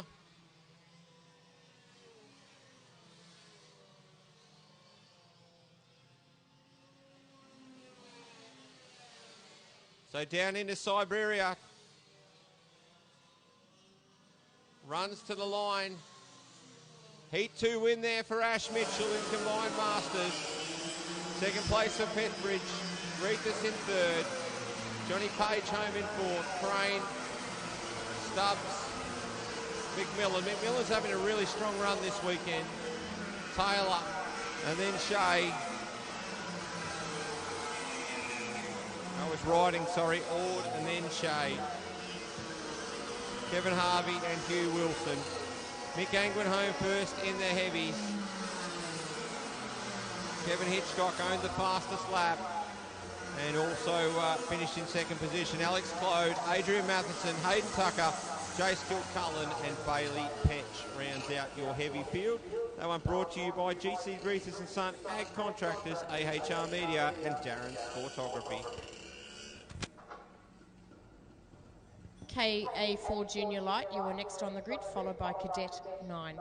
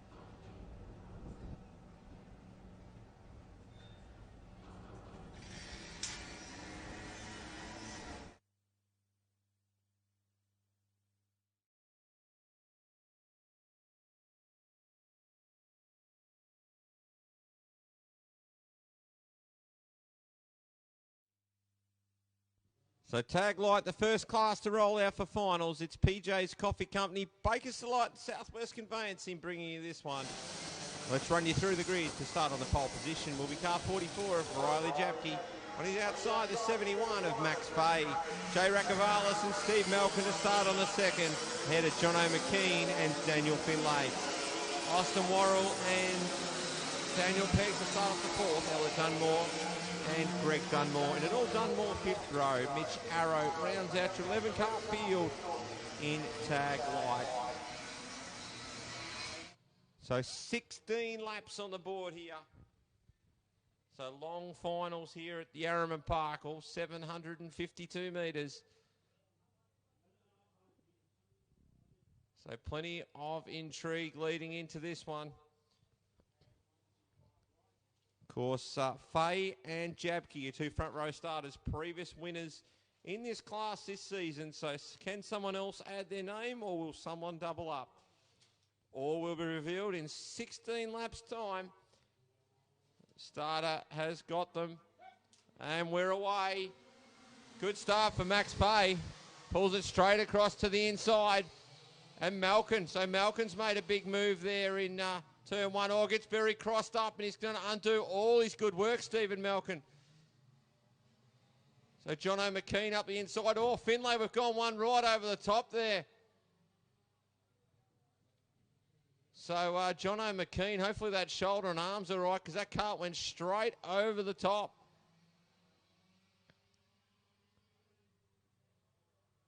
So bad luck there for Jono McKean. Doesn't look, looks a bit sore there with that arm. So Max Fay, the leader. Jabke sits in second. So the other cart, which was Warrnambool, has not continued on either. So Warrnambool does not look particularly well either. He's in the steward's hands down there, so hopefully he's okay. Hopefully both drivers are okay, because that was a nasty incident on the opener here.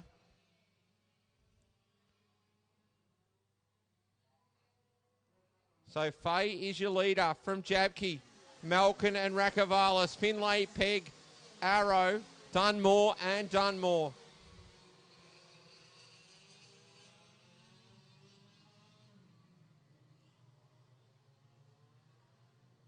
So both drivers looking very sore from that early incident. Max Fay still your leader. Jabke sits P2.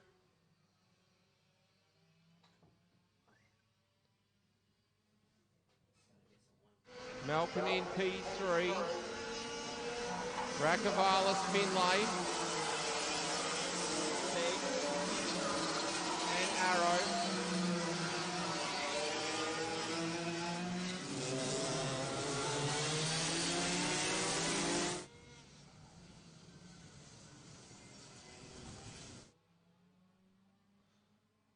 So plenty going on in this one.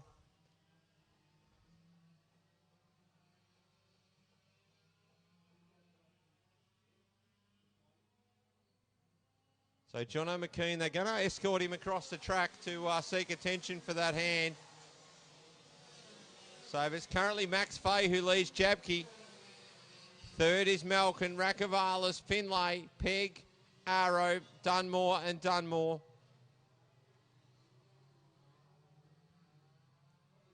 So rather than stop this race, they've been granted permission for Jono to cross the track. So he'll seek some attention on that sore arm or hand, whatever his ailment is there. But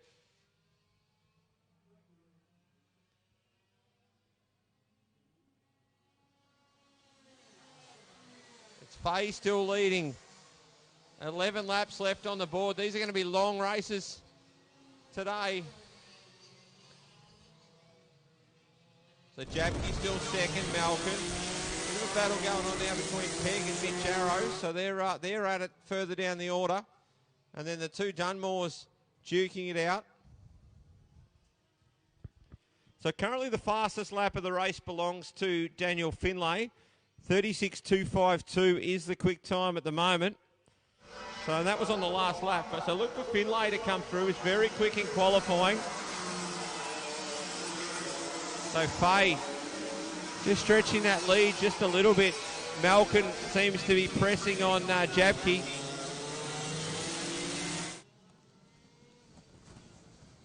Oh, don't know what's happened there. I think Jabke's got an issue. He's gone straight ahead, but he's been clouted as he rolled out by Malkin. Poor Malkin had nowhere to go. That was completely unexpected.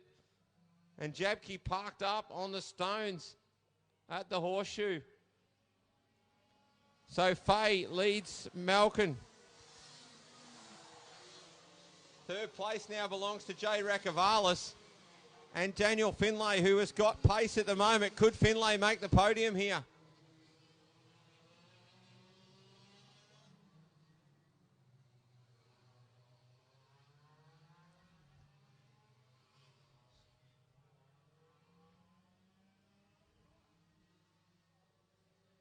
So Daniel Pegg is eluding Mitch Arrow at the moment, but Max Fay now is miles ahead.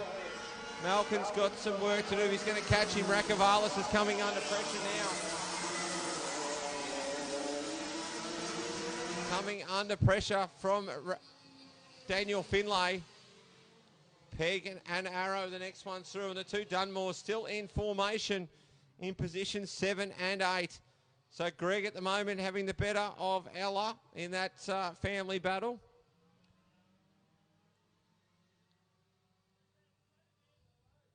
But Faye definitely well clear in this one.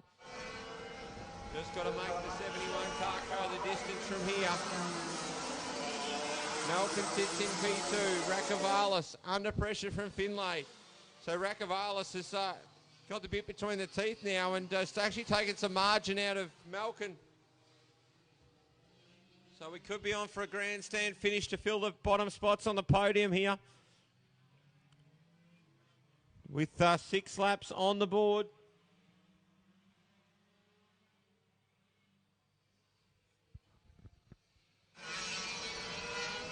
Faye is gone, 36.044. His quick time of the race was a 36.3 this time by. And Rakavalis and Finlay both in the 36.3s as well. Malkin in the 4s. Oh, a little bit wide there for Rakavalis. Doesn't hurt him too much.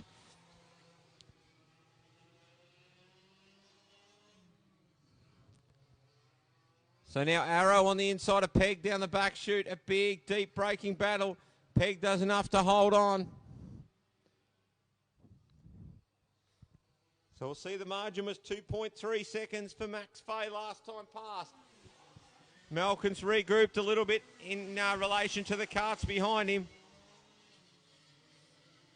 2.5 seconds. Here comes Finlay. He's trying to press on for a spot on the podium with Rakavalis. Rakavalis, a bit of a look over the shoulder. So both Ballarat Kart Club members there. Stephen Malkin's a member of Portland. I don't think he's based in Portland, but a Portland Kart Club member. So Rakavalis and Finlay, a couple of Ballarat boys doing battle for the final spot on the podium here in Tag Light. Of course, Finlay started on the front row after qualifying really well yesterday.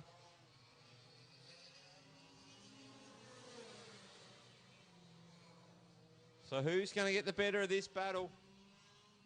And still Greg Dunmore holding the upper hand in the battle with Ella.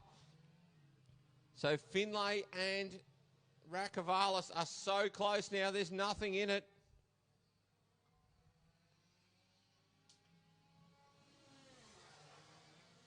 So Rakavalis got a bit better drive off the last turn, but Finlay's good through the twisty stuff. So they're making their speed in different parts of the track.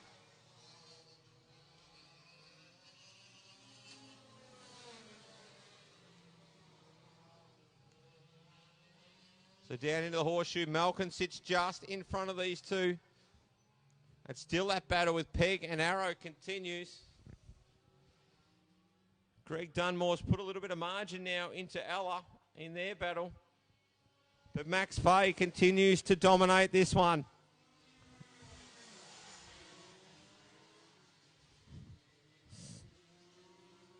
So the Rakavalis and also Finlay karts operating very close to Faye's times, but there's no substitute for track position. Finlay on the inside of Rakavalis. Oh, it's getting willy now. Bit of touchy with the plastics. I thought Finlay might have nearly done enough to get up the inside there, but it wasn't to be. So one lap remains to sort him out. Max Faye, you might as well write his name in because I reckon he's home by now. Malkin's comfortable in second. Rakavalis and Finlay, they're the two that seem to continue going at it. So Finlay's close, but a little bit better run for Rakavalis. Finlay's going to have to do something at the last corner to make this work. But out of the last corner, through the kink comes Max Faye, and he's going to be a two-time VCS winner. Tag light, Stevie Malkin's home in second, Rakavalis third, Finlay home in fourth. Mitch Arrow gets the better of Peg in a race-long battle. And it's going to be Greg Dunmore ahead of Ella Dunmore. PJ's Coffee Company, Baker's Delight, Southwest Conveyancing. That was Tag Light.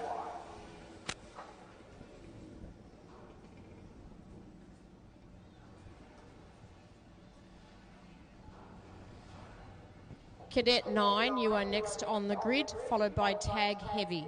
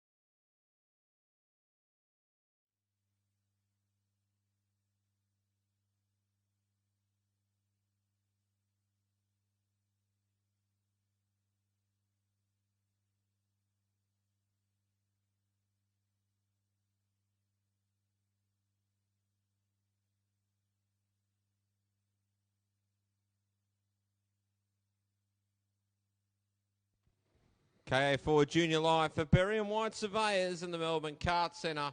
Your grid for this one, starting on the pole position, been dominant all weekend. Darcy Heine, and on his outside is Aston Hill. Max Mariner and Matt Basso to start on this second row. Acacia McEachran and James Snaith on the third. Chelsea Humphrey and Josh White to start on the fourth row. Mitchell Burgermeister and Riley Stairs from the fifth, ahead of Jaden Della and Ryder Darla on the sixth row, with Dallas Green to round out the field in position number 13. Thanks to Berry and White Surveyors and Melbourne Kart Centre, here comes KA4 Junior Light.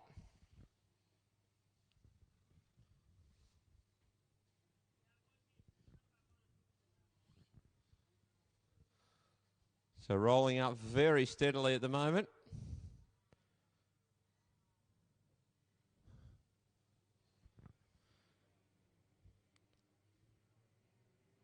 So we're away. Good start. Basso straight through the middle. Tries to sit it up high. Heine is to lead. Snaith on the inside of Basso. Mariner's also there, so he's just edged past Snaith. So all relatively clean through the first half a lap. Snaith down the inside of Mariner at the horseshoe. So Aston Hill's been shuffled back a bit. He's back to position number 5.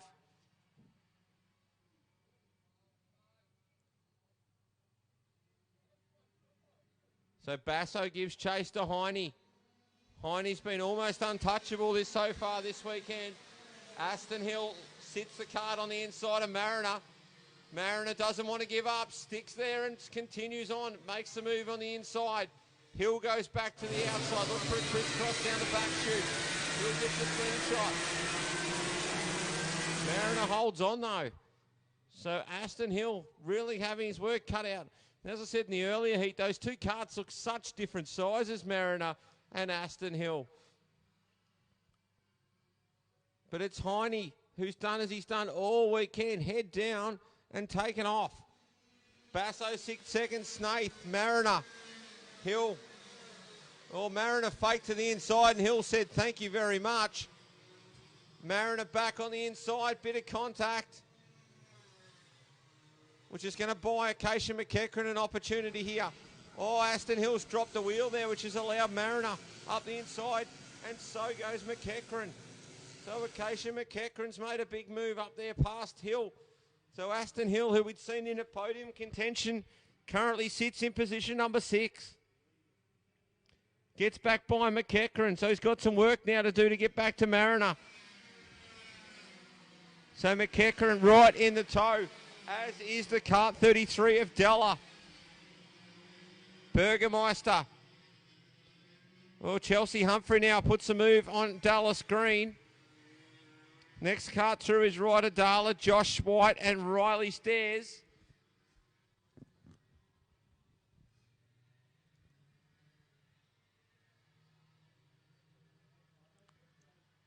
So Snaith starting to make some moves towards the back of Matt Basso. So those guys are in second and third. Mariner, here comes Aston Hill again. Hill slides the 44 in. This is where Mariner's good though. He usually goes and has a crack straight back up the inside, does so. Hill a little bit of overlap. They're just affording just the absolute bare minimum track here. McEachran also tries to go on the inside of Smith. I feel like I've seen this movie before.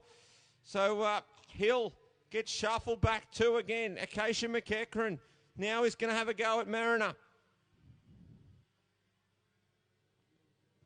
But Snaith, he's also trying to catch up to the back of Basso. Mariner drops across to the inside. McEachran goes high, goes low. Got to try a move here on Mariner. Some of Mariner's fight backs have been very, very good for a P-plater. Shows racecraft beyond his years, Max Mariner. So he sits in position for McEachran. And then Hill is under fire now from Della. So Jaden Della really working on Aston Hill now, which has also brought Burgermeister and Chelsea Humphrey into that group. Just sitting off the back of the group is Dallas Green.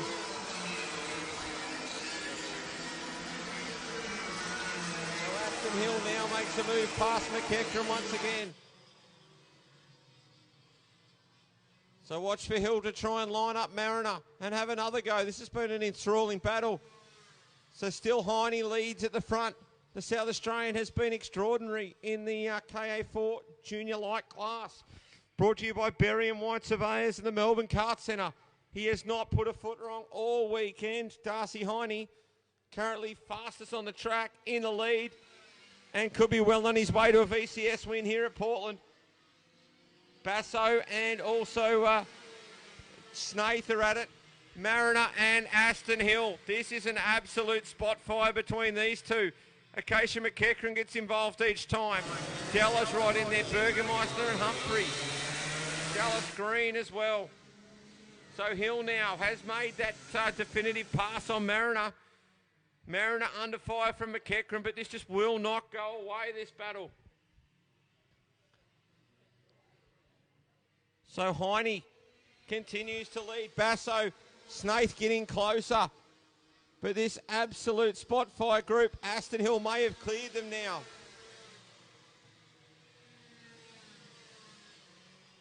So Mariner just trying to stick to the back of Aston Hill now. McEachran tucked in right behind Mariner. She was on the podium at the last round, Acacia McEachran, and she wouldn't mind another go at it. But the podium just a little bit out of reach, pending a battle between Basso and Snaith. But Basso over the shoulder every lap. He's got his mind focused on what's behind and not what's in front of him.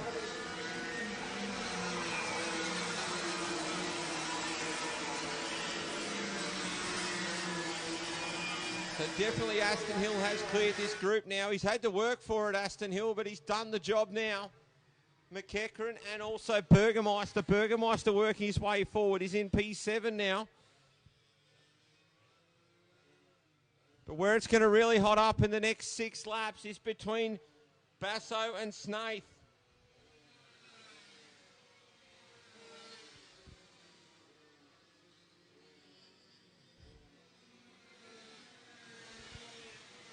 So Snaith right up behind Basso now. Still a great battle with Mariner and also McEachran, Burgermeister, Humphrey, Della.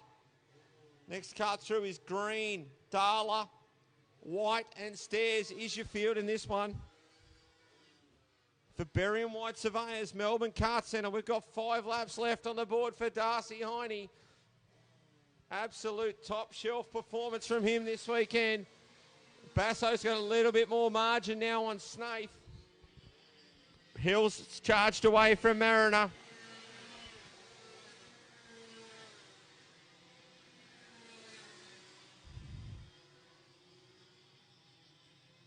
McEachran and Burgermeister, Humphrey, Della, Green, Darla, White and Stairs is your field in this one.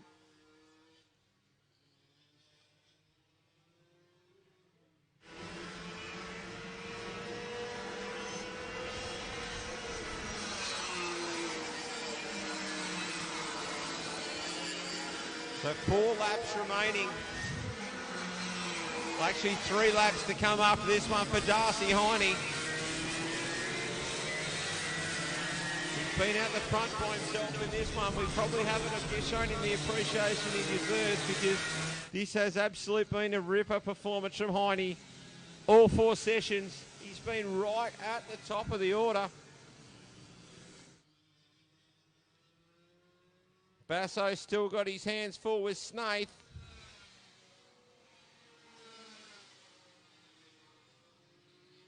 Aston Hill well clear now in 4th. Mariner. And then McEachran and Burgermeister. Humphrey. Greendella. Darla. And White with Stairs rounding out your field in 13th. So this one all settled down pretty well now. So the lap board changes to 2. Heine, 1,500 metres to go. before he puts an absolute exclamation mark on this weekend.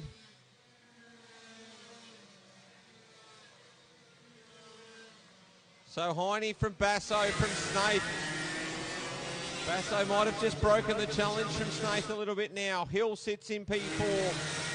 Mariner, McEachran and also Burgermeister locked together. Chelsea Humphrey clear in the next position, which is P8. Dallas Green, Jaden Dalla, Ryder Dalla, Josh White and Riley Stairs. We're on the last lap now. And Darcy Heine, he's just got to sign off here for what's been a perfect day for the young South Australian. Down he goes into Siberia for the last time this weekend. Through the kink onto the straight. And an absolutely commanding performance rewarded with a win for Darcy Heine. Second place to Matt Basso, third to James Snaith. Aston Hill will come home in P4. Mariner, McEachran and Burgermeister. Chelsea Humphrey, Dallas Green and Jaden Della round out your 10. Ahead of Ryder Dalla, Josh White and Riley Stairs. That's KA4 Junior Light for Berry and White Surveyors in the Melbourne Kart Centre.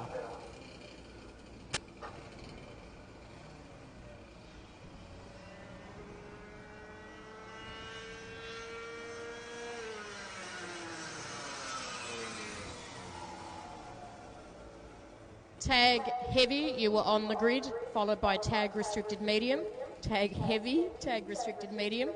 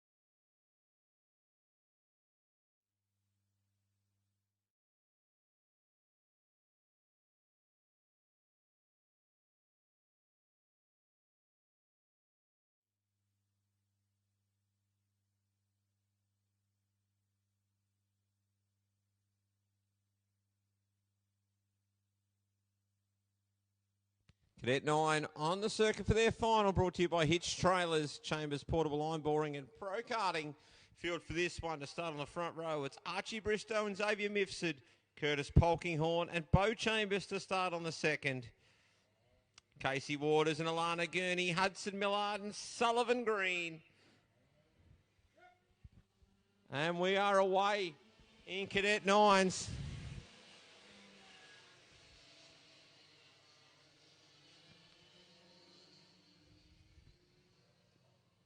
Oh, big move there from Casey Waters up to P3. So a bit inspired by Cam's pole position and Waters straight into P3. Your leader, though, Bristow from Polkinghorn. So those two doing battle. Casey Waters is in P3. just ahead of Xavier Mifsud and also Beau Chambers.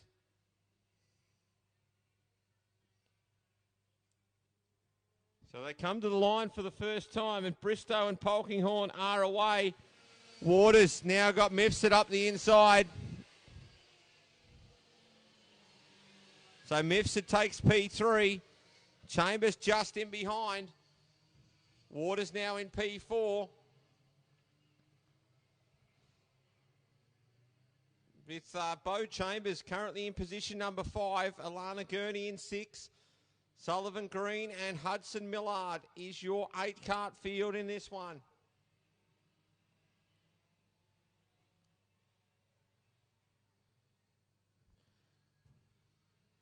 So Polkinghorne really holding on well to the back of Bristow in the early stages of this one.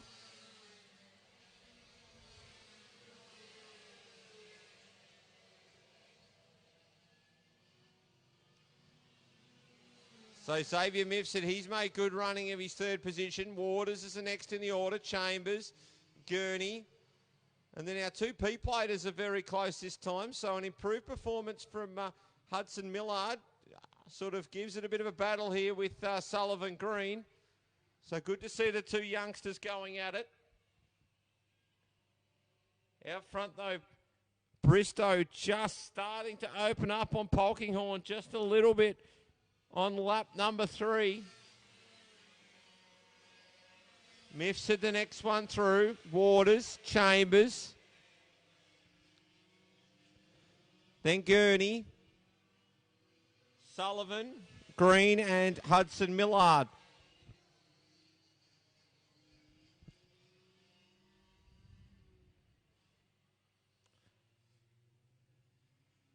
So Bristow, he had 0.8 of a second last time by.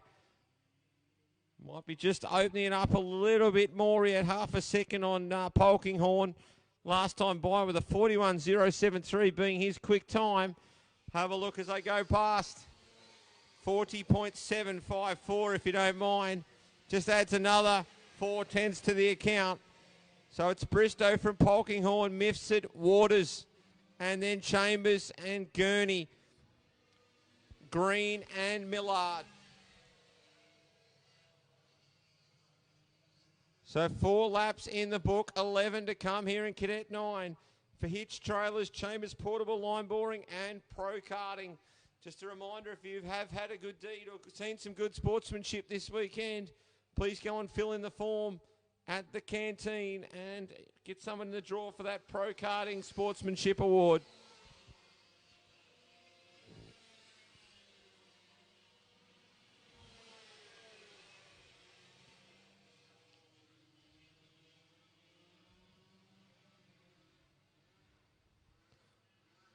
So good battle starting to heat up there with Waters and also Chambers. These two race really, really well together.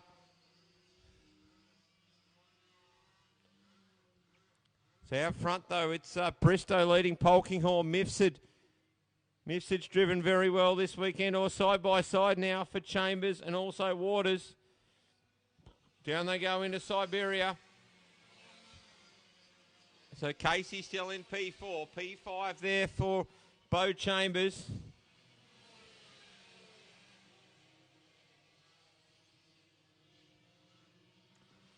So Chambers throwing everything at Waters at the moment. Good little battle between those two. Alana Gurney, she's looking to get herself into that battle.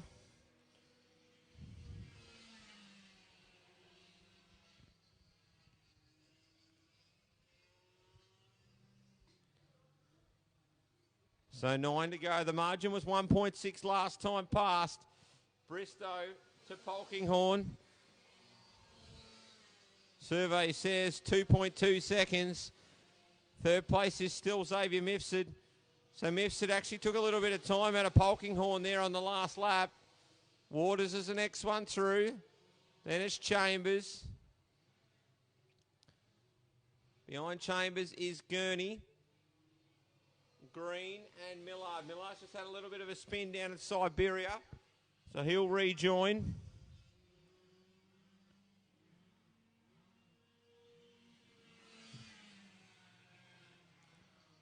But Archie Bristow has been phenomenal just like Darcy Heine was in the earlier event. Driven very, very well. And looks to stamp his name in the book as a two-time winner here at Portland after winning the Warrnambool round. So he could be going for two on the trot here, Archie Bristow. Curtis Polkinghorne, interestingly, second place in Warrnambool. So Curtis Polkinghorne and Archie Bristow have been on the podium in both of the opening rounds and looking likely at the moment to join that with a third round. So Bristow now comes up to negotiate Millard. Put a lap on the 34. Manages to do that nicely.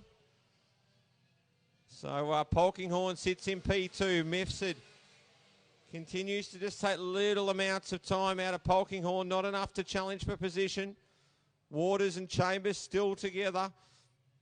Alana Gurney trying to work her way up to the back of that pack and join in that battle.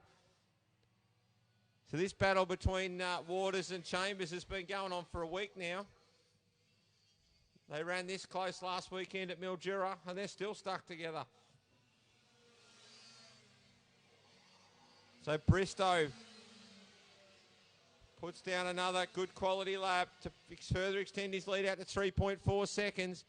Polkinghorne now trying to negotiate Hudson Millard.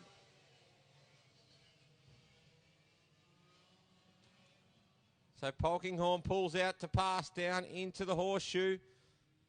Done nicely.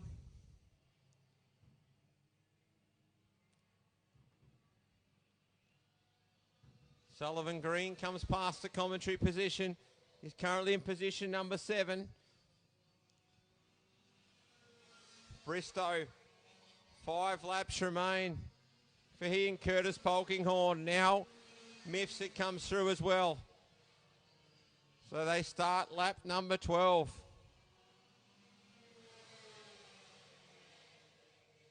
Oh, big moment there for Xavier Mifsud. Hudson had a little bit of a moment on the hairpin there and almost collected Mifsud, luckily enough. Mifsud squeezed through. So Waters and Chambers still going at it there. Not much separating those two. 4th and 5th.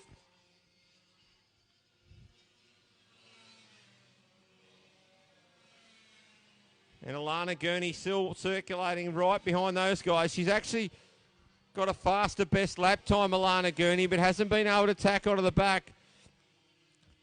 So Alana's actually done the 3rd fastest time of the race in this one, but hasn't been able to get into the battle here. Maybe thinks better of it than these two dueling young men of Waters and Chambers. So Bristow comes to the line. 3 more laps for between Archie Bristow and a second consecutive round win for here at the DPE Kart Superstore Victorian Country Series round 3. Portland's Yarraman Park.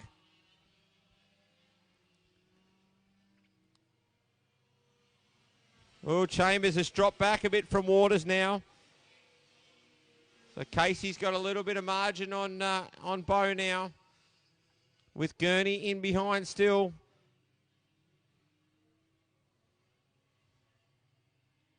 Next through is Sullivan Green and Hudson Millard rounding out your field. So now Bristow comes up to put a lap on Sullivan Green.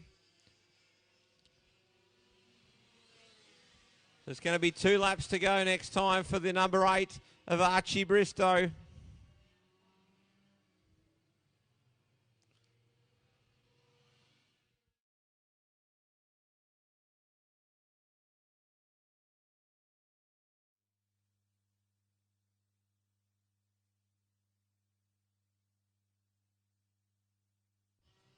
Yep, so the last lap now for Archie Bristow as he comes up to the start-finish line. 7:52 to go. Little spin for Millard on the exit of the outer corner. Polkinghorne through in second. Mifsud in P3. So Mifsud's closed down a little bit onto the back of Polkinghorne, but it's not going to be close enough.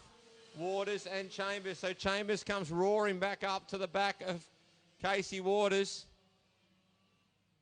Has a bit of a sniff in there, nothing doing. Hudson Millard past the commentary position, but another top shelf drive from Archie Bristow to win round 3 of the DPE Kart Superstore Victorian Country Series here at Portland. Second place is going to go to Curtis Polkinghorne. Third to Xavier Mifsud. So Polkinghorne and Bristow continue their run of podiums. Fourth place will go to Casey Waters with Bo Chambers behind and Alana Gurney, Solomon Green and Hudson Millard to round out your field here. Cadet 9 brought to you by Hitch Trailers, Chambers Portable Line Boring and Pro Karting.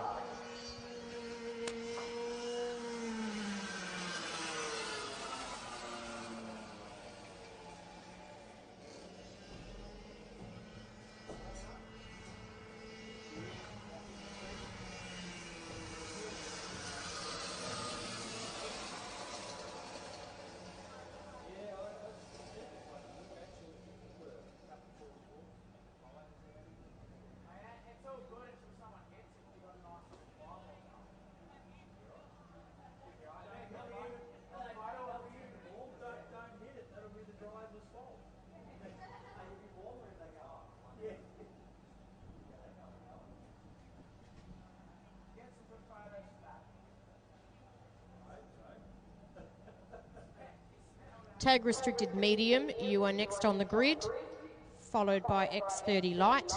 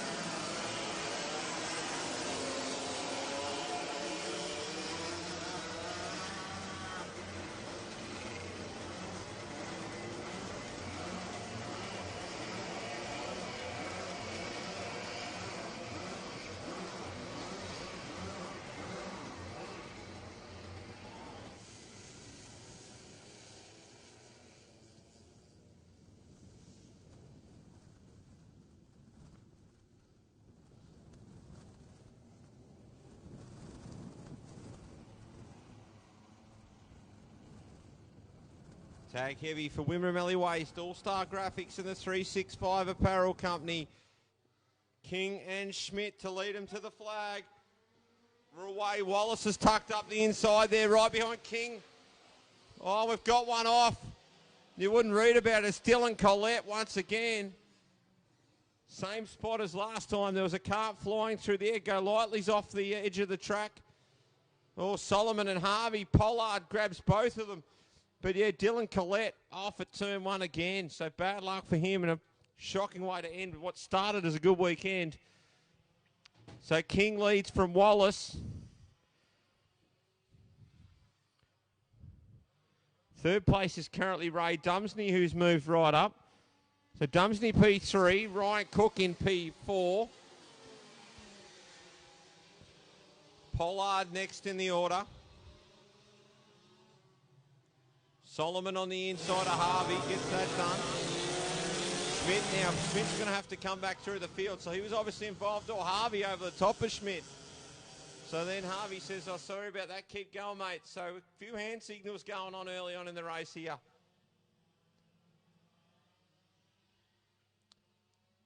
So Nick Schmidt is buried in the field. He was 8th at the end of the last one. So King away, Wallace.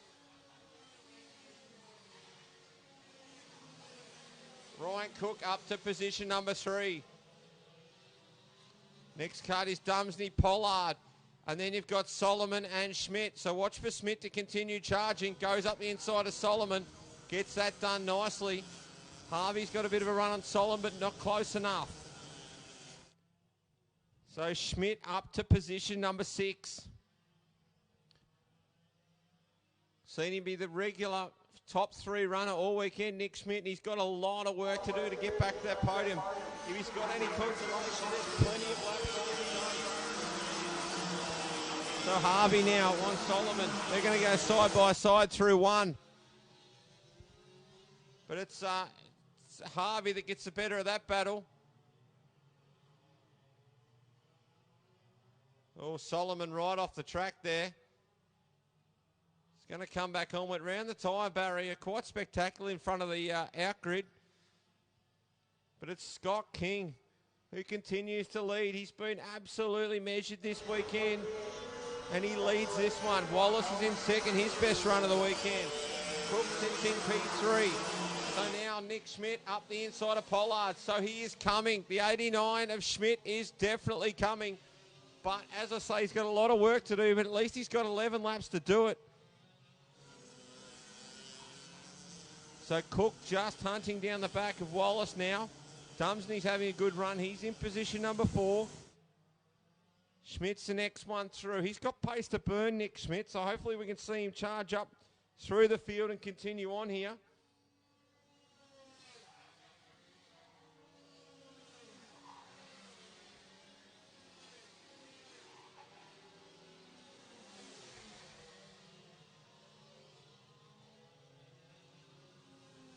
So the local driver, Scott King, the multiple time VCS champion, is commanding in the lead at the moment. Wallace sits in second from Cook and Dumsney. Schmidt, who's a man to watch, is currently in position number 5. Pollard's in 6. Harvey, Go Lightly, and Safoso. Solomon rounds out your runners at the moment in 10th, and Collette pushed out of this one very early.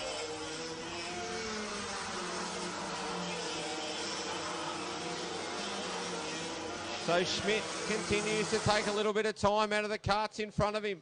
Could we see him end up back on the podium? Plenty of laps to get it done. 9 laps remaining. All we need is some battling between Wallace, Cook, and maybe Dumsney, and all of a sudden Nick Schmidt's a factor again. So Wallace, he's definitely having his best run of the weekend in second. Cook's had to rebound after that horror run in race 2. He currently sits in position number 3. Head of Dumsney. Does Schmidt pull some time out that time by? Definitely does. So Nick Schmidt with a 36.5. There, carts in front of him, we're doing 7s and 8s, so we can really 3/10 out of the carts in front of him. So Cook really starting to get close to the back of Wallace now.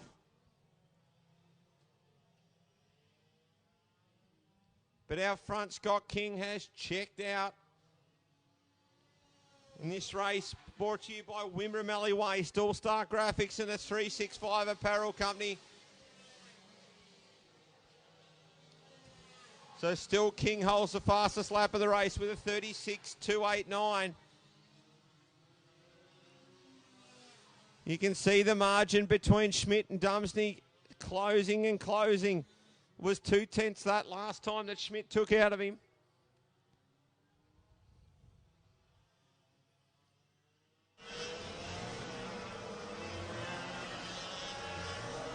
So King absolutely comfortable in the head of the order. Wallace, Cook, Dumsney and Schmidt.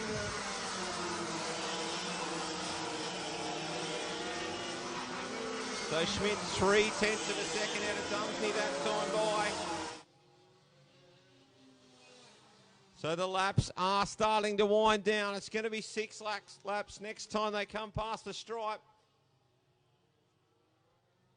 So any chance of a recovery podium, Schmidt's going to have to dispatch Dumsney fairly quickly.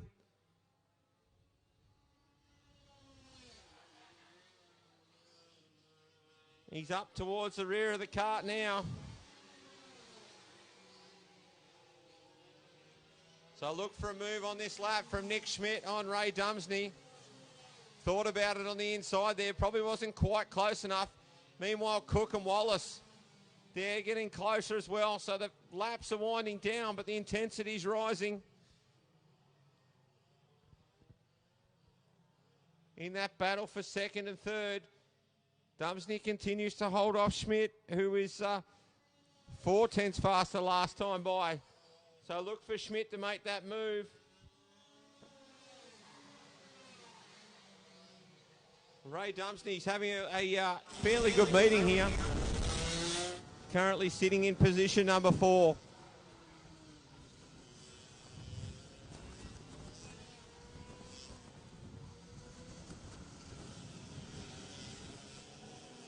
So Schmidt peppering the back of the Dumsney car. Wallace just stabilised with Cook a little bit. Scott King has checked out as he comes past commentary. He sees the board with 4 laps remaining. Wallace, Dumsney and Schmidt. So Schmidt hasn't been able to get a move done on Dumsney like we might have expected with the pace that he closed at. He's almost stabilised at the same speed as Dumsney now. Further back, Pollard and Go Lightly go at it. And then Harvey and Safoso and Aidan Solomon driving a lonely race after that off in front of the outgrid in the earlier stages. So another lap in the books for King. Wallace and Cook. Has Cook done anything for Wallace in the closing stages here? Schmidt has not been able to overcome Dumsney here. Could this be the move coming? Oh, big off there from Saposo into the tyres, backward and into the straight. That was a nasty one and right in front of our photographer, Darren Isaac. That was a high-speed impact with the tyres. Hopefully he's all right down there, Matt Saposo. That one was nasty. Scott King has gone off the track. Something's happened to the King kart. So you would not read about it, but just as Safoso went off, Scott King has parked up the number 4.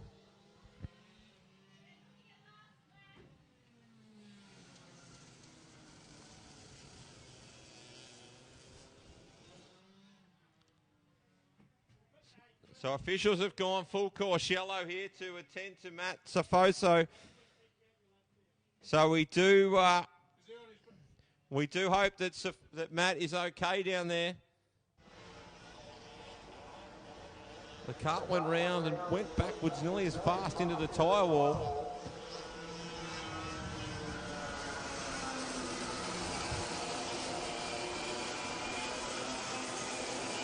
So what an action-packed finish. Scott King had been absolutely phenomenal all weekend. He had managed this class only to have some sort of failure. with a couple of laps to run.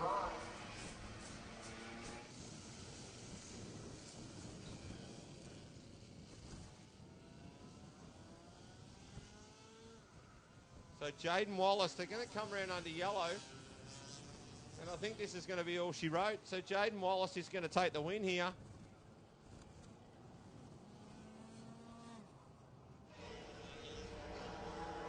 So Wallace the winner in extraordinary circumstances. Ryan Cook finishes second, Nick Schmidt in third. It's an unlikely podium comeback for Nick Schmidt. Ray Dumsney, Liam Pollard, Barry Golightly, Andrew Harvey, Aidan Solomon, Scott King, Safoso and Colette. What an anti-climax that one was. We do hope that Matt Safoso is okay down there. That was a very, very nasty incident at the end of the straight. So we will get a couple of carts collected and attend to Matt until such time. We'll take a quick break and we'll be back with you for the next class, which will be restricted medium.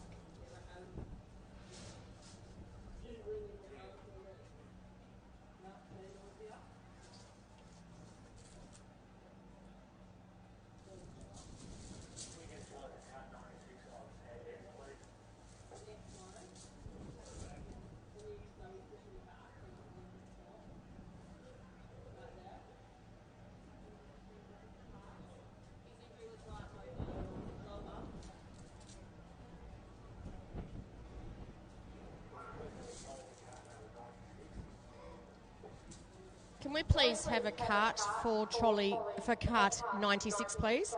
And just come out and get it, please. So a trolley for cart 96.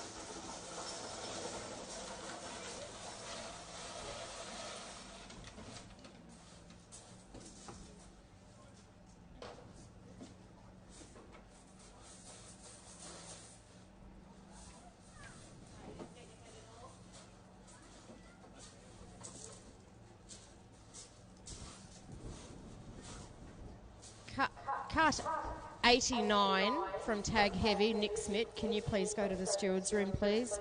Cart 89, Nick Smith, to the stewards room, please.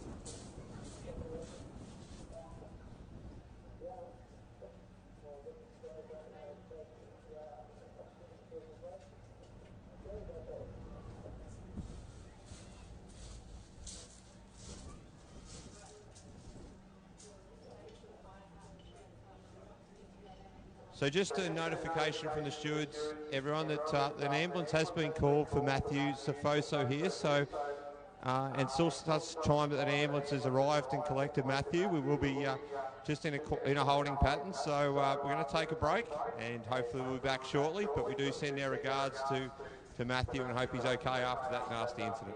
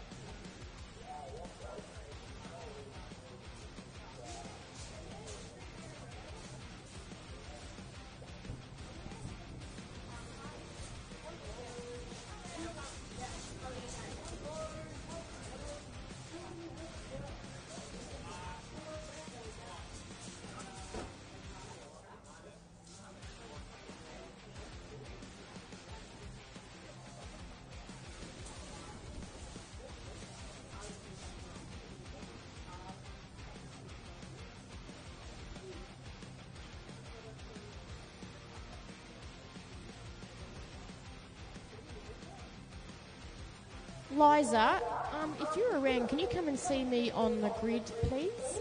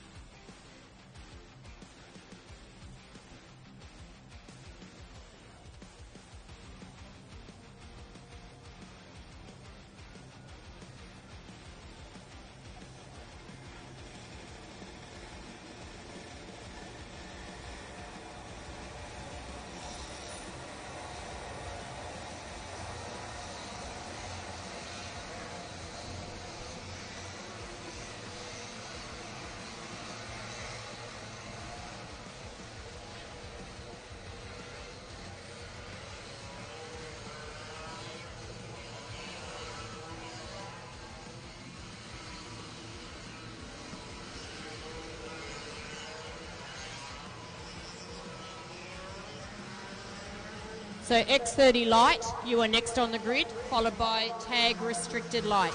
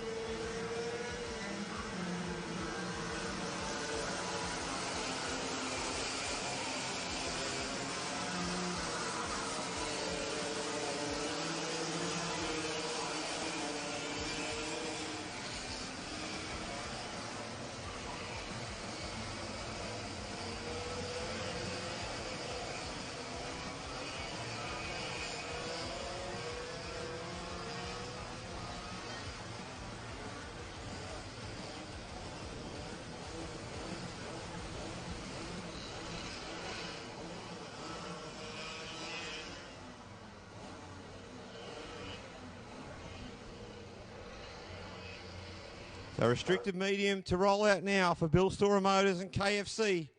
Storer and Humphrey to lead them away.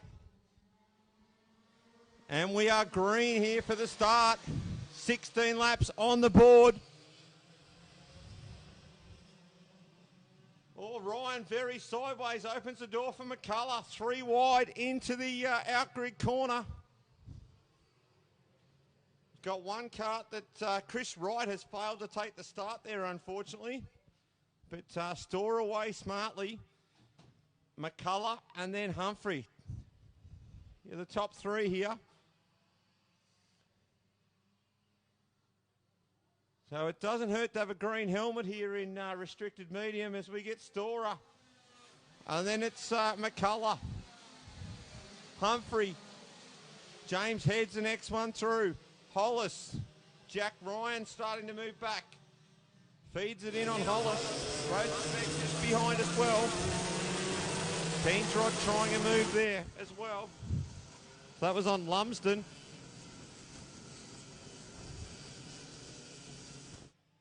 So just after a break there, we do pass on our best regards to Matt Safoso after his unfortunate accident there in the last one. We send a shout out to his family and friends as well, and we do wish absolutely all the best to Matt. So we'll get back to the racing now, and it's Daniel Storer who's the leader. McCullough goes quicker on that lap with a 38.021. So the 29 kart out of the Kartworks stable sits in P2. Bo Humphrey sits in P3. James Head's the next one. Jack Ryan's doing some work at the moment, trying to catch Head. Rosenzweig's behind. Then you've got Hollis, Devlin, Lumsden and Keensrod. So Jack Ryan, I think, just put another move on down. He grabbed Keensrod. So Tonkin now up the inside of Lumsden. Nothing doing there. So McCullough again. Quick time, 37.890 for Corey McCullough on lap number 3. So just faster than Daniel Storer, who's got about just under 0.6 of a second lead at the moment.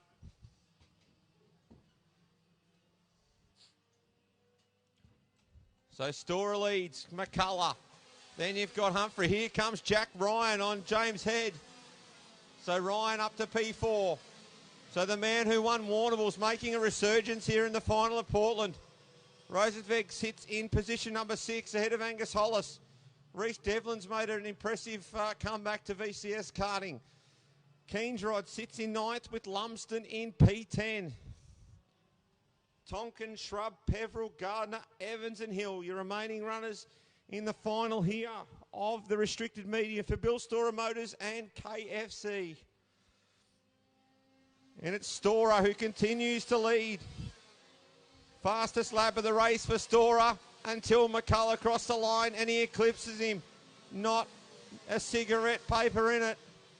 37.774 versus 37.754. So still just under 0.6 of a second the margin for Daniel Storer. But McCullough, you can see he's starting to put some thought and work into how he's going to catch Daniel Storer. But the local lad in the 43 cart is your leader.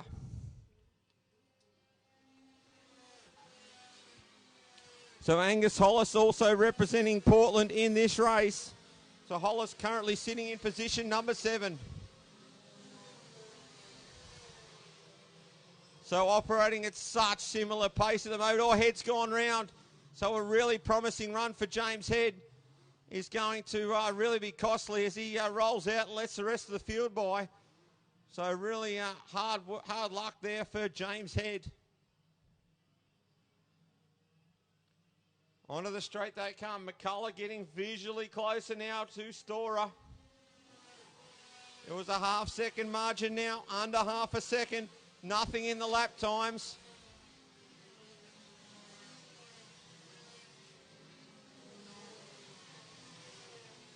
So Storer doing everything he needs to do at the moment. A lonely race in third for Beau Humphrey. Jack Ryan still in P4. He gives chase, as does Nathan Rosenzweig. Hollis, Devlin is ahead of Keensrod now. So Devlin driving well. Keensrod, Tonkin and Lumsden is your 10. Mark Shrub, who was on the podium at Cobden. Peveril, Gardner, Evans, Hill and James Head now rounding the field.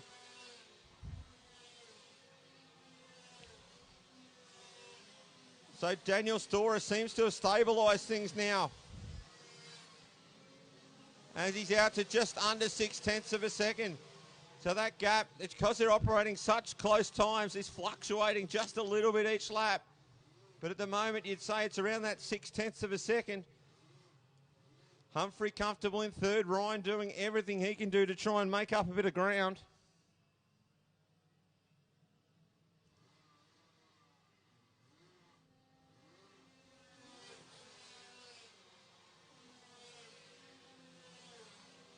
So still that 0.6 of a second. Storer does own the fastest lap of the race once again with a 37.690. And he was just a fraction quicker than Corey McCullough on that one. They're going to face 6 laps remaining when they come round to the stripe. Good battle now further down the order. I see that James Hedge just made a move on Micah Hill. Some really good racing through this field for the Miners. But at the moment, it's Daniel Storer doing everything he needs to do. McCullough driving the 29, very hard, goes quick time, that time by. So McCullough starting to turn the screws in the closing stages of this final. Half a second the margin. Storer hasn't put a foot wrong. But McCullough is coming, it's inevitable. Of course, McCullough qualified deeper in the field than we would have expected. There was an issue with the engine on the 29. Despite my jokes, it was nothing to do with the radiator being on the wrong side. So it's Storer who continues to lead McCullough under half a second now, if you don't mind. McCullough takes a 1/10 of a second out.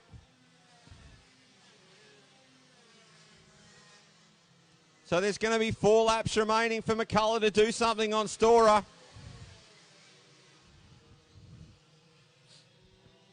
$37.728 for Storer last time by. McCullough, $37.695.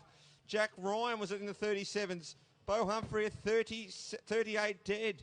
Rosenzweig also in the 37s. So there's still some stuff to be sorted. But at the moment, we're down to under 4/10 now for Daniel Storer. Can he hold on, the local lad? And see if he can roll Corey McCullough. McCullough won a black plate here in Tag Heavy some years ago, back in about 2013. So he's familiar with this track. He's racing against a local lad, but McCullough is coming on strong now. It's going to be 3 more circulations to get something done. But I'll tell you what, Daniel Storer's a tough nut. It's going to be no pushover. But this is just brewing into a grandstand finish between Storer and McCullough. Oh, McCullough goes to the inside. They're going to go side by side down the back straight, but Storer's got a better run. So now Storer knows he's under the pump. So she'll be elbows up from here. McCullough goes to the inside. Not the greatest spot to try and move there. So where's the move going to come? You feel like it's not far away, but the opportunities he tried, probably not ideal for Corey at the moment. So Storer leads. 2 laps remain. What an absolute corker we've got on our hands here, ladies and gentlemen. Here comes McCullough on the inside again. Not enough. They're going to go side by side, bump and grind into the horseshoe. Battle for the lead. Tries a crisscross, does Storer. So McCullough's grabbed him for the lead. Oh, big bad bent axle there, the 65. Chris Gardner, teeth issues there, I think, after that one.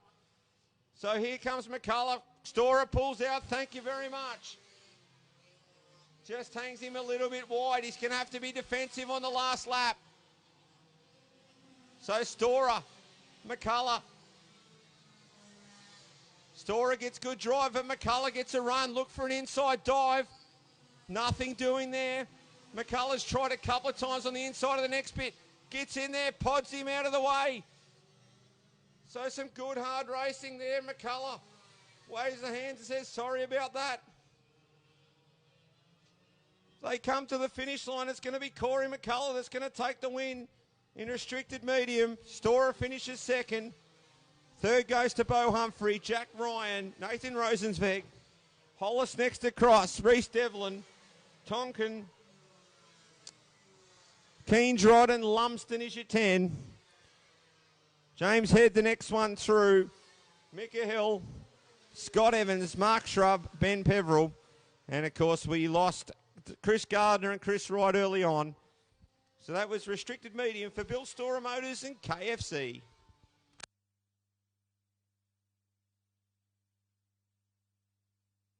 Tag restricted light, you are next on the grid, followed by KA4 Junior Heavy.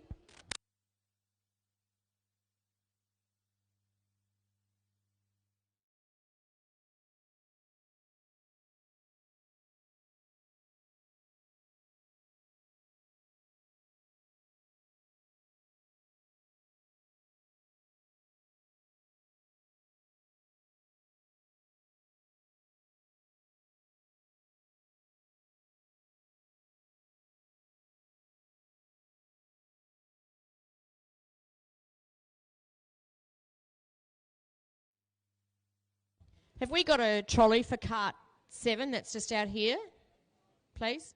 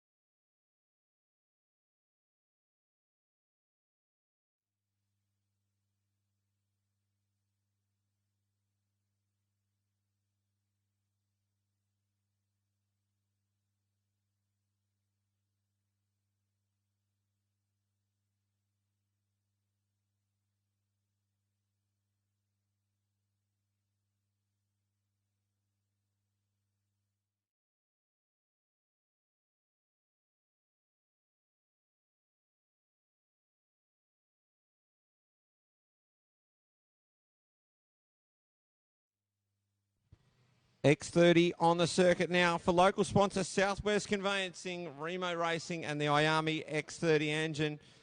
Your grid for this one to start at the pole position. It's Jacob Dowson in car number 8. On his outside is the 17 of Parker Scott. Jackson Johnson to start on the inside of the second alongside Will Misson. Matt Domishin and Derek Rogers to start on the third. Nick Ryan and Mav Benson on the fourth with Kobe Trigg to start on his lonesome on the fifth row. So, of course, brought to you by Southwest Conveyancing, Remo Racing, the Army X30 engines. Shout out to anyone watching wherever you may be on the live stream. Thank you to Southwest Conveyancing, PCJ Data and Electrical, and also Fitz Media.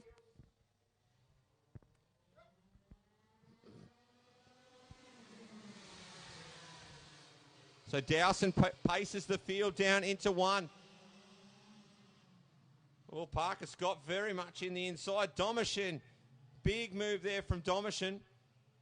Parker Scott drops back to third. So Domishin, the big mover, he was in fifth position as he come past the start-finish line that time. Now sits in position number 2. But once again, Dowson is out of there. So Jacob Dowson, who was the winner at Cobden, had a lot of pace at Warrnambool too, but just didn't fall his way. Here's your leader. Domishin's in second. Parker Scott. And then you've got Misson in behind him. Kobe Trigg, the next one. Jackson Johnson. So Trigg's having a great run here in the local racer. Cut number 2 in 5th place. Jackson Johnson, Derek Rogers. Well, Johnston has a look now on Trigg, but Trigg retaliates, comes back. Johnston then and Ryan and Benson to round out the field. Well, nearly dropped the wheel there, Dowson, but got things under control. Back pass now, Domishin under pressure. Jackson Johnson makes the move on Trigg now, makes it stick. So a good battle going on for second between Domishin and Scott. So Scott makes that move.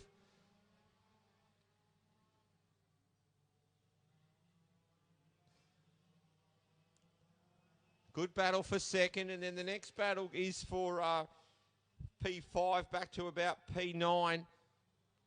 Jackson Johnson looks like he's put a little bit of margin there into Kobe Trigg. So Johnson, who's been very quick, looks to have turned the afterburners on. They're very, very tightly packed in, the carts from second right through to fourth. Misson hanging on beautifully onto the back of Domishin. But Dowson, it's going to be a long race for him. He's still got 12 laps to go. Out in front and comfortable.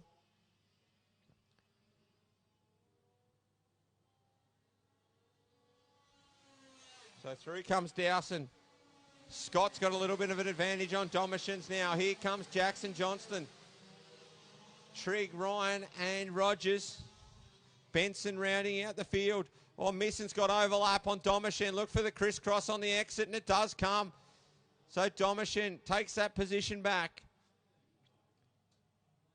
Buying into the battle very, very soon is Jackson Johnston. So Johnston's got pace in the 33 as he drives straight up to the back of Will Misson.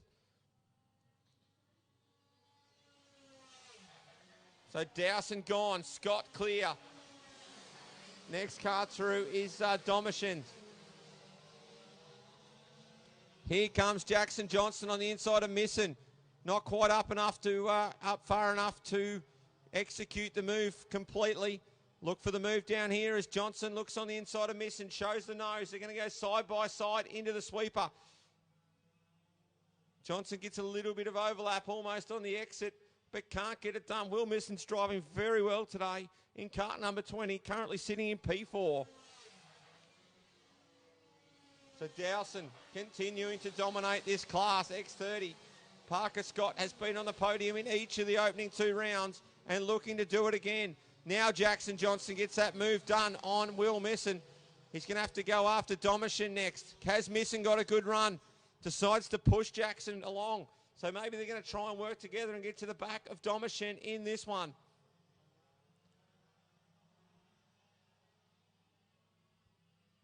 So Dowson did the fastest lap of the race last time by. Can he eclipse that this time? He doesn't, but he's very, very close to it. So great consistency from the number 8. Scott in P2. Domishin. And then it is Jackson Johnston missing. Triggs having his best run of the day. He's in position number 6. So Benson's moved ahead of Ryan and Rogers. So I have missed an incident in there between those two while we've been watching the other battles. So Johnston starting to try and work on the back of Domishin. Looking for a podium position here in Portland is Jackson Johnston. Of course, Johnston was on the podium in Cobden. Unlucky not to make the podium again in Warrnambool, his home track. So plenty to play for here in these remaining 7 laps. So Domishin comes over to cover. Dowson goes past once again. Scott well clear in position number 2. Now Jackson Johnston up the inside of Domishin. So Johnston goes to position number 3. Domishin looking for a move back on him. None of them out of formation there. Here comes Domishin. He's got a good run. Decides not to take it on Jackson Johnston.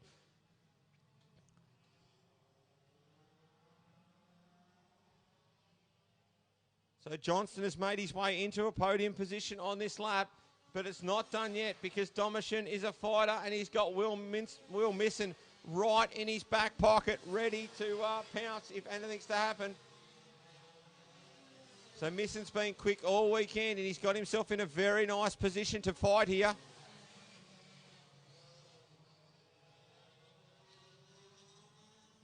Misson shows the nose, doesn't do anything about it that time. So Nick Ryan and also Derek Rogers look like they're going to resume a battle for the minors. That's in position 8 and 9. 5 laps to go for Dowson. Parker Scott in P2. Johnston is well clear now of Domishin, who's under pressure from Misson. So plenty to play for here before Domishin and Misson, although the chances of a podium look like they're just slipping away from them.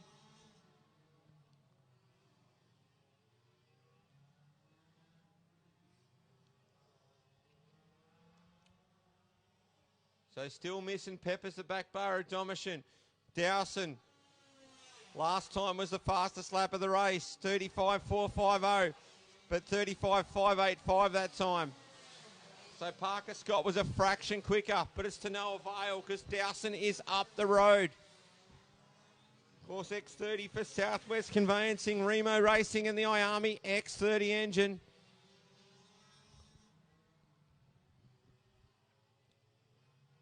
So your podium looking fairly set at the moment with 3 laps remaining. But the big battle between Misson and also Domishin is absolutely not over yet. And also Nick Ryan and Derek Rogers, that's a close battle as well. So Misson right up inside, so here comes Misson on Domishin. So he gets in there, not close enough. They're going to go side by side. Good clean driving. Into the hairpin they go, crisscross for Misson. Gets up the outside. Domishin covers. Misson, it's a good run, but actually tags the back of Domishin, wrecks his run. So no move coming there for Will Misson.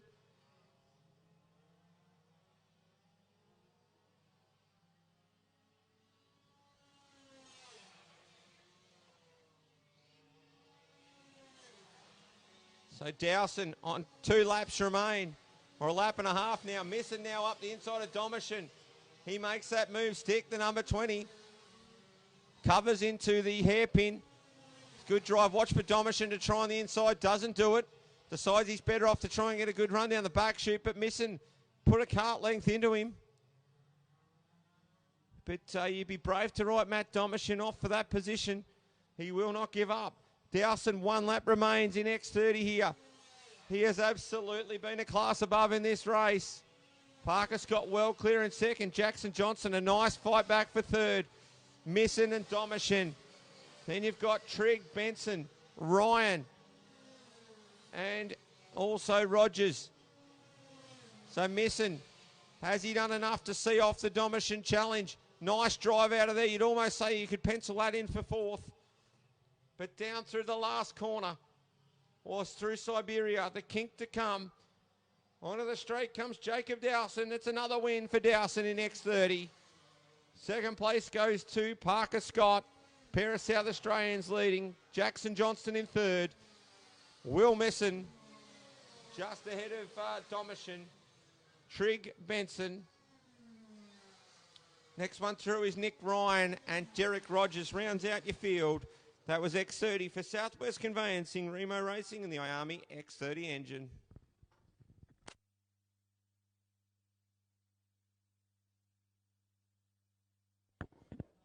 KA4 Junior Heavy, you are next on the grid, followed by KA3 Senior Medium.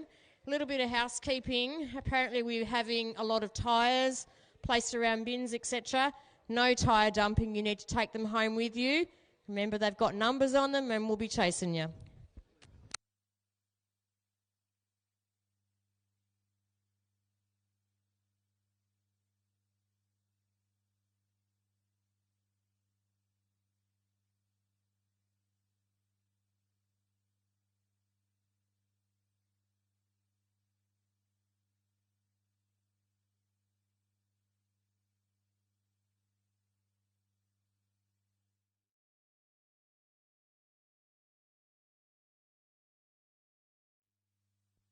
So if you do need any VCS merch this weekend, Johanna is about to finish up her sales. So if you do need anything, quickly get in and see Johanna.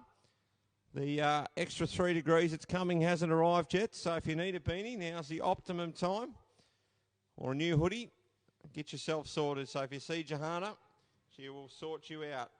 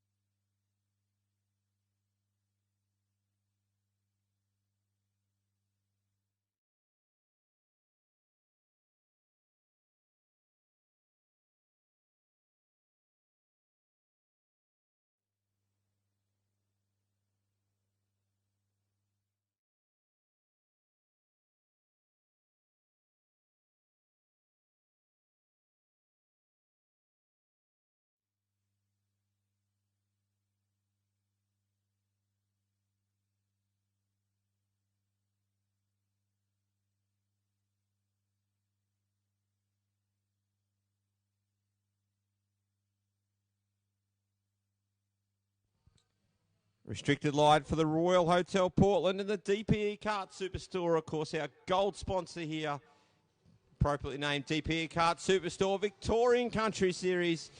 Restricted light on track now. On pole position, it's Spiros Anagnostopoulos. He is the gunman today. Andrew Ray on P2, Morland and Storer on the second row.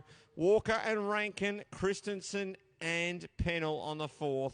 Dowland and Maloney on the fifth row. Matthew Elliott and Daniel Golightly occupy row number 6 ahead of Lee Wilkinson and Paul Creevy. Zach Feiget and Andrew Hyatt to round out this 16-car field for restricted light. Are we going to have a challenger for Spiros? He has been awesome this weekend. He's on a run of 2 consecutive round wins. He's more than keen to add a third to that today. So keep an eye on Spiros Anagnostopoulos. What can he do in this one? The challenges are coming. And as I say, anything can happen in motorsport and usually does. So we're away. Good start for Andrew Ray here. Oh, Ray tried to tuck it in, but no, sir.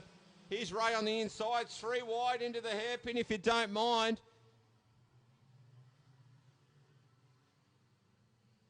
Oh, Spiros is getting boxed around a bit. So now they're going to go 3 wide down into the horseshoe. It is on for young and old. So we've got the Oscar Maloney kart right in a dangerous spot on the exit of the corner. So we'll have to get that one moved. So meanwhile, it's Andrew Ray that leads this one. So Ray leads from Spiros. Then Luke Storer, Moreland, Walker, then Rankin. We've got one coming back. Might be another bent axle, is it? The Wilkinson? No, it's a flat right rear. Going to bent axle, I'm suggesting he's got some major issues there in the 88. And he's OUT in that one. So now Spiros races up to the back of Andrew Ray. So Ray's got the jump at the start. The battle for third's on in earnest too. Here comes Spiros on the inside. Nothing doing. A little bit of bump and grind. Nothing to see here, ladies and gentlemen. Side by side they come in. Moreland, he's also joined this pack. Moreland was on the front row in qualifying. Luke Storer in behind and also Lukey Walker. Spiros to the inside of Andrew Ray now. So Spiros has taken the lead back. So they boxed him around a little bit at the start, but the main man's come back to the head of the order. Owns the fastest lap in this one at 37.653. So Spiros straight away puts the afterburners on. Moreland on the inside of Ray now. They're going to go side by side, round towards the hairpin. Ray still on the inside. Moreland crisscrosses, Ray runs wide. So now Luke Walker's involved, as is Luke Storer. So Storer sneaks up the inside of Walker. Just tucked up behind them is Tim Rankin as well. Shane Pennell heading the next pack, which includes Dowell and Christensen and also Go Lightly.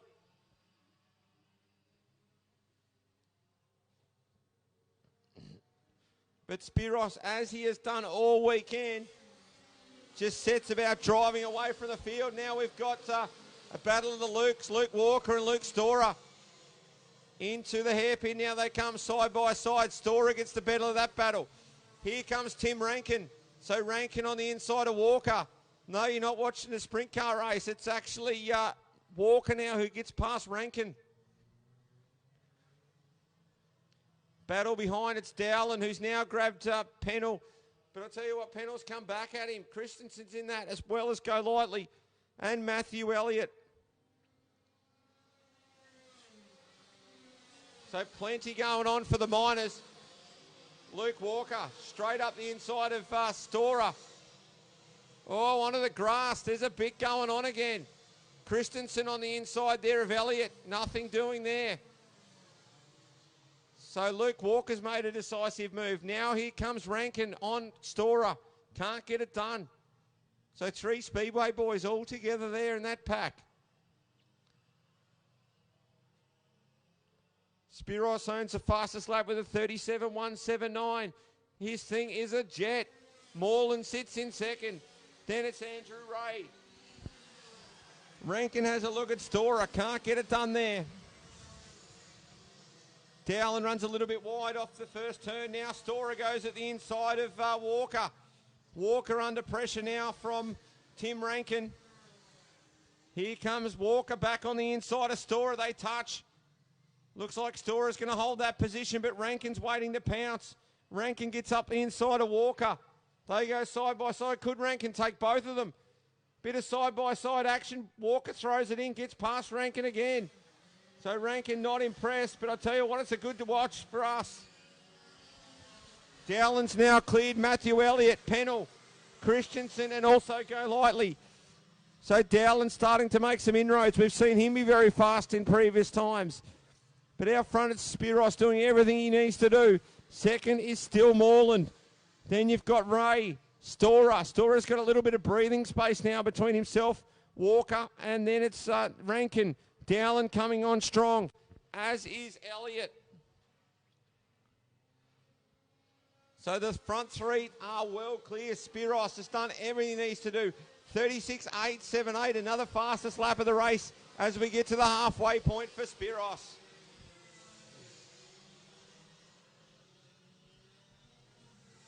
So Moreland, Ray second. Then we've got this intense battle between Storer, Walker, and also Rankin.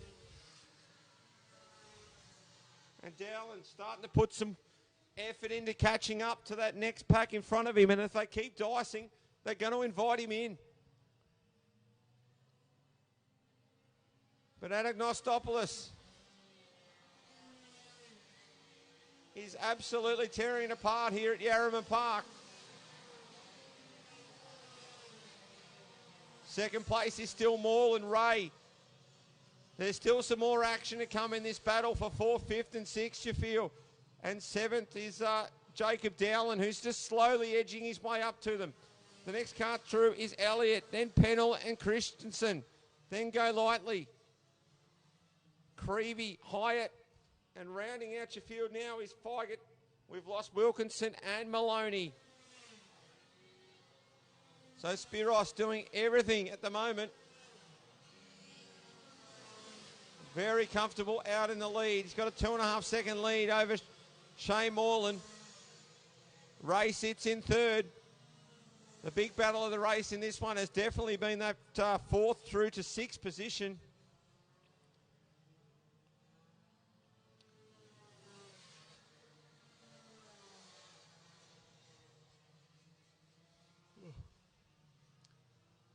So tuck down Spiros, still looking for that extra little bit. 2.7 seconds the margin to Moreland. As now Luke Walker makes another attack on Luke Storer. So Walker really trying to get back on the back of Storer, and he's taken Rankin with him. Dowling hasn't been able to get a lot closer. Good battle down the back straight. That's between Christensen and Elliott. Elliott prevails in that one.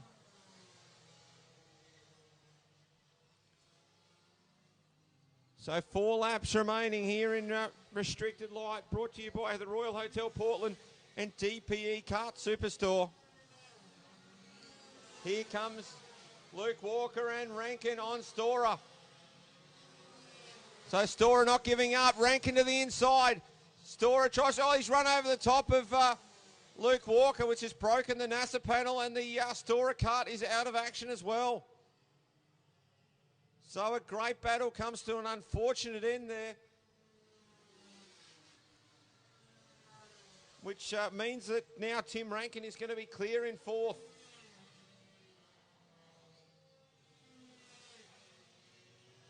So a bit of the NASA panel off the 74 of Luke Walker, sitting on the track on the low point on the exit of the hairpin.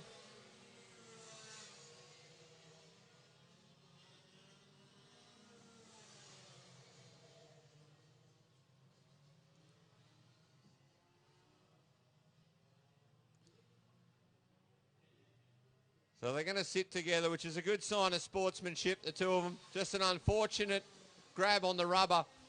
Spat him over the top, but they'd race well all race.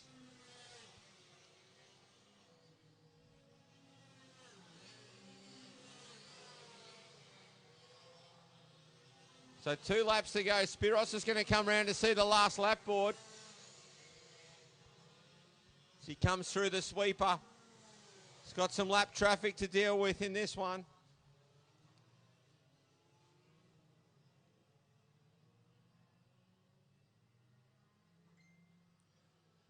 So here he comes. One more lap for Spiros. Goes to the inside there of the 86, which is Andrew Hyatt, a lap down. So 4-second margin he's got on Moreland. An outstanding job this weekend by Spiros. He's been one of the dominators. We've had a few of them. Oh, Christensen trying to move there on Elliott. Nothing doing. Creevy comes past another of your Portland members.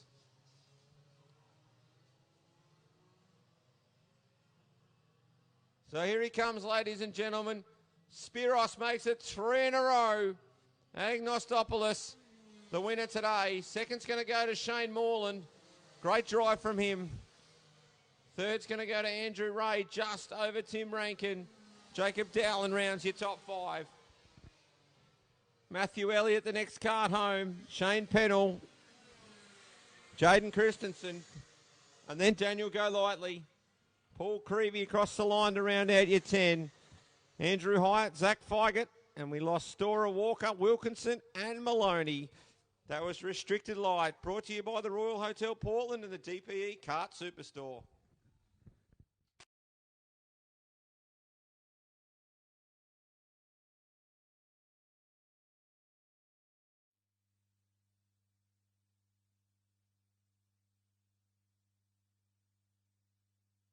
KA3 Senior Medium, you are next on the grid, followed by Cadet 12.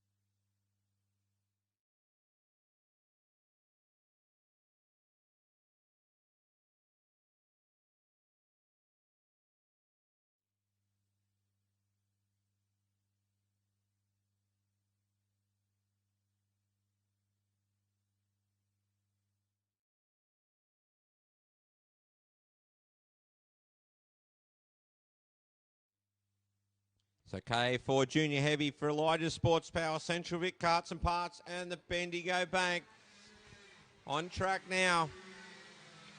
Zach Finlay and Taylor McKinlay to start on the front row. Lachlan Sharp and Laura Fay. Fletcher Shaw and Mia Mifsud on the third row. It's all set to go in this 6-card field. Just as we see him released out of the grid that time, a special shout out for Jenny King, our grid lady. Most of you see her at most of the tracks, but this is actually her home track. She helps out a lot of the other clubs with the grid, so thank you to Jenny. And also all our other volunteers who are helping us this weekend and making the racing possible. We do always appreciate the effort that those people put in to make things possible for us. So Finlay and McKinlay to roll them out. Sharp and Fay. Shaw and Mifsud coming around at a very, very steady pace.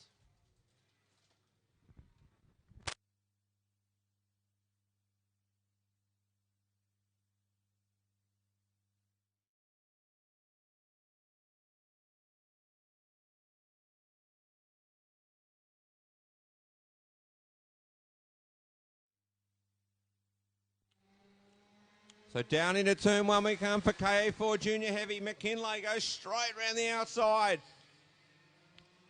Finlay still hanging out there, but I don't think he's going to be able to hold that. He doesn't. Lachlan Sharp goes up into P3. Finlay up the inside of McKinlay already. Laura Fay sits in fourth. Fletcher Shaw and Mia Mifsud.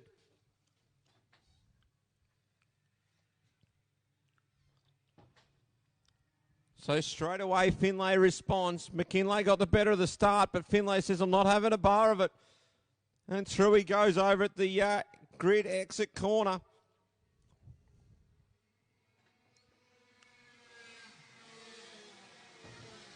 And already pulls out a small margin, 0.6 of a second, with a 40.449 lap to kick us off.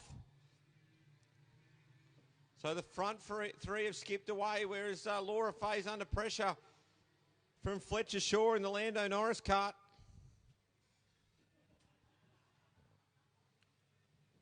So McKinlay are well along the track here. Second place is still held down by Taylor McKinlay. Lachlan Sharp sits in position number 3. Laura Fay, who was the pole sitter over at Cobden, sits in position number 4, just ahead of Fletcher Shaw. And then Mia Mifsud currently rounding out the field.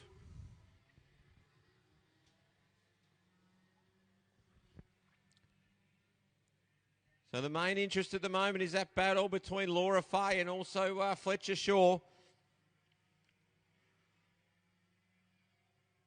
So many of these drivers in this field have had success. So Cobden, Fletcher Shaw, Lachlan Sharp, Taylor McKinlay, Zach Fitley, Taylor McKinlay, Hugo Garraway. So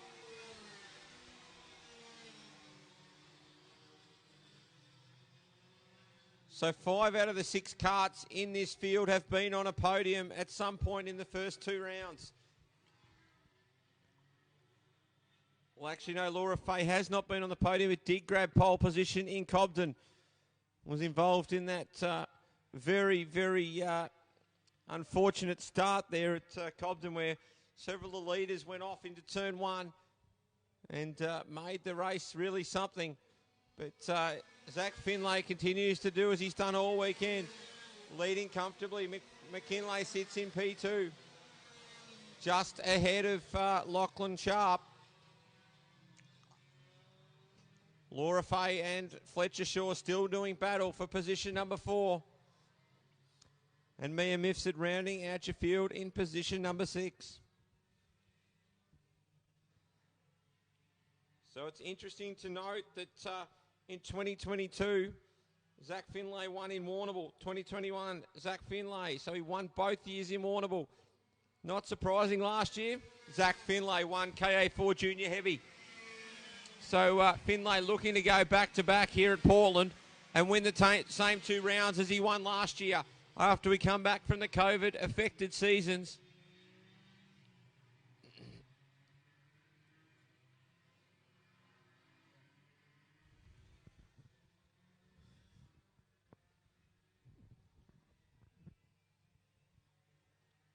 So all sorted themselves out pretty well now. If anything, Lachlan Sharp just taking a little bit of margin out of Taylor McKinlay. So Sharp coming on strong in the 27.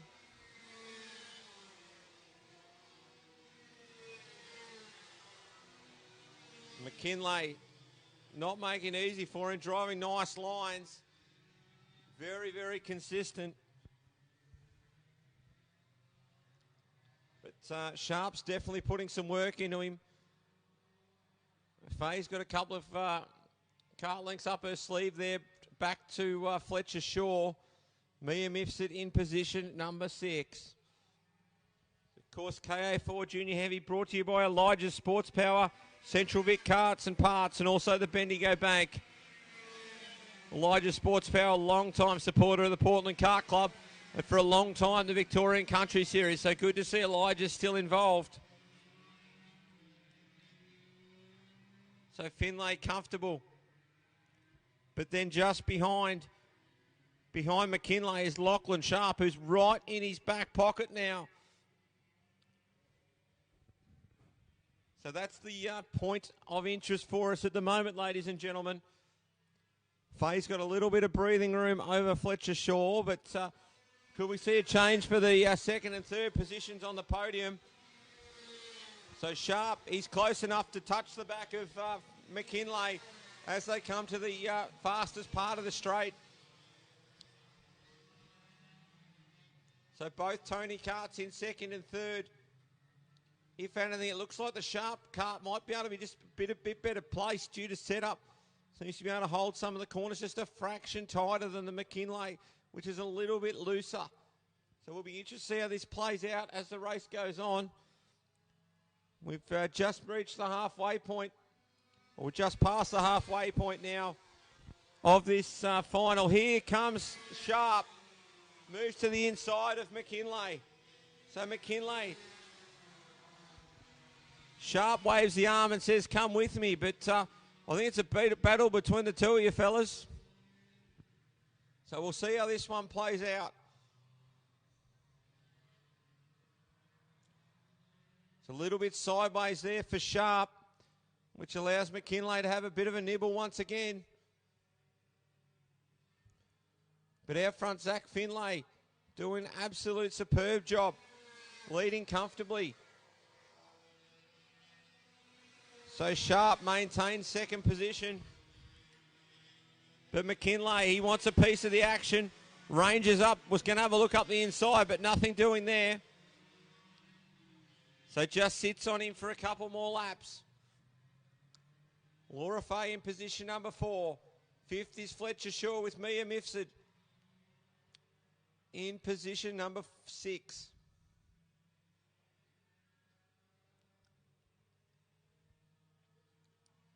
So still this battle rages for second place. Finlay has checked out.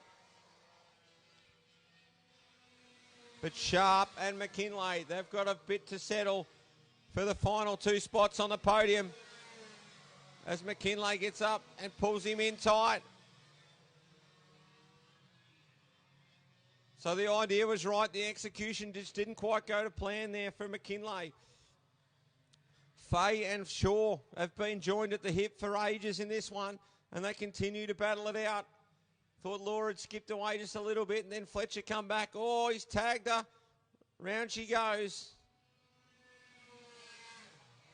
So unfortunate after such a great race that's how it's going to end between those two. But the battle for second, here comes McKinlay. Right on the back here of Sharp. Almost had an overlap there, but not quite enough. So Sharp and McKinlay in a shootout for second place.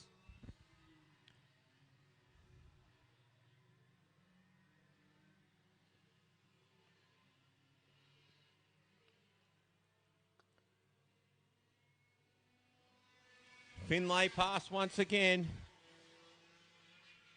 Big battle for second now as Sharp has a little bit of margin, but McKinlay is absolutely driving the wheels off the 5. He wants to stand on the second step of the podium, not the third one.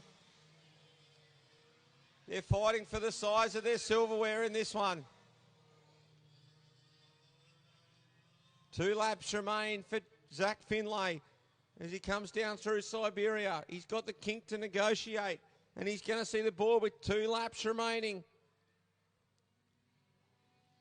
Still pressing on, but sitting down in the seat is Zach Finlay. Sharp's just got a little bit of a buffer now from McKinlay, but it's nothing that can't be caught up very, very quickly, as now McKinlay pulls up really close. Look for the drive off the down the back chute into the horseshoe. Still very close there. I think that the Sharp Kart might drive a little bit better off Siberia at this point in time through the kink. Seems to pull a little bit of margin there, but that gap closes up everywhere else around the track. So Zach Finlay's on his last circulation, ladies and gentlemen. Another superlative performance. We've had some real domination in these classes today. Zach Finlay is going to add his name to the list of winners. And one of the most dominant winners of the day too. Down through Siberia one last time, through the kink. Zach Finlay comes to the checkered flag, and it's another win for Finlay in KA4 Junior Heavy. Oh, side-by-side drag race to the line. Not much in this, but it's going to be Sharp and McKinlay for second and third. And to be honest, they both deserve a trophy, and they'll both get one. Fletcher Shaw, then Mia Mifsud, and Laura Fay rounds out your field in that one. Brought to you by Elijah Sports Power, Central Vic Carts and Parts, and the Bendigo Bank.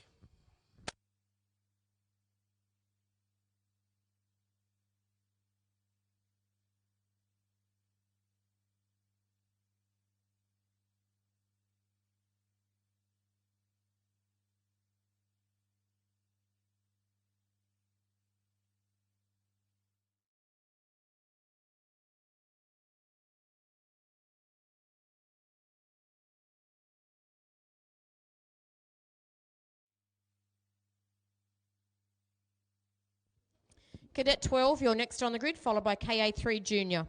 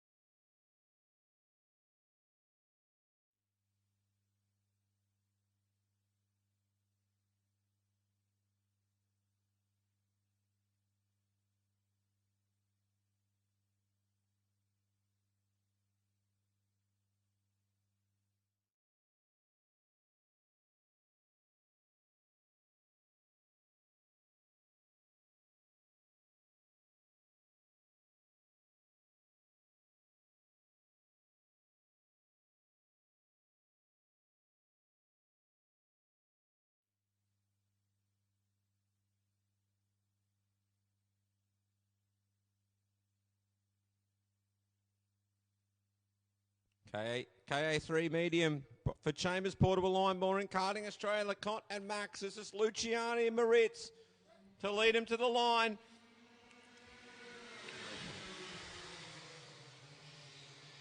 This has been a great class all weekend. I expect nothing less in this one. So Briggs is up on the outside there. Here Moritz are going to go side by side into the out-grid corner. So Chambers right in behind Luciani, as we've seen many, many times before. These two do a lot of laps together. So it's Luciani, Chambers, Briggs, Moritz.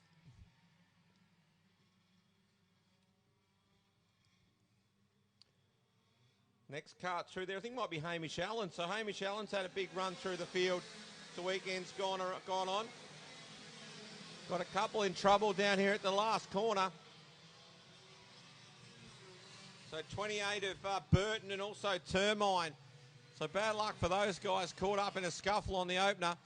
So Briggs has got by Chambers. He's going to get set chase after Luciani. Moritz tucked right in behind Chambers. And then Hamish Allen, who's having the run of the weekend so far, neats behind him. Chris Thomas, the next in the order. Seth Burton, Adam Henriksen. Henriksen's been good. So we'll see how this one plans out. Plenty of great racing on this in this class, and the depth just improves every time we put them out there.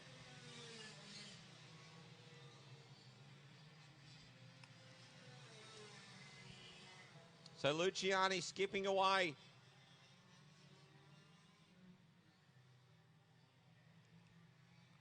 course, he'll be very, very keen to get up to Horsham and show everyone the new track when we go up there in August. So Briggs in second, Chambers sizing him up as well. Here comes Moritz on Chambers, has a look. Can't get anything done there.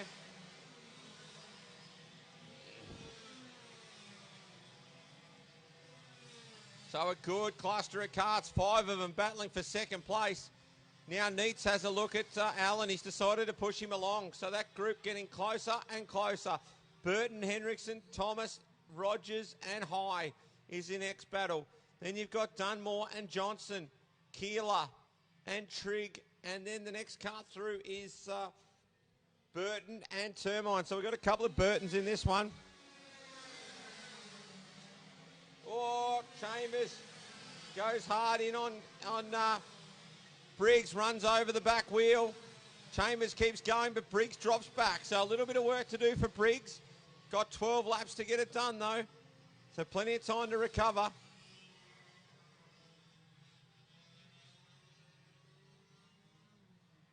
So Luciani, fastest lap of the race last time past.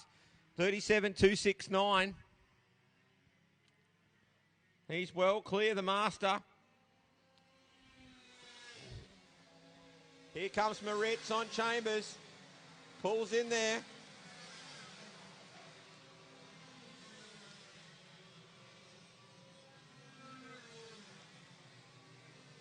So there's a real hot spot there from second back.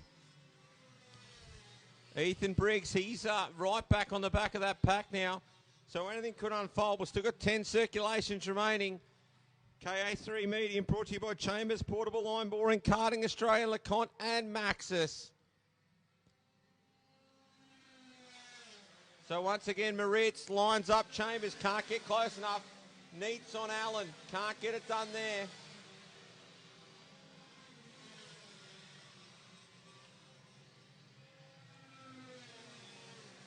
Oh, Moritz tries an inside move on Chambers. Can't get the move done at that corner. So he's having a couple of chances here where he's had a bit of a look, Moritz, but he hasn't been able to seal the deal yet.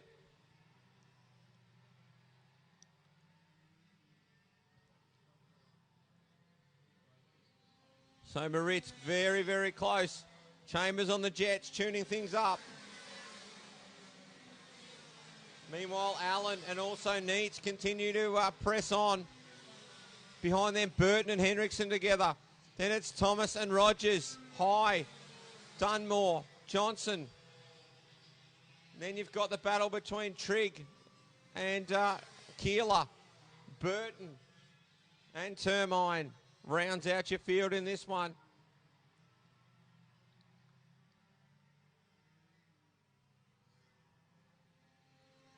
So Luciani clearly in the lead. Chambers now in the inside comes Moritz, and I think Moritz has done the business this time. Chambers comes back, but he's on the outside. Goes for a crisscross. But Moritz has passed Chambers now into second position. So how does this affect the outcome of the race with the guys behind? Does it give Neitz a chance? Does it give Briggs a chance? Allen also sits there in a commanding position in sixth place. So as we saw, Briggs had big speed, but can he get back up? Is there any ailment to that kart after that incident with Chambers?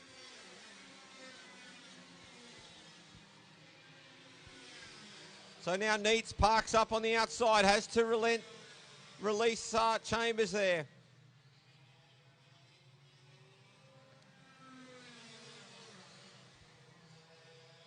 So Luciani, he is very, very comfortable in the lead of this race.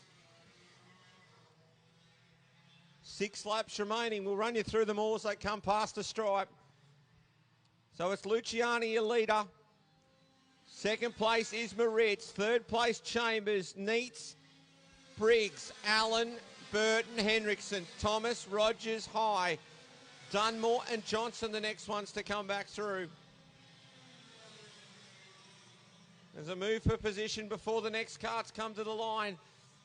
And it's now Burton, Keeler and Trigg. Termine rounds out this field. in position number 17.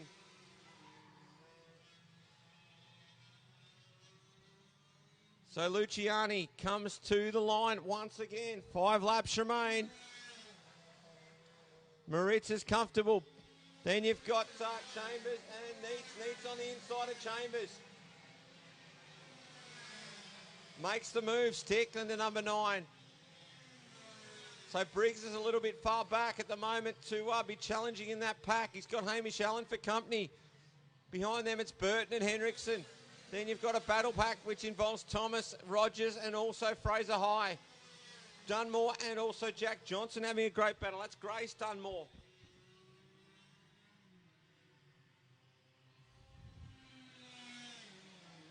So through again goes Luciani.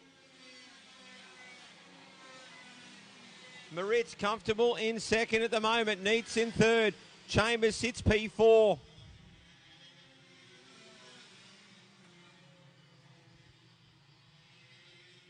Oh, Thomas and also Rogers and Fraser High locks up. So good little battle further down the order. They're battling for position number 9. Luciani had 4.3 seconds. I tell you what, we've had some absolute dominant runs today. And Remo Luciani about to add his name to the list. Moritz in second, Neats and then Chambers. Briggs sits in position number 5. Allen, Henriksen and Burton. This is a deep field in KA3 medium. Brought to you by Chambers Portable Line Boring, Karting Australia with LeConte and Max's tyres.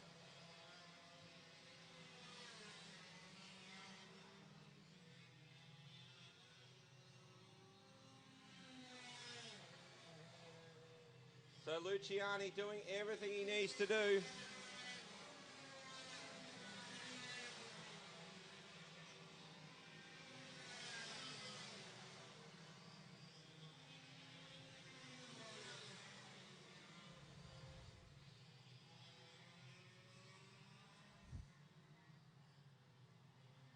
Through comes Burton, Keeler, Trigg and Termine. Luciani's going to see the last lap board here, ladies and gentlemen. What a privilege it is to see this man, multiple national and state champion, still at the peak of his powers. I do feel grateful every time I get to watch him because it's not often you get to see the legends of the sport with your own eyes. And here's Remo Luciani, one of the all-time greats of Australian karting, putting on a show for you in country Victoria, Portland. So just a couple of corners to negotiate for Luciani. Out he comes through the kink, onto the main straight, and it's Remo Luciani who wins KA3 medium. Second place is going to go to Ben Moritz. Third to Neats, fourth to Chambers, Briggs, Allen, Henriksen, Burton. Thomas gets the better of Rogers. Fraser High is the next car through. Jack Johnson. Grace Dunmore.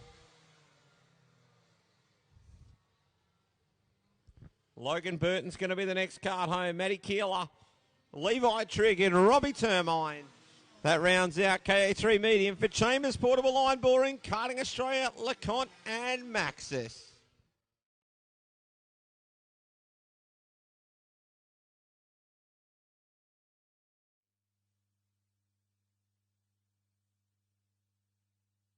KA3 Junior, you are next, followed by KA3 Senior Light.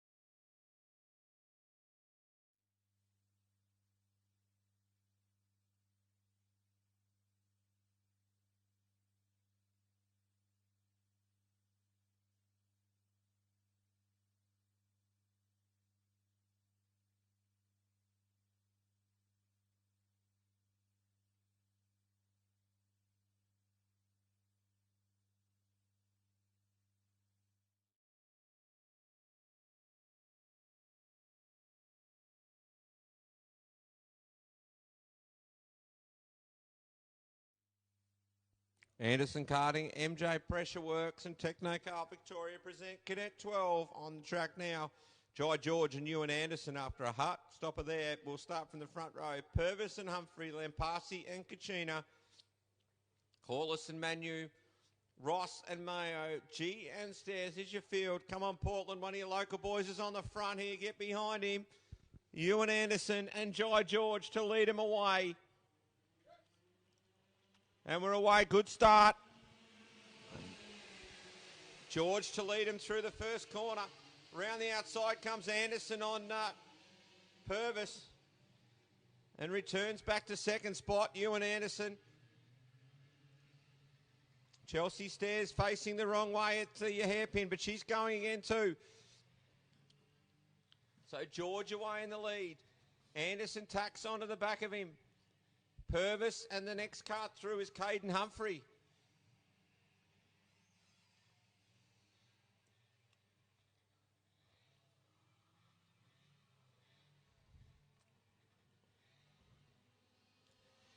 So Jai George, and in the inside comes Ewan Anderson. So Anderson makes the move for the lead. So George has a bit of a look. Purvis is in the mix as well. Humphrey, Kachina. Then here comes Manu. Gets on the inside there of Kachina. Mayo, Lampasi, Corliss, Ross, G and Stairs is your field in this one. Anderson's got a bit of a wriggle on here in this one after trailing George for most of the weekend.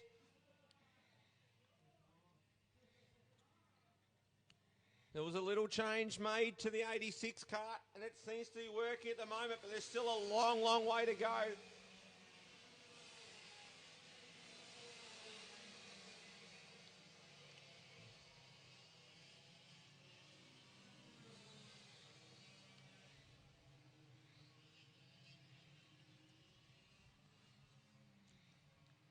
So Anderson leads George. Third is Purvis. Humphrey is clear in P4. Next cart through is Manu. Then you've got Kachina, Lampasi, Mayo, Corliss, Levi Ross, Riley G and Chelsea Stairs. So Jai George just starting to warm to the challenge here with Ewan Anderson. Fastest lap of the race now for George. So he sits in second position. Purvis is not far off the back of this pack either. And Caden Humphrey having a great run in position number 4. And Ash Manu sits in fifth ahead of Kachina. Lampasi comes through as well. Mayo, Corliss, Ross, G and Stairs.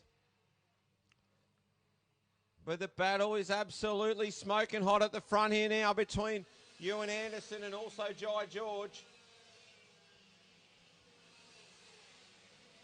With Blake Purvis just itching to get involved. Caden Humphreys also driving very well in position number 4. Manu, Kachina, Lampasi.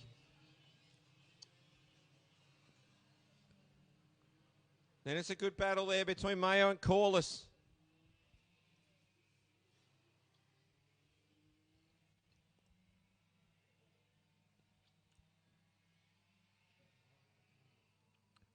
So Anderson, he's got a little buffer. Let's bring Purvis into this race here. 11 laps remain. Fastest lap of the race for Blake Purvis. So Purvis is right in the mix here. So a real opportunity for a new winner here for the third round. Riley Harrison, the winner of the first two, didn't come this weekend. So it opens the door for a new winner today. And we will crown someone who hasn't won yet this season in VCS competition. At the moment, it's Ewan Anderson on his home track, leading Jai George with Blake Purvis tucked up just behind them.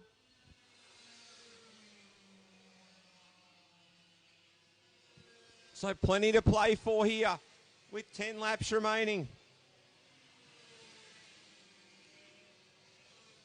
So George not letting Anderson get away one bit.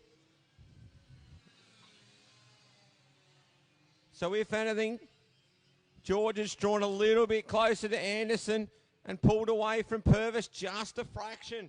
So fastest lap of the race last time by was Jai George. So George is getting on with it. We're going to have a good old-fashioned shootout to the line here. And it's Anderson and George. They've been the class of the field most of the weekend. But I tell you what, Blake Purvis is really showing his form in this final. As the day starts to get just that little bit darker here in Portland. It's still Ewan Anderson who leads from Jai George.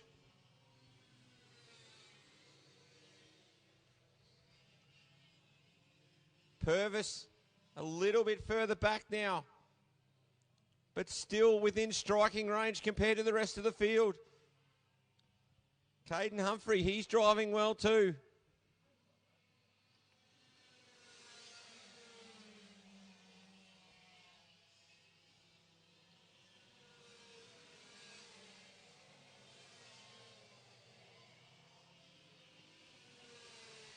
Another great battle towards the for the minors, which is between Mayo, Corliss and also Ross. Those guys are having a great battle, each learning their craft and improving each lap. Riley G and Chelsea Stairs rounds out your 12-kart field here. So it's tightened up. Anderson goes on the low side. George looks on the high side. So 7 laps remaining. Oh, George on the inside. So Jai George to the lead. Anderson goes for the crisscross. Gets back. Oh, they come together. Here comes Purvis. They're locked together. Oh, no, they're going again. But I tell you what, they've gifted the lead to Purvis. So can these two come back and challenge Blake Purvis? I said he was itching to get involved, but I think he might have just got more than he bargained for. So Purvis, your leader. George is in position number 2. And Anderson behind. So they've got some big work to do over the next 6 laps if they're going to catch him. Because I tell you what, the pace that Blake Purvis has shown, they're unlikely on raw pace unless this cart goes off. I don't think there's enough speed differential to make a huge gain here. But Purvis is your leader. Jai George is in second. Ewan Anderson sits in position number 3. Good battle there with Humphrey and also Manu. Kachina is also involved in that battle. Humphrey goes deep. There's going to be a crisscross here. They're battling deep and hard on the straight. Could go 3 wide here. Kachina makes a position up. He moves past Manu. Lampasi's in behind there as well. He's in position number 7. Corliss has got the better of Mayo. Ross sits behind. And then G and Stairs. 4 laps remaining in this one. And I tell you what, George, it's Jai George. He's putting some big work into Purvis. Did the fastest lap of the race last time by. And Jai George is back on a charge. He does not want to leave Portland without that big trophy. And he's prepared to do what he needs to do to get it. This one for Anderson Karting, MJ Pressure Works and Techno Kart Victoria. So Purvis last time by was a 40.228. He was half a second slower than George. So George is pressing on majorly here.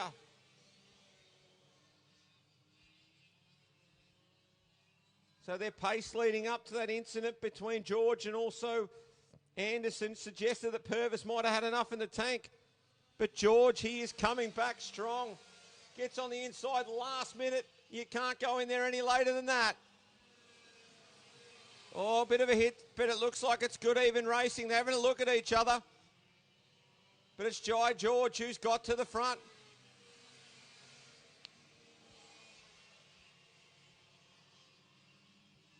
So George now leads Purvis and Anderson with 2 laps remaining. They were set back a long way when they got hooked together, Ewan Anderson and also Jai George. But George has come back breathing fire and he's hit the lead again. So Ewan Anderson, can he move up on Purvis? He's got a little bit of speed in hand, but can he make it work? As the great Murray Walker used to say, catching is one thing, passing is another. So Caden Humphrey, he sits in position number 4. Kachina behind him. Then it's Manu and Lampasi. Got a bit of daylight back to Corliss. And then you've got Mayo and also Ross, G and Stairs. So the last lap board is out for Jai George. Purvis goes very, very narrow. He's looking around for where Ewan Anderson is. Very even lap times between Purvis and Anderson that last time by. But Jai George has cleared out a little bit. Goes narrow, does Purvis, which is going to allow Anderson a bit of drive. Tries to go across, he blocks. Anderson's going to have to go. He's going to have to make something up here. So they come down into Siberia for the last time. Oh, he looks over his left shoulder and Anderson's gone to the right. But it's going to be Jai George on his run through the kink. Who's going to win Cadet 12 today? George, your winner. Second goes to Purvis. Anderson in third. Next home is Kachina. Then you've got Humphrey. Then Manu. Lampasi, Corliss, Mayo, Ross. And G. Chelsea Stairs rounds out your field there. In Cadet 12 for Anderson Karting, MJ Pressure Works and Tecno Kart Victoria.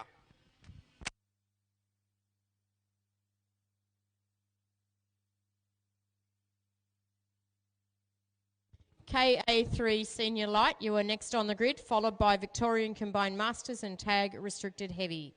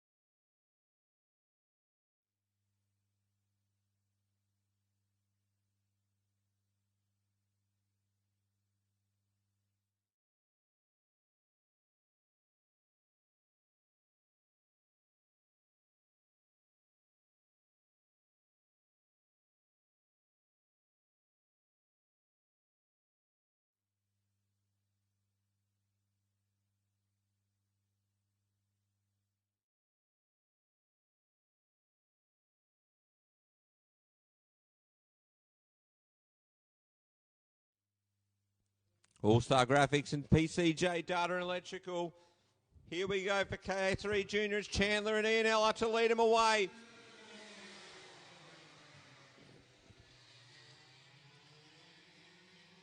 So Chandler has made a great start. Ian Ella spins there, and so that's the cutting cart has come together with Alexa Poulos. So a concertina effect there has really caused some issue there, but Ian Ella has dropped back a lot at the start there, which is not what we're used to seeing from Leo. He's normally dynamite on those starts.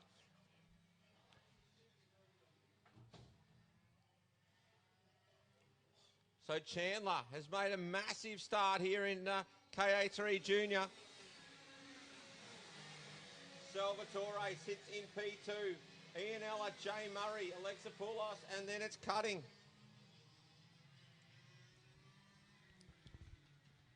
Of course, Ian Ella has won both rounds of this class so far. Would you believe Jacob Chandler Encouragement Award last time? Now he leads.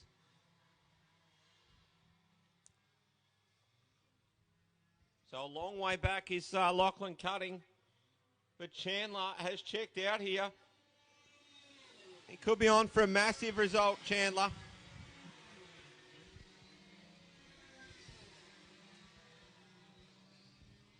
So now Salvatore and also Ian Ella go at it, just as they did in the closing laps at Warrnambool. Ian Ella moves to the inside. Gets by Salvatore. Jay Murray, he's parked up behind him as well. So looking to buy a ticket into this one. So Jacob Chandler, another one of the South Australian juniors, doing a great job here from the Southern Go-Kart Club. Leads this one. Ian Ella gives chase now. So fastest lap of the race that time by for Jacob Chandler, though. He's got 2.1 seconds. Was a 36.714 on now. Murray, a big move on Salvatore. Alexa Poulos, he's having his best run of the day.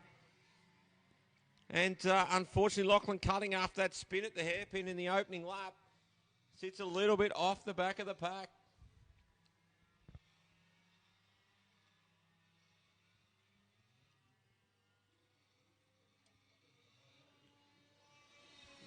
Chandler, does he extend that margin? He does with another fastest lap at 36.479. He's out at 2.4 seconds. So he's delivering on potential in this one is Jacob Chandler. Has showed flashes of speed all weekend. And now putting it together at the head of the order in KA3 Junior. Brought to you by All Star Graphics, PCJ, Data and Electrical. This one is your final junior class of the day. A couple of senior classes to come. But at the moment, Chandler does it. 36.340. Just fastest lap after fastest lap for the 83. So he's definitely not resting on his laurels here. Has a bit of a look over the shoulder. Sees Ian Ella in second place. Murray's in third. So, of course, Jay Murray was third in the last round at Warrnambool. So looking to add some more silverware to his collection. Salvatore sits in fourth. Alexa Poulos, and then it's Cutting.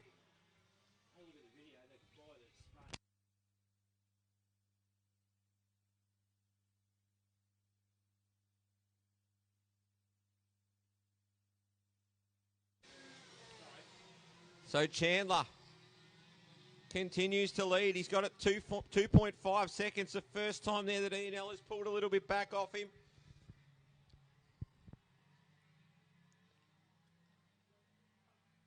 But it's still 2.5 seconds. We've still got 9 laps to go. There's plenty of time. But it's going to take some big, big laps from Leo Ian Ella to catch this margin up to Jacob Chandler, because 2.5 seconds is no mean feat to be ahead. What does the timing say? Very similar lap time, so no gain there for Ian Ella on Chandler. Murray sits in P3. Salvatore and Alexa Poulos. Then we've got Cutting, who's managing to catch up to the back of these karts. So with 8 laps to go, Cutting could actually move up a couple of positions here. Salvatore, who's been very quick, currently sits in P4. Doesn't look to have much for the karts ahead of him. Chandler does a new fastest lap of the race with a 36.195. So he's not only leading this field, but he is actually going faster and faster, ladies and gentlemen. He's putting on a clinic. Is Jacob Chandler. Could he be set to end the run of Leo Ian Ella, who's won the opening 2 rounds?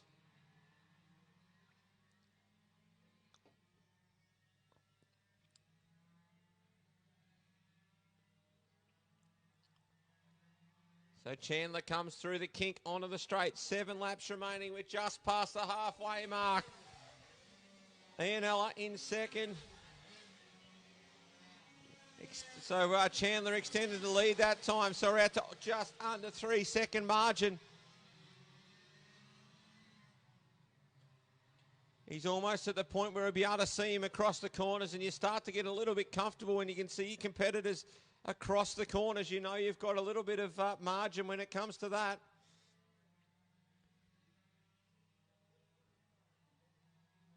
So here he comes onto the straight again, is Chandler. Driving absolutely superbly in the 83. 36.215. Puts another 4/10 in. So there's no catching Jacob Chandler. His margin is increasing. 5 laps to go as Karting now emerges on the back of Alexopoulos, who's battling now with Salvatore.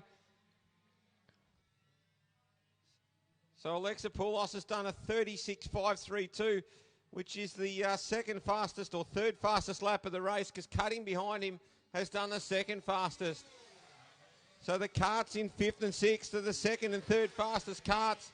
So you imagine we're going to see some changes here shortly.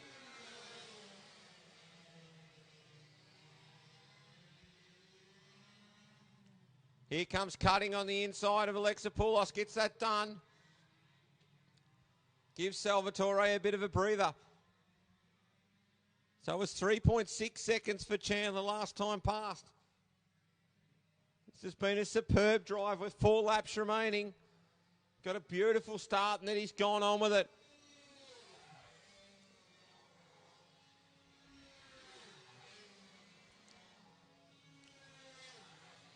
So another 2/10 stacked on this margin.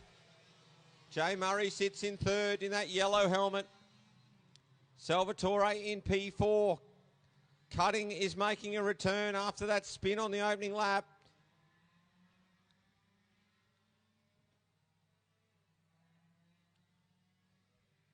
So maybe the Salvatore kart possibly got some sort of scarring from that opening lap. Don't think there was a lot in the actual incident, but maybe there's something that's not quite right, because he hasn't shown the pace that we've seen from him in other races. As Karting now slips up the inside.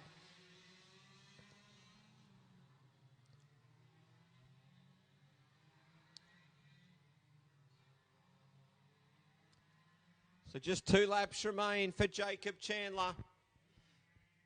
Kart number 83. Trying to sign off here in Portland. 2 more circulations. Just on 1,500 metres to go for Chandler to seal a big win here in round number 3 of the DPE Kart Superstore Victorian Country Series. So Ian Eller still comfortable in second position. Got shuffled back a bit at the start and has rebounded up to second. Jay Murray, he had to fight to get into third. Karting sits in position number 4.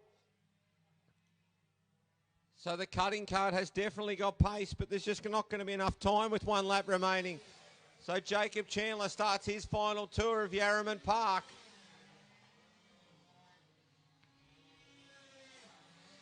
He's got 4.2 seconds. He's just got to get that kart back to the finish line, and he's going to be a round winner. Round the horseshoe, into the sweeper. Big result coming up for Jacob Chandler. Down into Siberia. He's been all class in this one. Comes through the kink onto the main straight. It's going to be a win for Jacob Chandler. Kart number 83 home for KA3 Junior. Leo Ianella in second. Third goes to Jay Murray, so some more silverware for Murray. Karting comes back for 4. Salvatore and Alexopoulos rounds out the KA3 Junior field for All-Star Graphics, PCJ Data and Electrical. Victorian Combined Masters and Tag Restricted Heavy, you were at the back of the grid. Thank you for the very last time.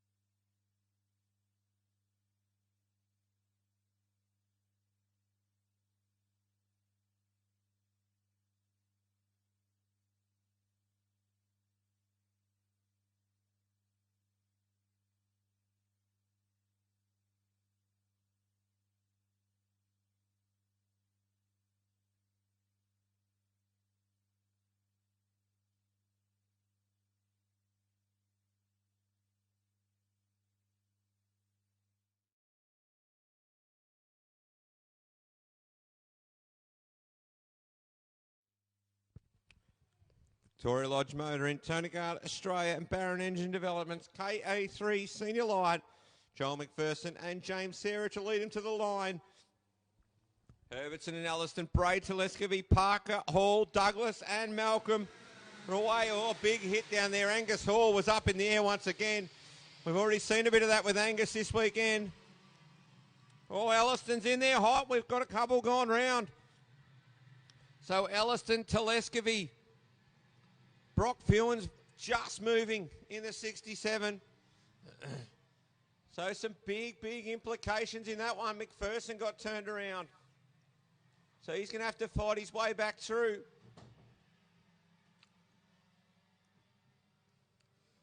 So remarkably, McPherson got turned around, somehow recovers to be in P4. A bit of Days of Thunder stuff there. 3 wide at the end of the straight. Bottrell's gone. So Bottrell turned around on the outside of that 3 wide stoush into the turn 1.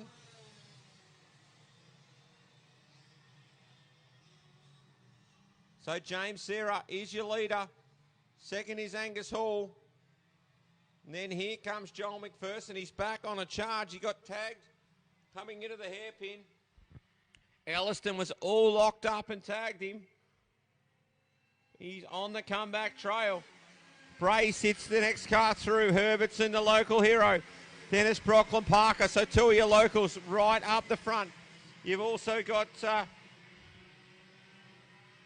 Mika Bottrell, who's in position number 17 in the local drivers.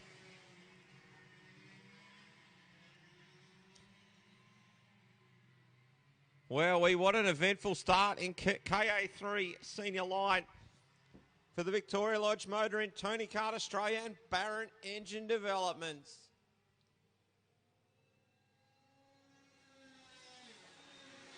McPherson now on Hall.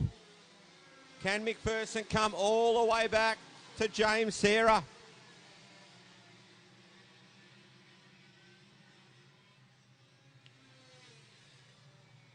In a class this size, I'm not sure I've ever seen someone spin on the first lap and come back and win. So this could be really something, but he's got his hands full to catch and pass James Sarah, the multiple-time national champion. And another one of the absolute guns of karting in Australia. He is the head man. But here comes McPherson. Angus Hall sits in P3. Bray, and here comes Herbertson on the inside of Bray. Brockland Parker, he's inside the 10 in P6. Douglas, Riley George now moves up into position number 8, ahead of Jordan Malcolm and Jet Buckley, who round out the 10 at the moment. So Josh Elliston, he's a long way back. He was the one involved in that shunt at the start with McPherson. Hasn't responded quite as well as McPherson. But I tell you what, the 42's making some inroads at the moment. He took 0.4 of a second out of James Sarah that time.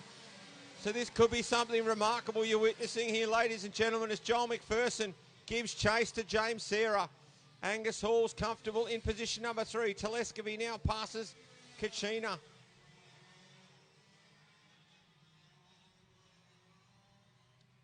So some good battles up and down the order here. As McPherson, he is absolutely on fire. Chasing down James Sarah.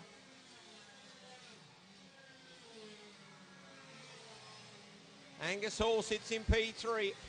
It's Herbertson, then Parker, Douglas, George, Elliston now on the inside of Malcolm. Between those two, I think it was Jet Buckley who's in position number 9. So some big moves around the back end of the 10 as McPherson ranges right up onto the back of James Sarah now. It's the second last race of the day and we're in for a big one. So McPherson, he goes to the inside on Sarah. Nice move. Sarah doesn't give him an inch and he doesn't ask for an inch either. So what a remarkable turnaround. Tagged around, turned around on the opening lap and then comes back and now leads the race.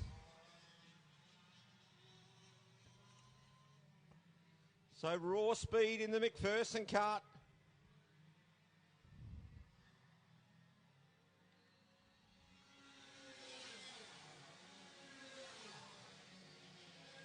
Meanwhile, the battle for the final spot on the podium. Riley George now on the inside of Jason Douglas.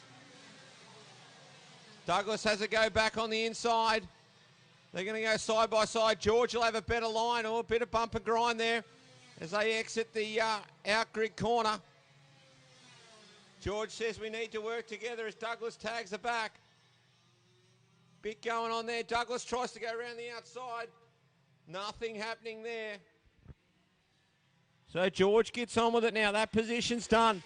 But it's McPherson that leads. 7 laps remaining. This is an epic. So Hall and Herbertson. Brocklin Parker, he's well clear in position number 5. Riley George is in position number 6. Douglas in 7th. And Josh Elliston starting to work on the back of Douglas. Buckley's the next one through, then Malcolm, then Telescovy. McEachran leads the next order. No, it's not McEachran anymore, it's Moreland. So Moreland, McEachran. Then you've got Kachina, Burkhardt, Bottrell, Fewens, and we've lost Ethan Bray.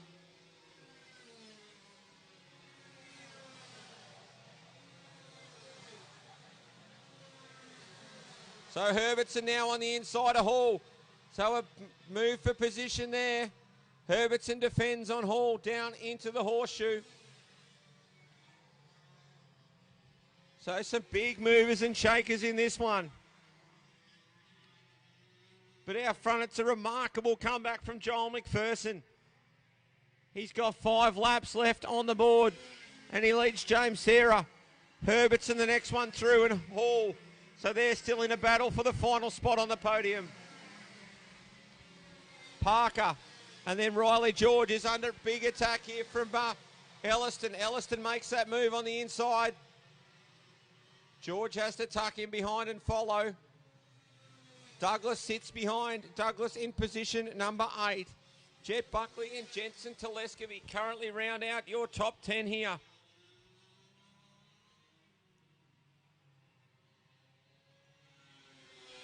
So 0.7 of a second was the margin. From first to second, it's out to 8. So fastest lap of the race there for James Sarah himself. But for McPherson, still quicker in this one. Thought Telescovy on Buckley. On the inside, goes through crisscross. There's plenty going on down through this field. Another good battle between Burkhardt and also McEachran. Bottrell and also Fewens come through to round out the field in this one.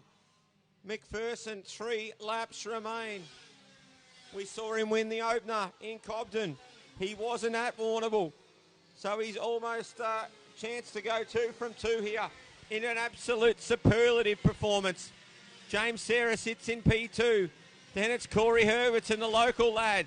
We might see a local on the podium here in this one. 4th belongs to Angus Hall. Brocklin Parker, the second of the locals, sits inside the top 5. A great performance from Parker. Elliston, George, Douglas, Telescovy, and Buckley is your 10.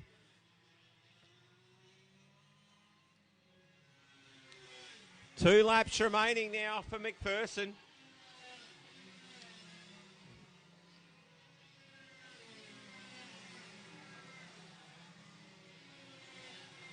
The 42 kart looks like a pleasure to drive. You can barely see him moving his hands.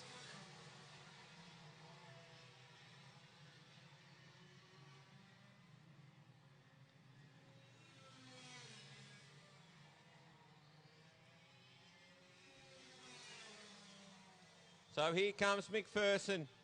One more lap to go.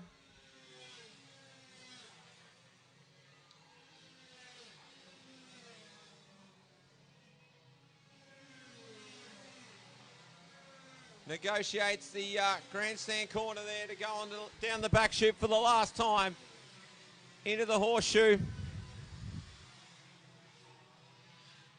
I don't recall a race where I've seen an incident on the first lap like that. The driver has responded to win. It's a big result here for Joel McPherson. Put your hands together, ladies and gentlemen. That was something. McPherson wins. Second for Sarah.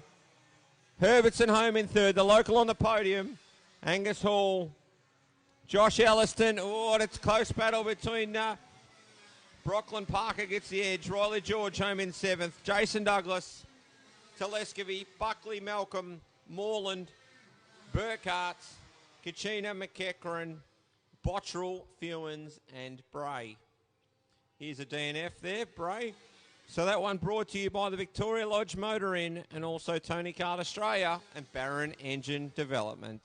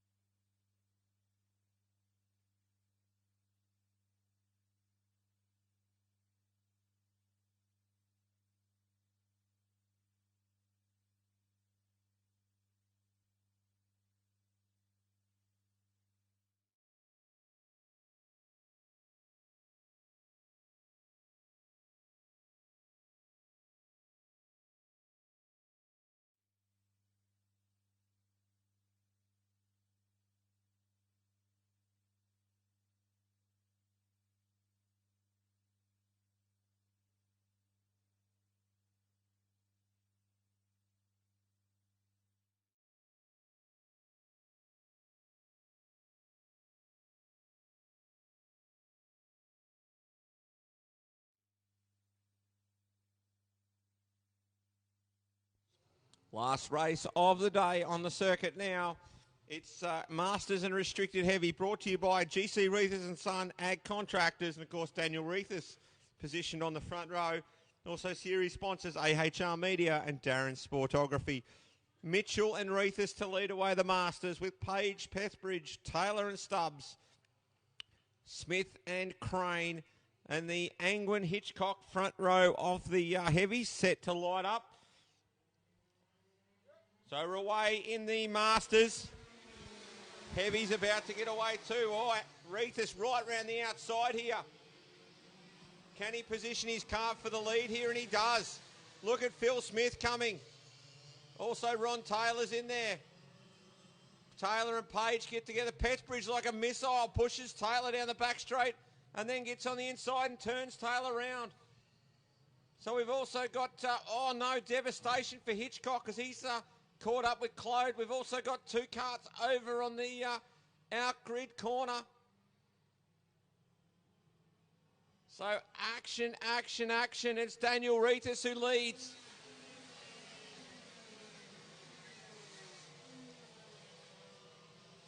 I was talking to Reethers before the start of this and he said I might have enough pace for fourth or fifth. And here he is in the lead. A long way to go, but he's doing everything right at the moment.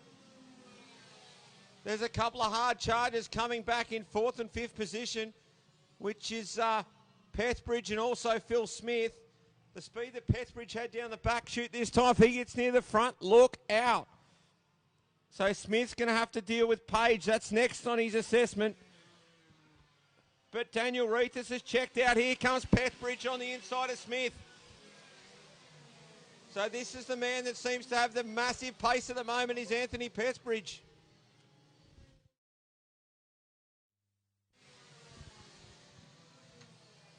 So Reethers leads.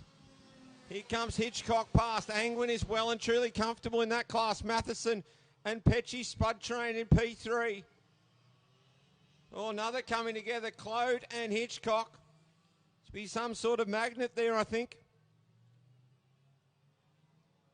So Reethers still leads. Pethbridge pulls out on Page. So here comes Anthony Pethbridge. Reethers still your leader. Ash Mitchell sits in P2. So Smith doing everything he can to get by Page. Crane's the next one through. Then it's Stubbs. Then it's the next cart through after Stubbs is Riding. And then it's Ord.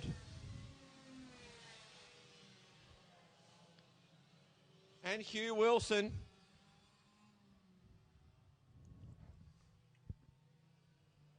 So Daniel Reethers continues to lead this one with 12 laps left on the board. Ash Mitchell's in position number 2.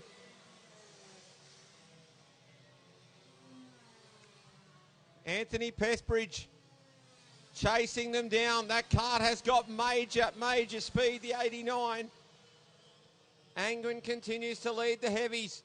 Matheson, and then it's Pecci in position number 3.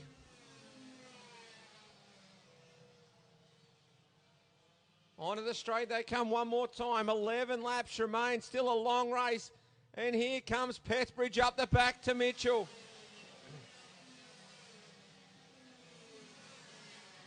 So the last race of the day delivering plenty as Reethers holds them off.